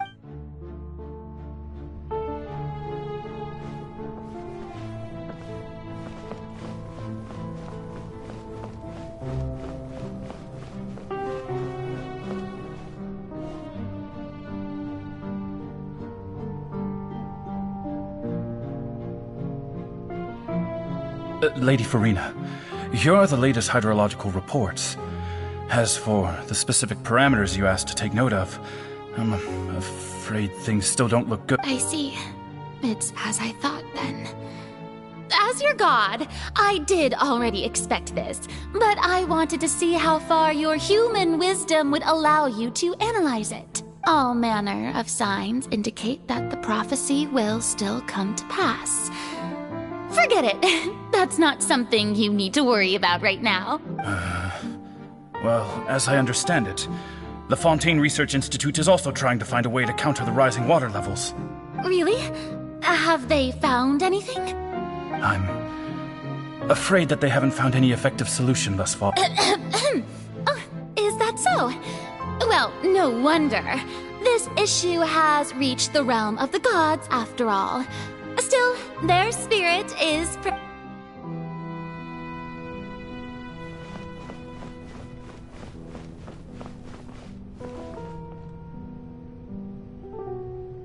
The day is finally over. I haven't had a moment to breathe this whole time. But it's good to see that everything's getting on track. There are no longer any voices of suspicion. Maybe this is fine. I just need to keep going, and everyone will be saved. All right, Farina, don't think too hard about this. You need rest. Tomorrow's a new day.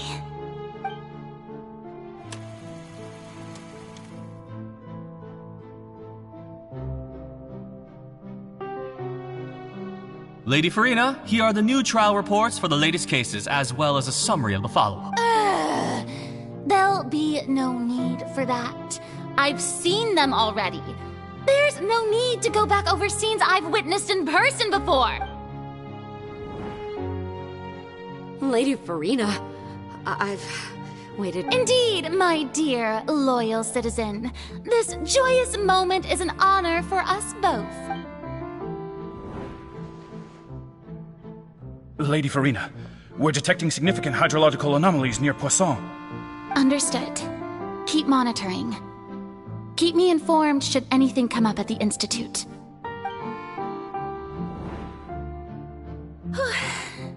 I don't think I let anything slip today. I must show the people that there is nothing to worry about. I just don't know when these days will end. I feel utterly exhausted. Best to rest early today, too.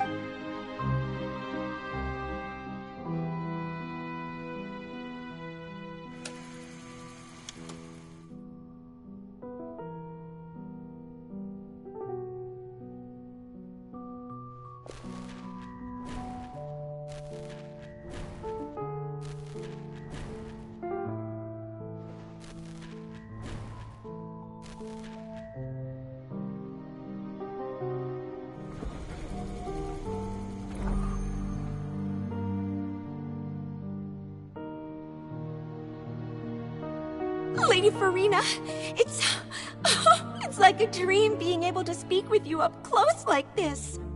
I've heard that the first member of our family who was honored to receive an audience with you was Madame Dioteria, almost 20 generations ago.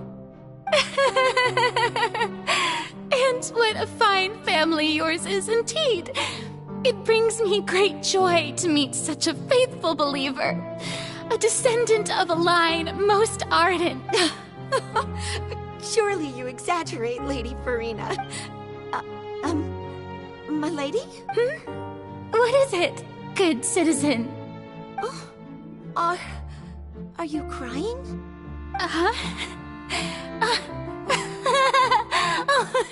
Really now?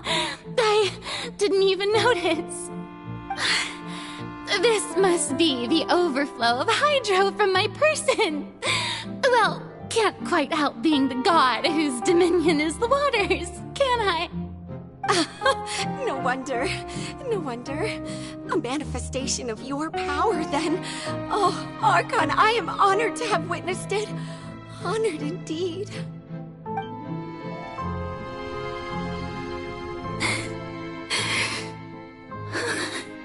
So interminable. So lonely. Just how much longer? Hundreds of years must have passed by now. Perhaps the show must go on for hundreds more. I never imagined that it would hurt so much. Have I reached my limit? No. Perhaps I reached it long ago. Today I want to tell someone, anyone, about this. But would that not destroy all I've done so far? I've conducted so many investigations across the centuries. But all I can do is keep heart. I must maintain this act. It is the only way to save Fontaine. Please, mirror me. You have to succeed.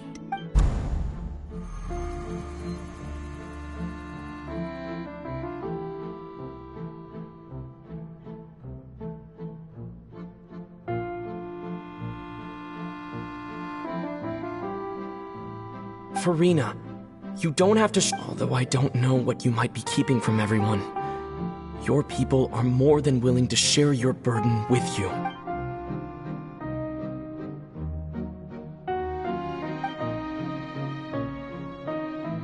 Share?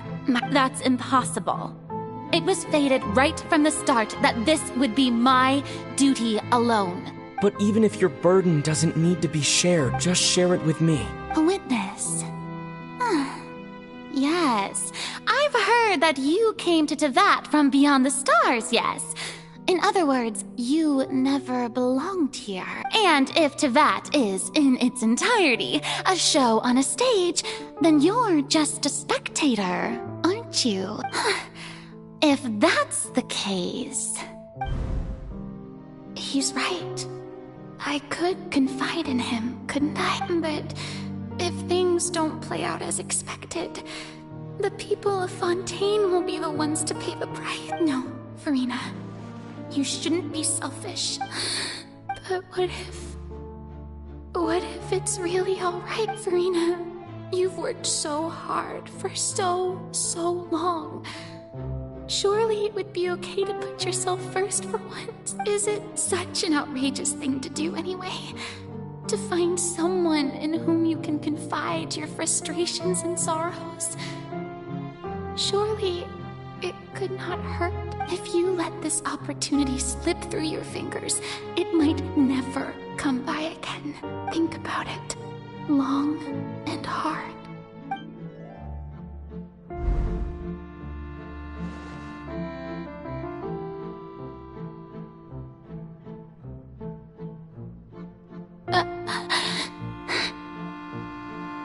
No, I have nothing to say. I am Farina, the Archon of Fontaine. Everything will surely get better. All you need to do, dear spectator, is to witness my performance until the curtains fall.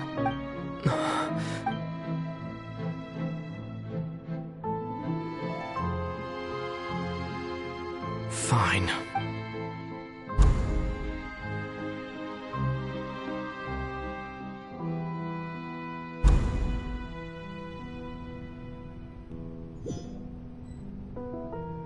So even Farina doesn't know the truth? You've never once let her in on the full plan? Yes, it had to be done. To deceive the heavenly principles, you must first deceive yourself. She did very well. If she had let her resolve falter even once in these 5 centuries, Fontaine would have been doomed to the most tragic fate. It seems that trusting humanity was the right decision after all. I believe that I understand how your deception works, but that is only half the truth, is it not? How would you build on this foundation to save the people of Fontaine?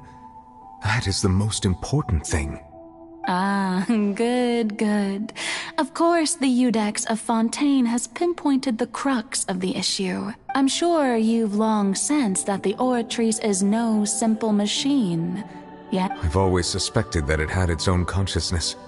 And Lenny did mention that he heard a human voice within the core chamber. It now seems that that person was you, hidden within the machine all along.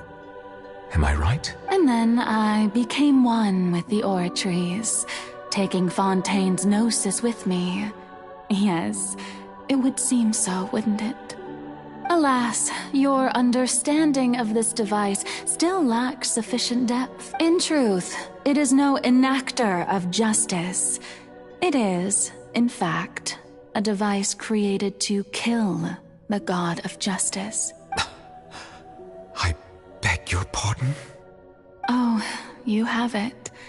And to be more precise, not only will the Oratrice take down the god of justice, it will also take down the divine throne upon which she has been placed. I mean, did you think I would be the sort to enjoy peaceful repose while Farina suffered? My work over these last 500 years has been to constantly accumulate indemnitium within the Oratrice. But really, some have already discovered that only a small fraction of the energy generated by the device was ever used to provide power to Fontaine. The vast majority had to be accumulated to enact this death sentence. It was all a part of your plan then? Both the trial and the sentence? Indeed. This power, accrued over 5 centuries, could have sustained Fontainians for millennia, had it only been used for that purpose. Almost all of it has now been stored within the Oratrice. But only power of this magnitude could hope to destroy the Hydro Archon's divine throne, shaking the rules established by Celestia, and breaking through the institution that is the Seven. So the Oratrice's call for death was for neither Farina nor Focalor. The destruction of that divine throne. If I do not misunderstand your intent, you must be... returning what's rightfully yours to you, of course. In other words, this was all done to return the authority of the Hydro Archon to the Hydro Dragon of this planet. But...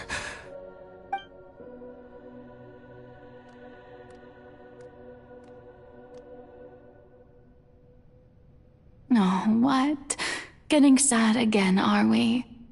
The authority of the ancient dragons shall soon be yours once more, O Hydro Dragon Sovereign.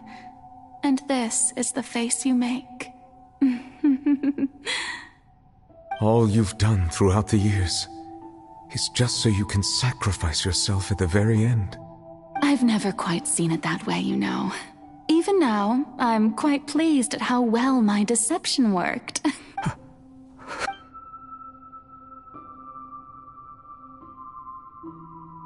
Hydro Dragon, don't cry. I must say, had it been within my rights, I would have loved to judge the heavenly principles themselves.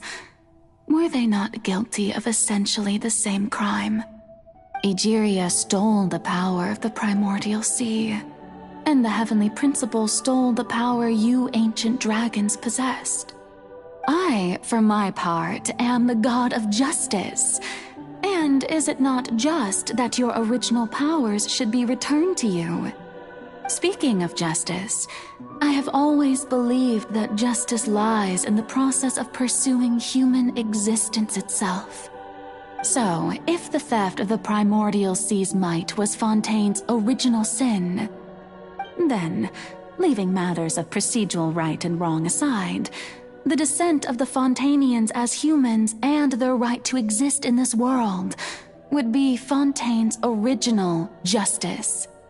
In other words, existence was Egeria's justice, and to me, justice is the continuation of that existence, defying the prophecy and ensuring that Fontaine's people shall live on.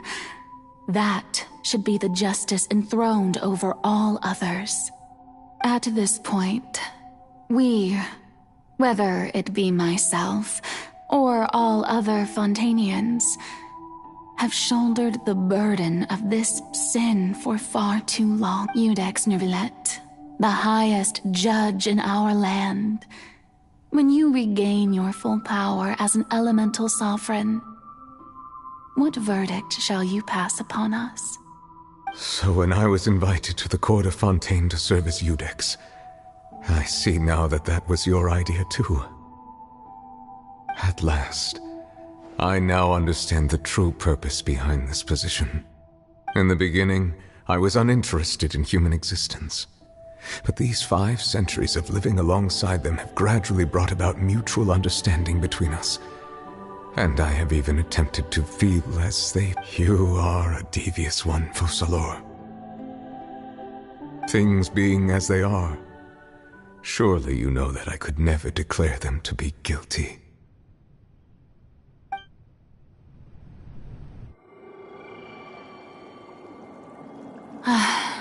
The hour of my execution is almost here. For the sinner, the curtain call has come. I know I may not sound it, but faced with death, I find myself a little afraid. Perhaps this is one thing both gods and humans have in common.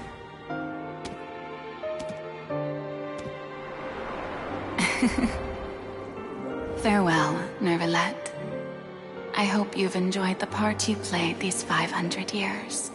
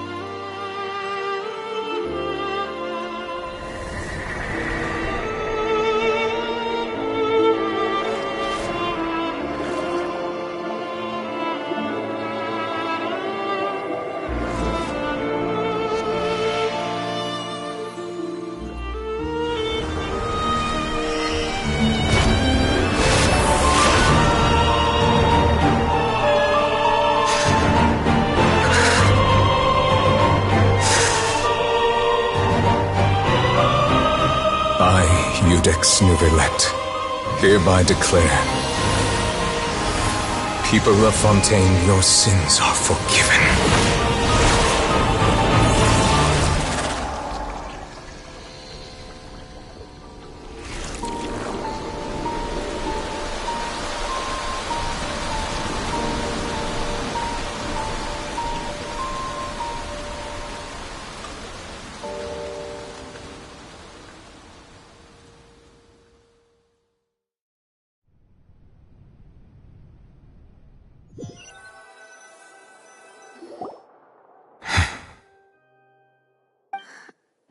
What just happened? Has the death sentence been carried out? Was that bright light some sort of misdirection? I have a feeling that something huge just happened.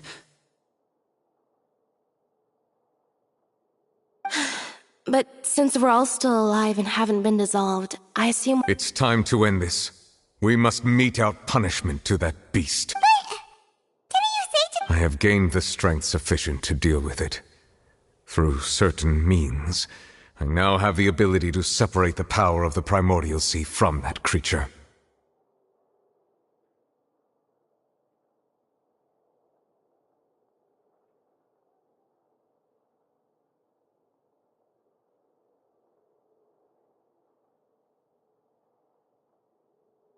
We should seize the opportunity to pursue our quarry.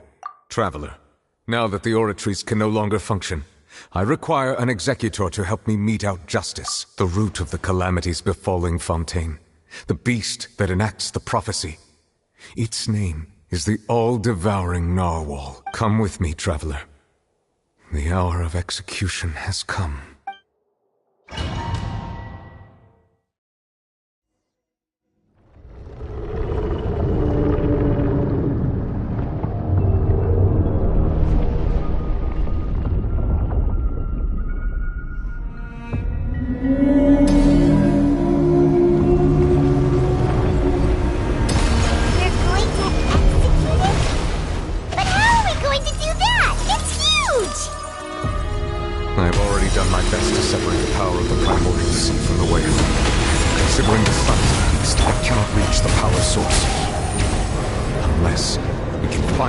Attack it from within. I shall share a part of the ancient dragon's power with you. We shall look for an opening together.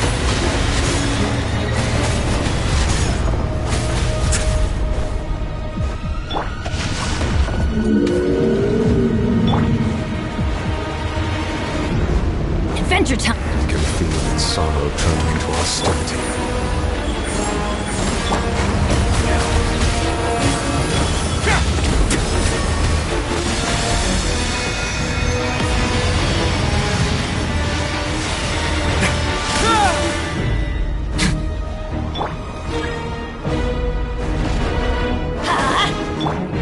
Outlines your fate. Come on out. Emerge. The all-devouring narwhal cannot resist its instinct to devour. Continue to trigger its hostility. Chance will present itself.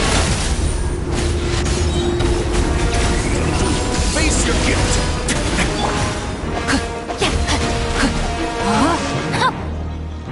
Body and mind.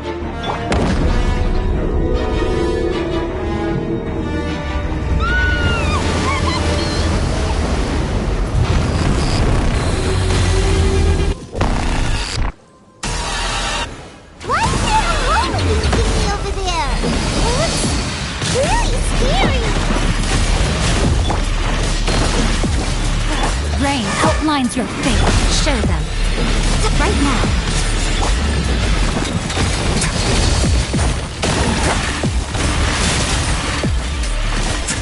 I have granted you my protection. Do not fear. Seize the moment and use my power to suppress its roots from within. Let's light it up!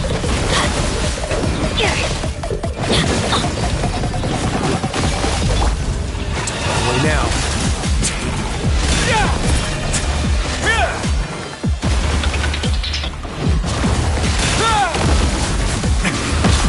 I'm going in! Let me read you a verse. Rain outlines... Right here, right now. A moment, please. Have a safe trip.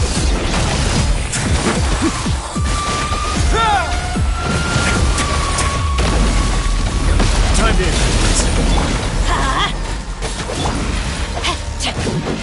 Come on out. Right here. Right now. No, my sword!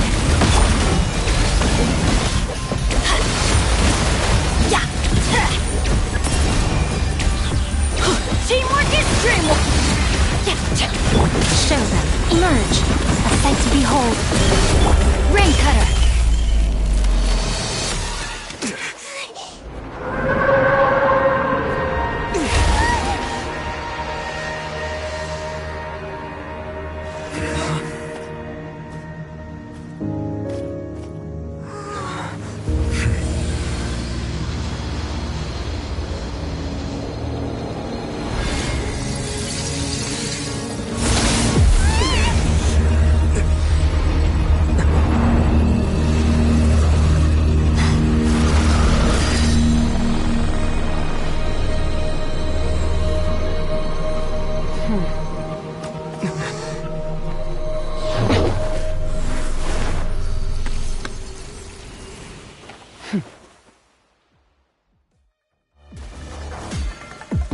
Thanks for helping with the cleanup. It should have been my job, but... oh well. It was just supposed to be a short private training session for me. I didn't think that my disciple and my master's pet would start brawling in the meantime.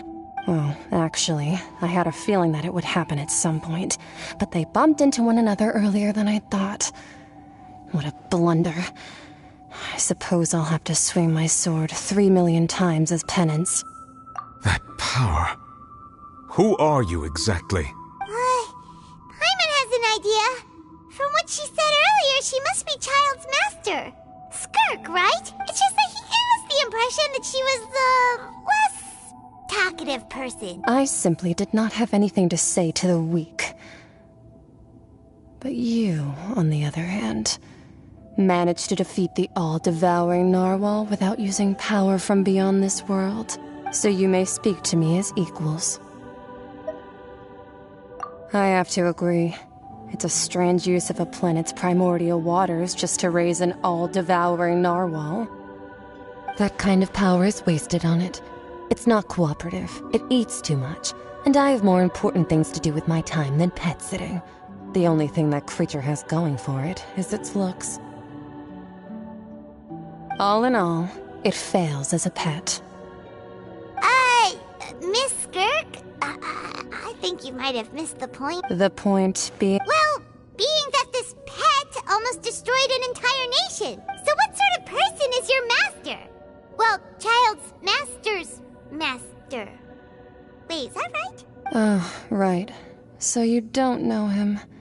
Sorry, I assumed you did. His name is Sertologi. Huh? I am unfamiliar with that name. Huh. So Master isn't sufficiently famous.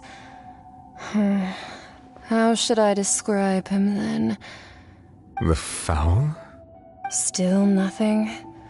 Well, how about the Visionary? Ooh, that one we've heard! Rhyme Doctor's part of the Hexen Circle. She's Albedo's mom, right? Oh, so you do know that name.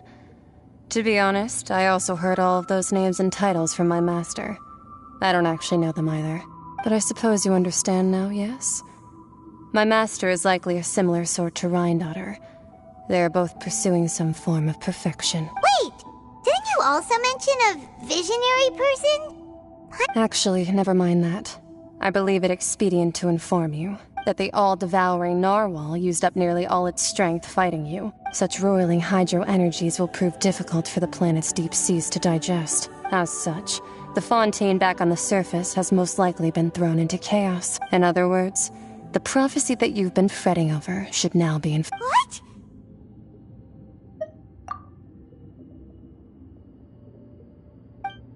Not to worry. Focalor has already managed to deceive the heavenly principles. In the end, the people will all be dissolved into the waters, and only Farina will remain, weeping on her throne.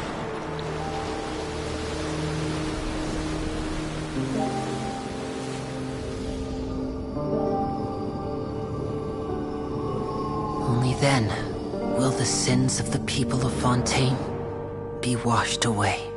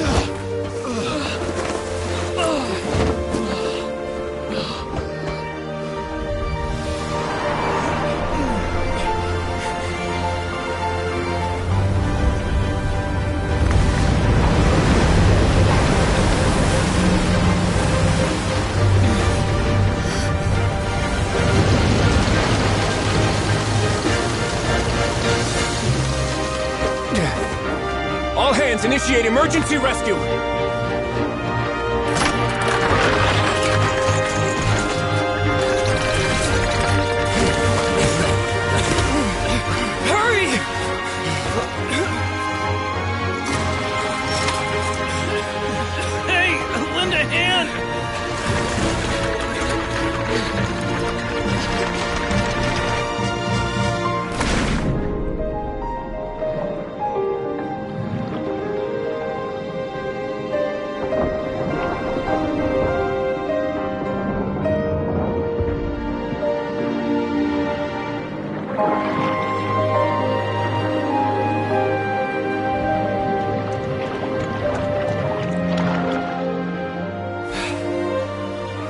Look!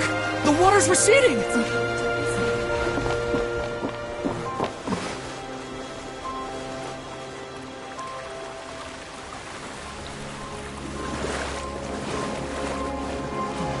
It's a miracle! Water's receding. We didn't dissolve. The prophecy was wrong. The prophecy was wrong.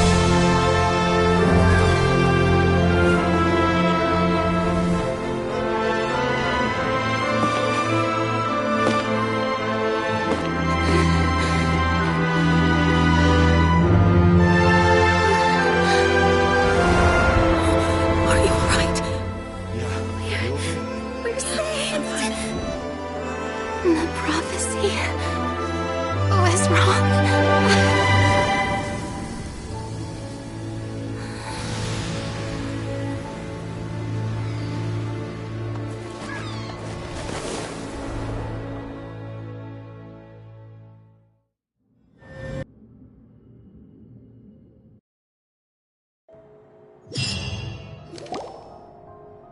The soil renewed. The Spina di Rosula attacks post-disaster rebuilding. I recently visited Poisson to meet with Miss Navia. Spokesperson, old soil can still give birth to new bloom, Miss Navia stated. Hope is like seeing a small cooked skyship winglet, boon or bane of the Fontaine Research Institute. The various disputes that have arisen on account of Mr. Edwin have suddenly become a shield over the Institute. People always call the first researcher mad, but few know what to call the second. And should that latter person achieve... Wow! Paimon barely recognizes the people in the reports. Are those really Juria and Navia? They sound like real big shots. What do you think? Pretty enthralling, huh? The Steambird's idea was pretty simple. The value for these big scoops lies in their inevitable fall. Edwin's assistant, Jurier, created a true flying ship, while Navia is leading people in the reconstruction of their home. I'm sure that these stories could draw even your well-traveled eye.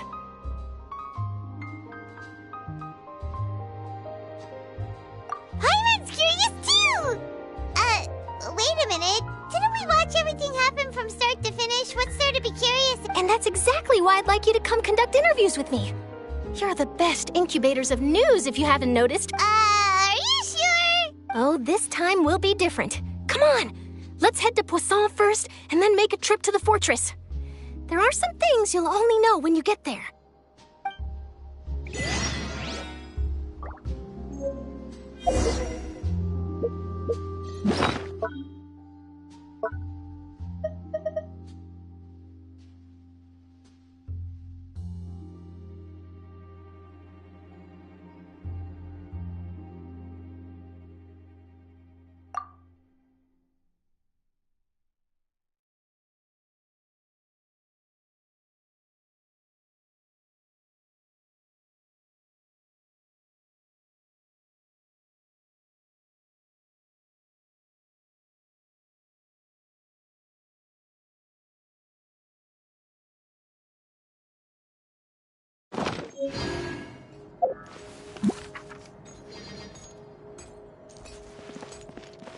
Time to act.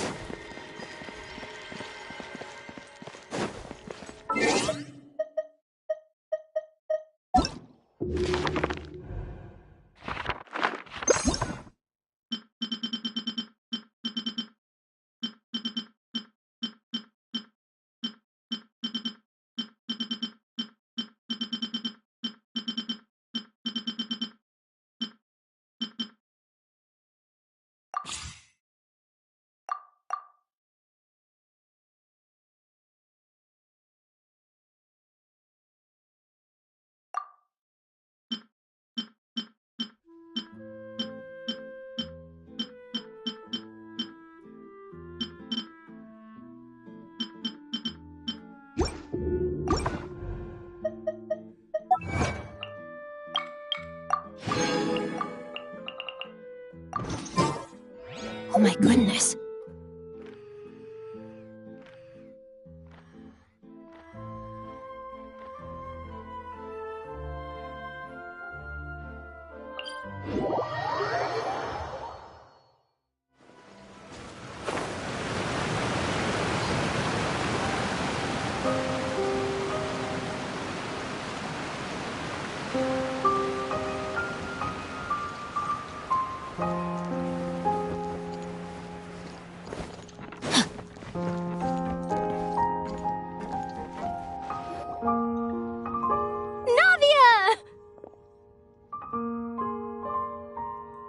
Oh, it's you.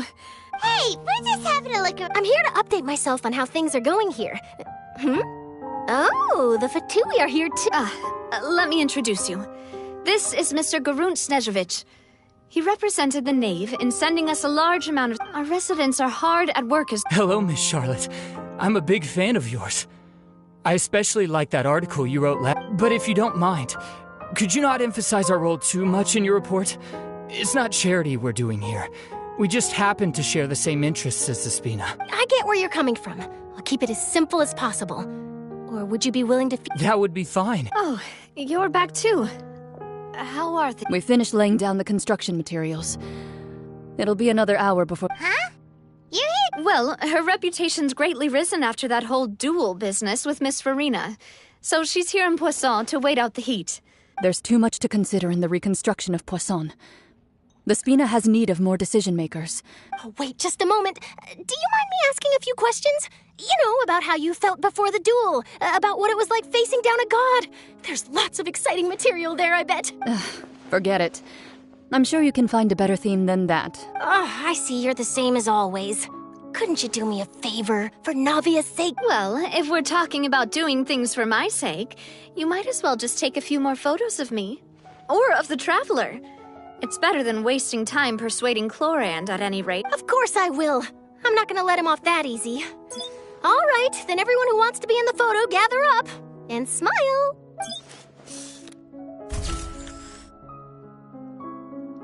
How did it go? Was it a good shot? Not bad. Your addition really helped the composition of the picture.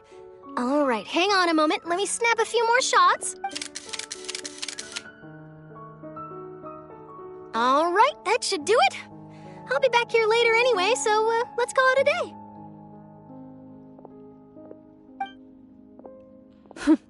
You're very quick.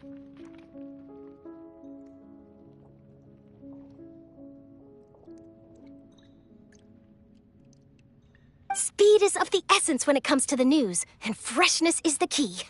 Also, not to brag, but I'm pretty good at building connections.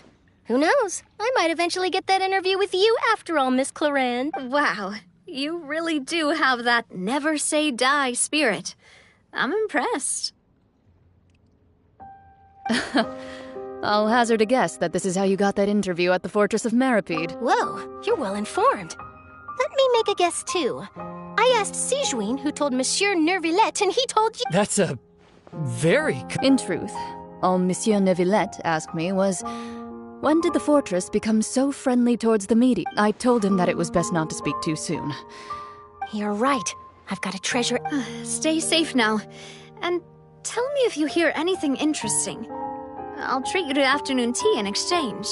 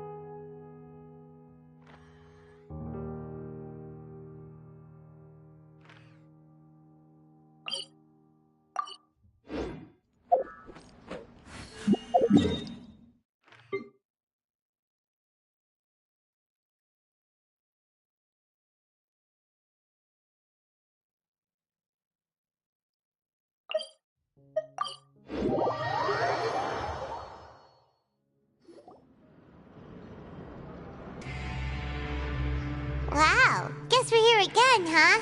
There's a real nostalgic feeling to this place. Looks like you've been missing us. Duke! Did you come all the way to the... Of course. I'm here to welcome you and our dear... It's an honor to finally meet the much-rumored Duke. Thank you for consenting to my visit to the fortress, sir. No need to thank me. But that said, I shouldn't be the focus of your interview. Of course, of course. All right then, this way.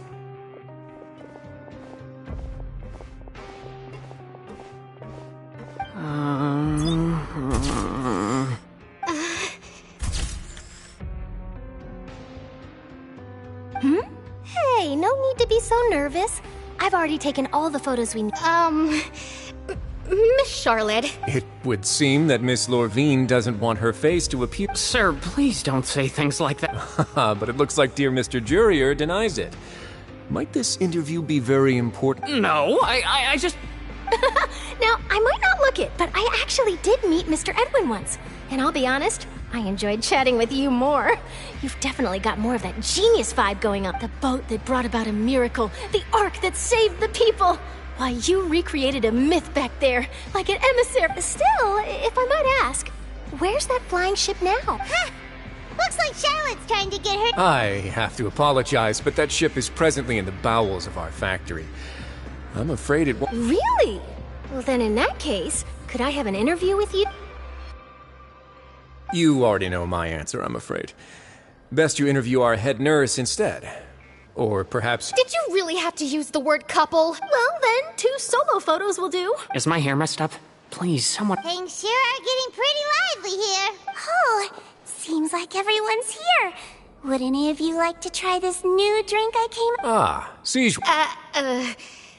Hey, Miss Charlotte. Why don't... Sure. Huh? Sure. Do I have to smile? So, how have things been at the front trip? Same old, as you can see. Fontaine's undergone some changes, but this place is still more or less the same. Other than that flying ship. That's why I decided to let the interview go through. We should direct more public opinions toward the behind-the-scenes heroes. Am I right, Mr. Jurier? Miss Lorvine? You're too kind, sir.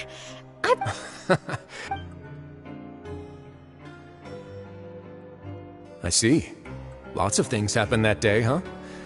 Anyway, regarding that Harbinger, I'm not sure you remember, but his 3 young followers are still waiting for his... He sure did win them over, huh? I'll tell them that there's good news and bad news. The good being that their boss seems fine, and the bad being that they must face extended sentences for abetting his escape. Oh, actually, what about you? What change can there be? The fortress will keep chugging along, and so will my duties. As to what Miss Farina's departure will mean for the nation, and if our laws and governance will be transformed, we'll leave those to the folks in the overworld. Hey everyone, the photo shoot's done.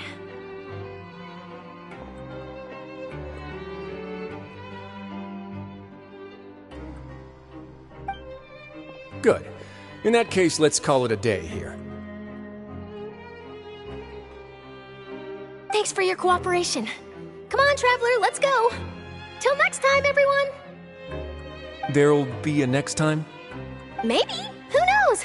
I might write a story about the underwater factory next time. Until then.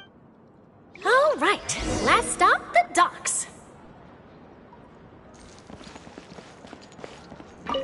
Oh. Is that really necessary? It's precisely because we don't need the picture that they'll have value as keepsakes. You don't really look all that opposed to the idea, you know. Maybe I'm just happy that I managed to once again avoid the spotlight. Yes, you successfully kept prying eyes away by using Mr. Jurier and Miss Lorvine as shields. You should be happy for them. They have a bright future ahead of them.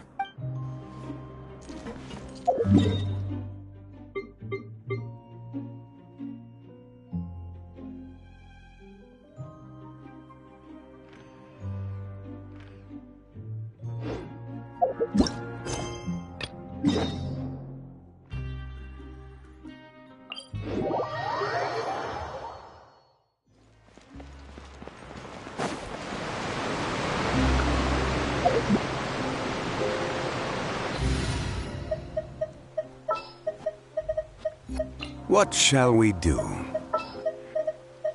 The threads of your fate lie in my hands. Come on, don't keep me waiting.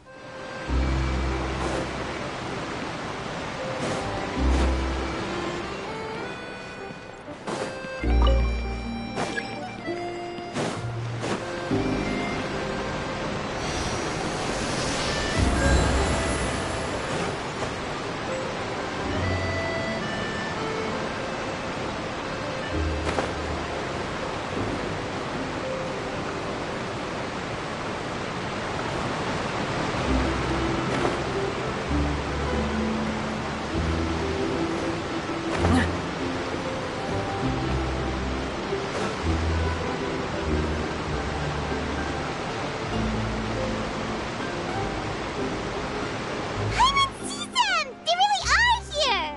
Navia mentioned that she stayed in touch with Linny and the others after working together. Traveler, Paimon. And Miss Charlotte, too. Would you like a magic pocket? What sort of gadget is it? It's a wondrous bag that can be used to carry many things. The water level has returned to normal, but if you see any of your things floating around, you can use this to carry them. Trick a friend? I wonder which... You could just make a friend like Fremine here. Isn't that right, Fremine? Is this what you meant by, I'll help you? To be honest, that sounds pretty sweet. Could I have your contact, please? Sure. Please, write down my address. You sure are working hard to help Fremine socialize. He was the one who proposed doing this. He even wants to assist in our magic shows.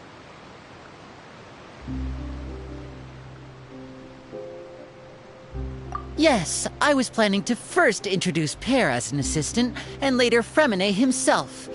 In the future, I think we can leave underwater escape magic to him too.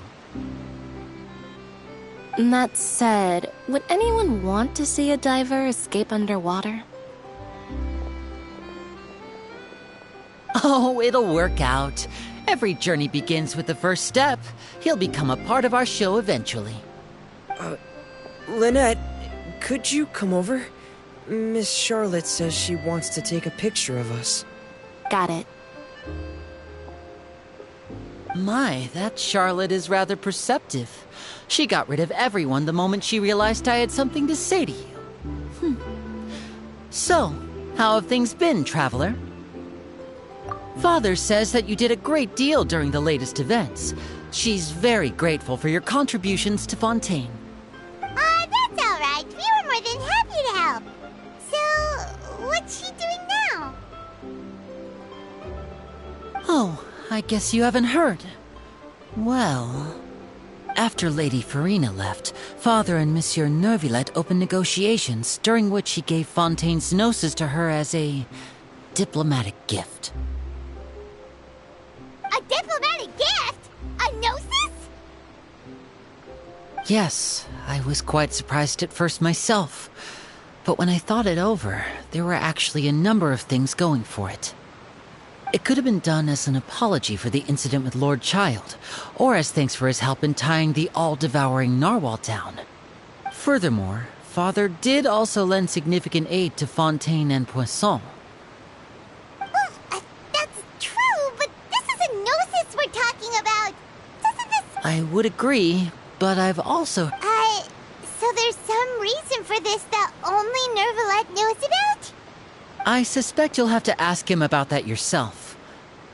Yes, speaking of which, I did see him strolling around the entrance to the Fortress of Masquerade a while back. Isn't he real busy and stuff? Paimon didn't think... But back to the topic. The gnosis was given to the knave, right? They say that he's returned to Snezhnaya to recover from his wounds.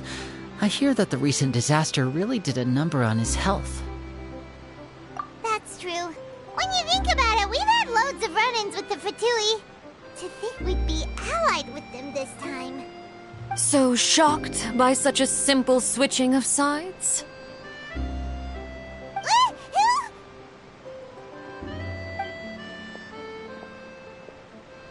Father! Well, what do you know? Come to the docks to see how my children are doing and meet the Traveler by chance. Please do not pay my accomplishments in Fontaine too much mind. I would have done them regardless. Are you going to take the gnosis back to Snezhnaya? That is our duty as harbingers, yes. Don't be too preoccupied with sides. The goal of the Fatui concerns not a single place or person, but the entire world. With such a grand goal in mind, it is inevitable that we must wear many masks. Switching my masks is something I've always done. Well, that depends on many things. No one truly knows what the future holds. What good is honesty if you can't rely on it forever? As for you, I very much look forward to our next collaboration. Good things cannot be achieved alone, and you've proved yourselves to be great partners. A vision? All right. I'll remember to return it. Thank you for keeping it safe for him this entire time. And that's a wrap for me. Huh? You're... Greetings, Miss Journalist. Hello. If I'm not mistaken, there are diplomatic channels I'll need to report to take a photo of you. That is correct. So forgive me, but I will not be able to serve as a subject in your article. However, feel free to write as much as you'd like about our dear magicians and our upcoming rookie talent. I will. The sea breeze is quite pleasant. I shall continue my walk while the weather remains so agreeable. Farewell. Farewell, Father. Oh, she has such an intimidating presence. I didn't even dare to take a picture. Thankfully, I've already wrapped up all my pre-scheduled interviews. Thank you all. This'll be more than enough for me to write about, I'm sure. Don't be too nervous. Why don't you take a magic pocket before you go? Here, Traveler, Paimon, you take one too. To move things about? That's right. Funny. I was giving out magic pockets when we first met too. And what do you... I guess this must be life. All right then. We'll be handing out pockets in some other districts later, so we'll get going now. Have a good day.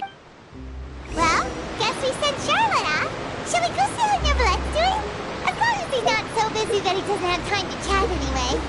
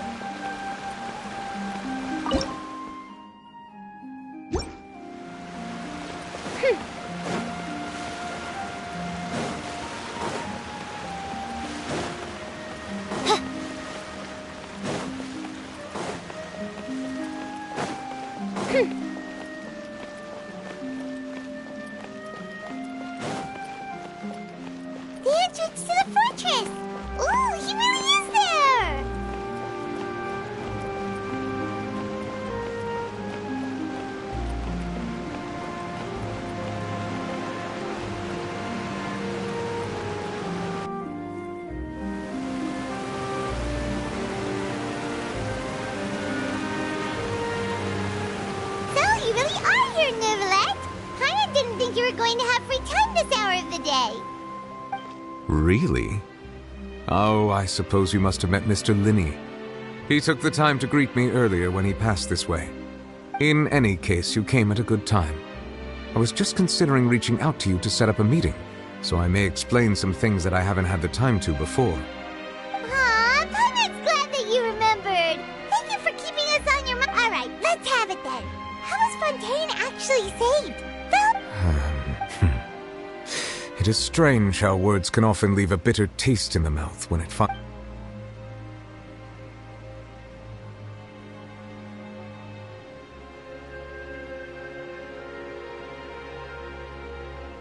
Whoa. So that's what happened? Focalor destroyed the divine throne of the Hydro Archon and restored your power to you, transforming you into a fully fledged elemental dragon sovereign. But Paimon still doesn't quite get what you did to save the Fontanians from dissolving. For me, the authority of the ancient dragons refers to absolute control over the hydro element. Fontanians were incomplete humans born of Egeria's use of the power of the primordial sea, with constitutions similar to that of mimics. But so long as those primordial energies remain within them, I could use the ancient dragon's authority to grant them true blood, after the fashion in which life was first brought into being on this planet. In other words, when I gave my verdict, Fontanians became true humans, and thus would naturally no longer be dissolved by water from the primordial sea. Focalor must have counted on you to make that decision as well. Your verdict was the key to making the prophecy appear to have come true while saving everyone. Yeah, and in a manner of speaking, Focalor finally managed to fulfill the original Hydro Archon's wish to turn Oceanids into real people too! It seems from your expressions that you still have more things you wish to ask. Ask away. I will tell you the truth as I know it. I have investigated his case along many avenues, and I have learned that he once fell into an unknown chasm when he was young. There, by chance, he awakened the all-devouring narwhal. But whether it be by sentiment or reason, that should not have been enough to consider him the root cause of the disaster. At most, he would have had tangential liability. As for the judgment passed by the Oratrice during the trial, whether it was due to that liability by association, or Focalor deliberately using him to buy time for us on the assumption that he would be able to hold the creature off, I cannot say. Guess Focalor had Fontanians in mind the whole time. In the end, it was thanks to her that they finally hang on a second. Back when Fontanians hadn't yet become real humans, were the children they had also transformed? Life has always flowed like water. Do you recall how Fontanians would often come to the Fountain of Lucine to... Yeah! Lynette said the fountain is where all the waters of... In truth, even those couples did not know that such prayers were no mere custom, but instead a form... Those Oceanids who were blessed within the spring water would later descend as new humans in the coming months. Paimon sorta gets it now. Either way... Ask away. I will tell you the truth as I know it.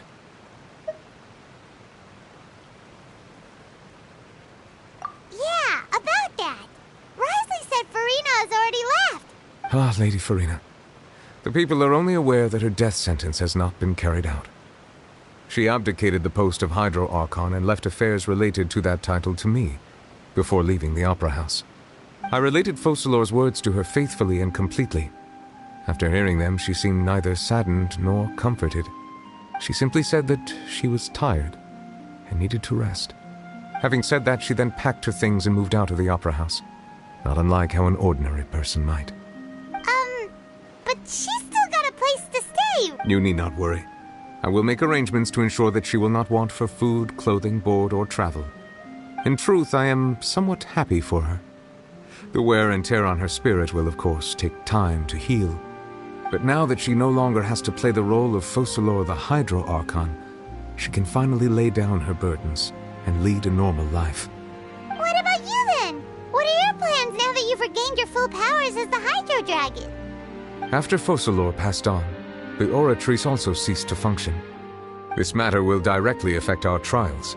After much careful consideration, I've decided to take over its role in our courts. From now on, I shall hear cases and pass verdicts by myself. Looks like you're still considering stuff from the perspective of the Udex, huh? As an elemental dragon, there are indeed many things that I must do. But this power and this duty, in a manner of speaking, you could say that both were granted to me. As such, before I attend to my other responsibilities, I must first and foremost continue to serve Fontaine as its highest judge. The duty of the Hydro Sovereign and the duty of the Udex shall coexist within my person. Additionally, the Hydro Archon's departure has brought about another problem, which is that the Opera House shall no longer produce indemnitium. That's true. That power was derived from the people's faith in the Hydro Archon, wasn't it? Wait, but the various mechs and machines in the city are all still okay. As I am now, I have full command over New Musia, and it can serve as a complete substitute. Another reason why I cannot quite leave Fontaine immediately. Wow. This ancient dragon's authorities... Ask away. I will tell you the truth as I know it. Oh, that's right! They say you've given it to the knave as a diplomatic gift or something! Leaving aside their intentionality, the two Fatui Harbingers have indeed done much for us during this crisis. Their sole remaining goal in Fontaine, at least at this point, would seem to be the Gnosis. The Oratrice has ceased to function. The Hydro Archon's divine throne is now no more, and I do not need the Gnosis's power. As such, it has lost all meaning for Fontaine. If the Fatui have impure designs, we might as well accede to their request now and avoid unnecessary conflict. What complicated considerations? Paimon thought you were just giving it to them out of gratitude to the knave and as an apology to Child. Ask away. I will tell you the truth as I know it. You will soon be heading to Natlan, I presume.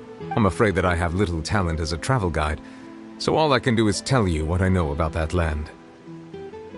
As far as I'm aware, Natlan can be said to be a nation of dragons. A nation of dragons? You mean like you? No, I suspect that I would not find myself welcome there. Unlike ancient dragons such as myself, the dragons of Natlan have undergone long years of development and evolution. Large numbers of them have entered a form of coexistence with humanity. Natlan is also the nation of war. War ravages those lands like an undying flame. There is one other piece of information I got incidentally from my negotiations with the knave that I believe may be useful. The harbinger known as the Captain has thrown his hat into the endless ring of war. The Captain. Sounds like a real tough customer. Seriously, everywhere you look, there's a Fatui harbinger doing their thing. I suggest that you fully prepare yourself before going to Natlan. In the meantime, Fontaine's doors will always be open to you. Ask away. I will tell you the truth as I know it. Hang on a sec. Paimon's still got a question about the Gnosis. When we spoke to Linny earlier, he mentioned that your attitude towards giving away the Gnosis had clearly changed. We guessed that there might be some reason for it that only you were aware of. No wonder the House of the Hearth is the Fatui's intelligence. So regarding this specific issue, I was just getting ready to... In truth, I exchanged some further words with that lady named Skirk after sending you two back to the surface. It went something like this.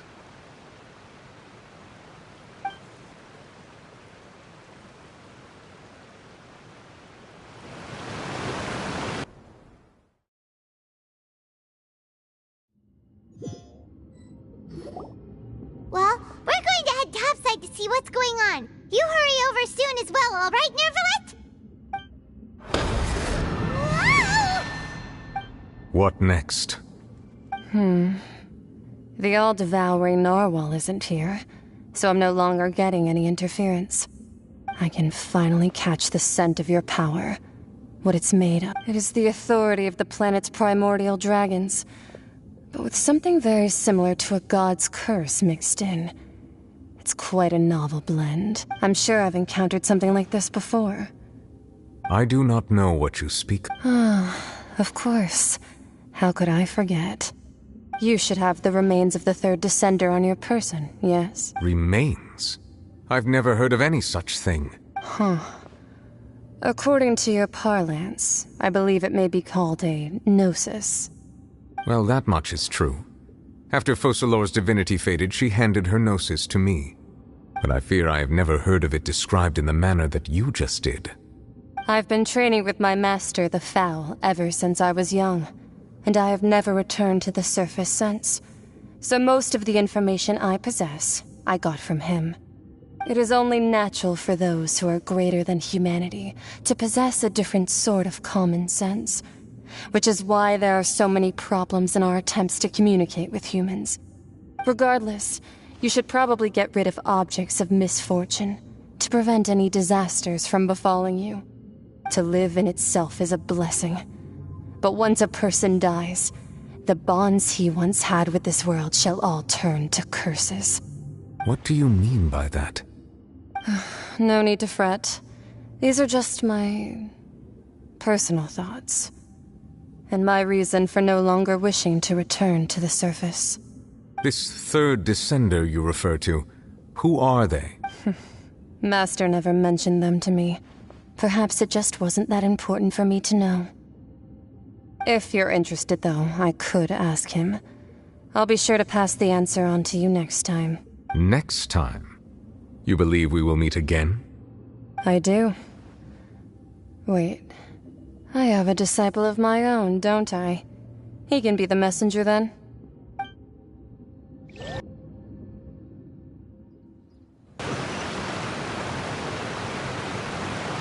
That's what she told me. Whether it would prove useful or not, I wanted to pass that information on to you. The remains of the So that's what the no-sees actually are. Paimon just thought they looked like chess pieces. How could they be a person's remains? All the same, assuming that there was no misunderstanding or special metaphor at play, that... And she said that it would bring misfortune and that you should check it, which is why you gave it to the Fatui. If she speaks the truth, then I would simply be putting Fontaine at unnecessary risk by keeping it here.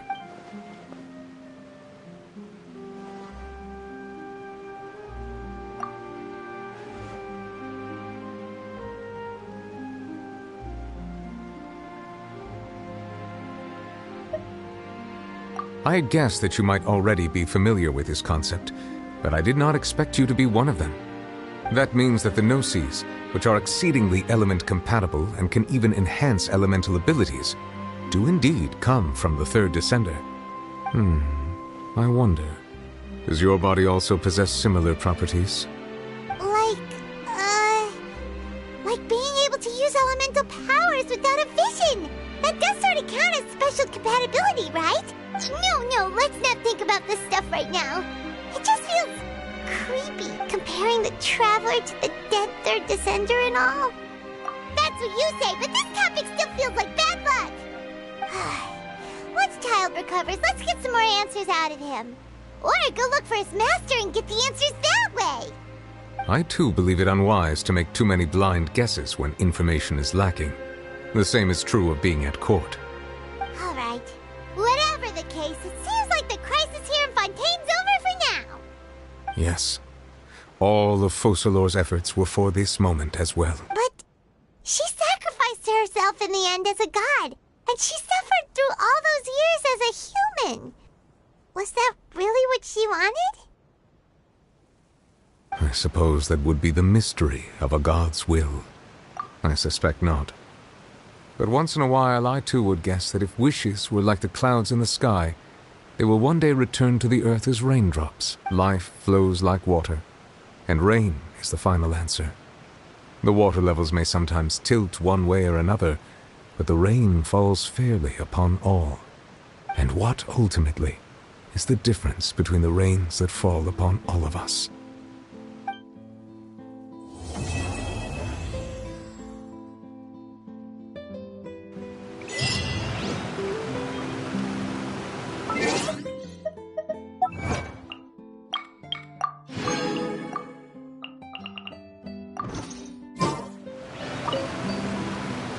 It seems from your expressions that you still have more. Ask away. I will tell you the truth as I know it. I suggest that you fully prepare yourself before going to Natlan.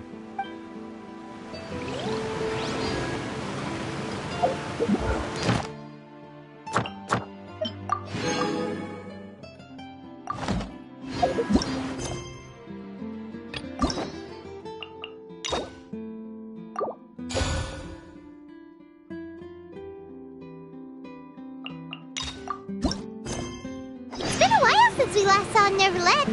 Paimon wonders what he's been up to. Paimon has so many questions about his true identity. Let's go talk to him and find out.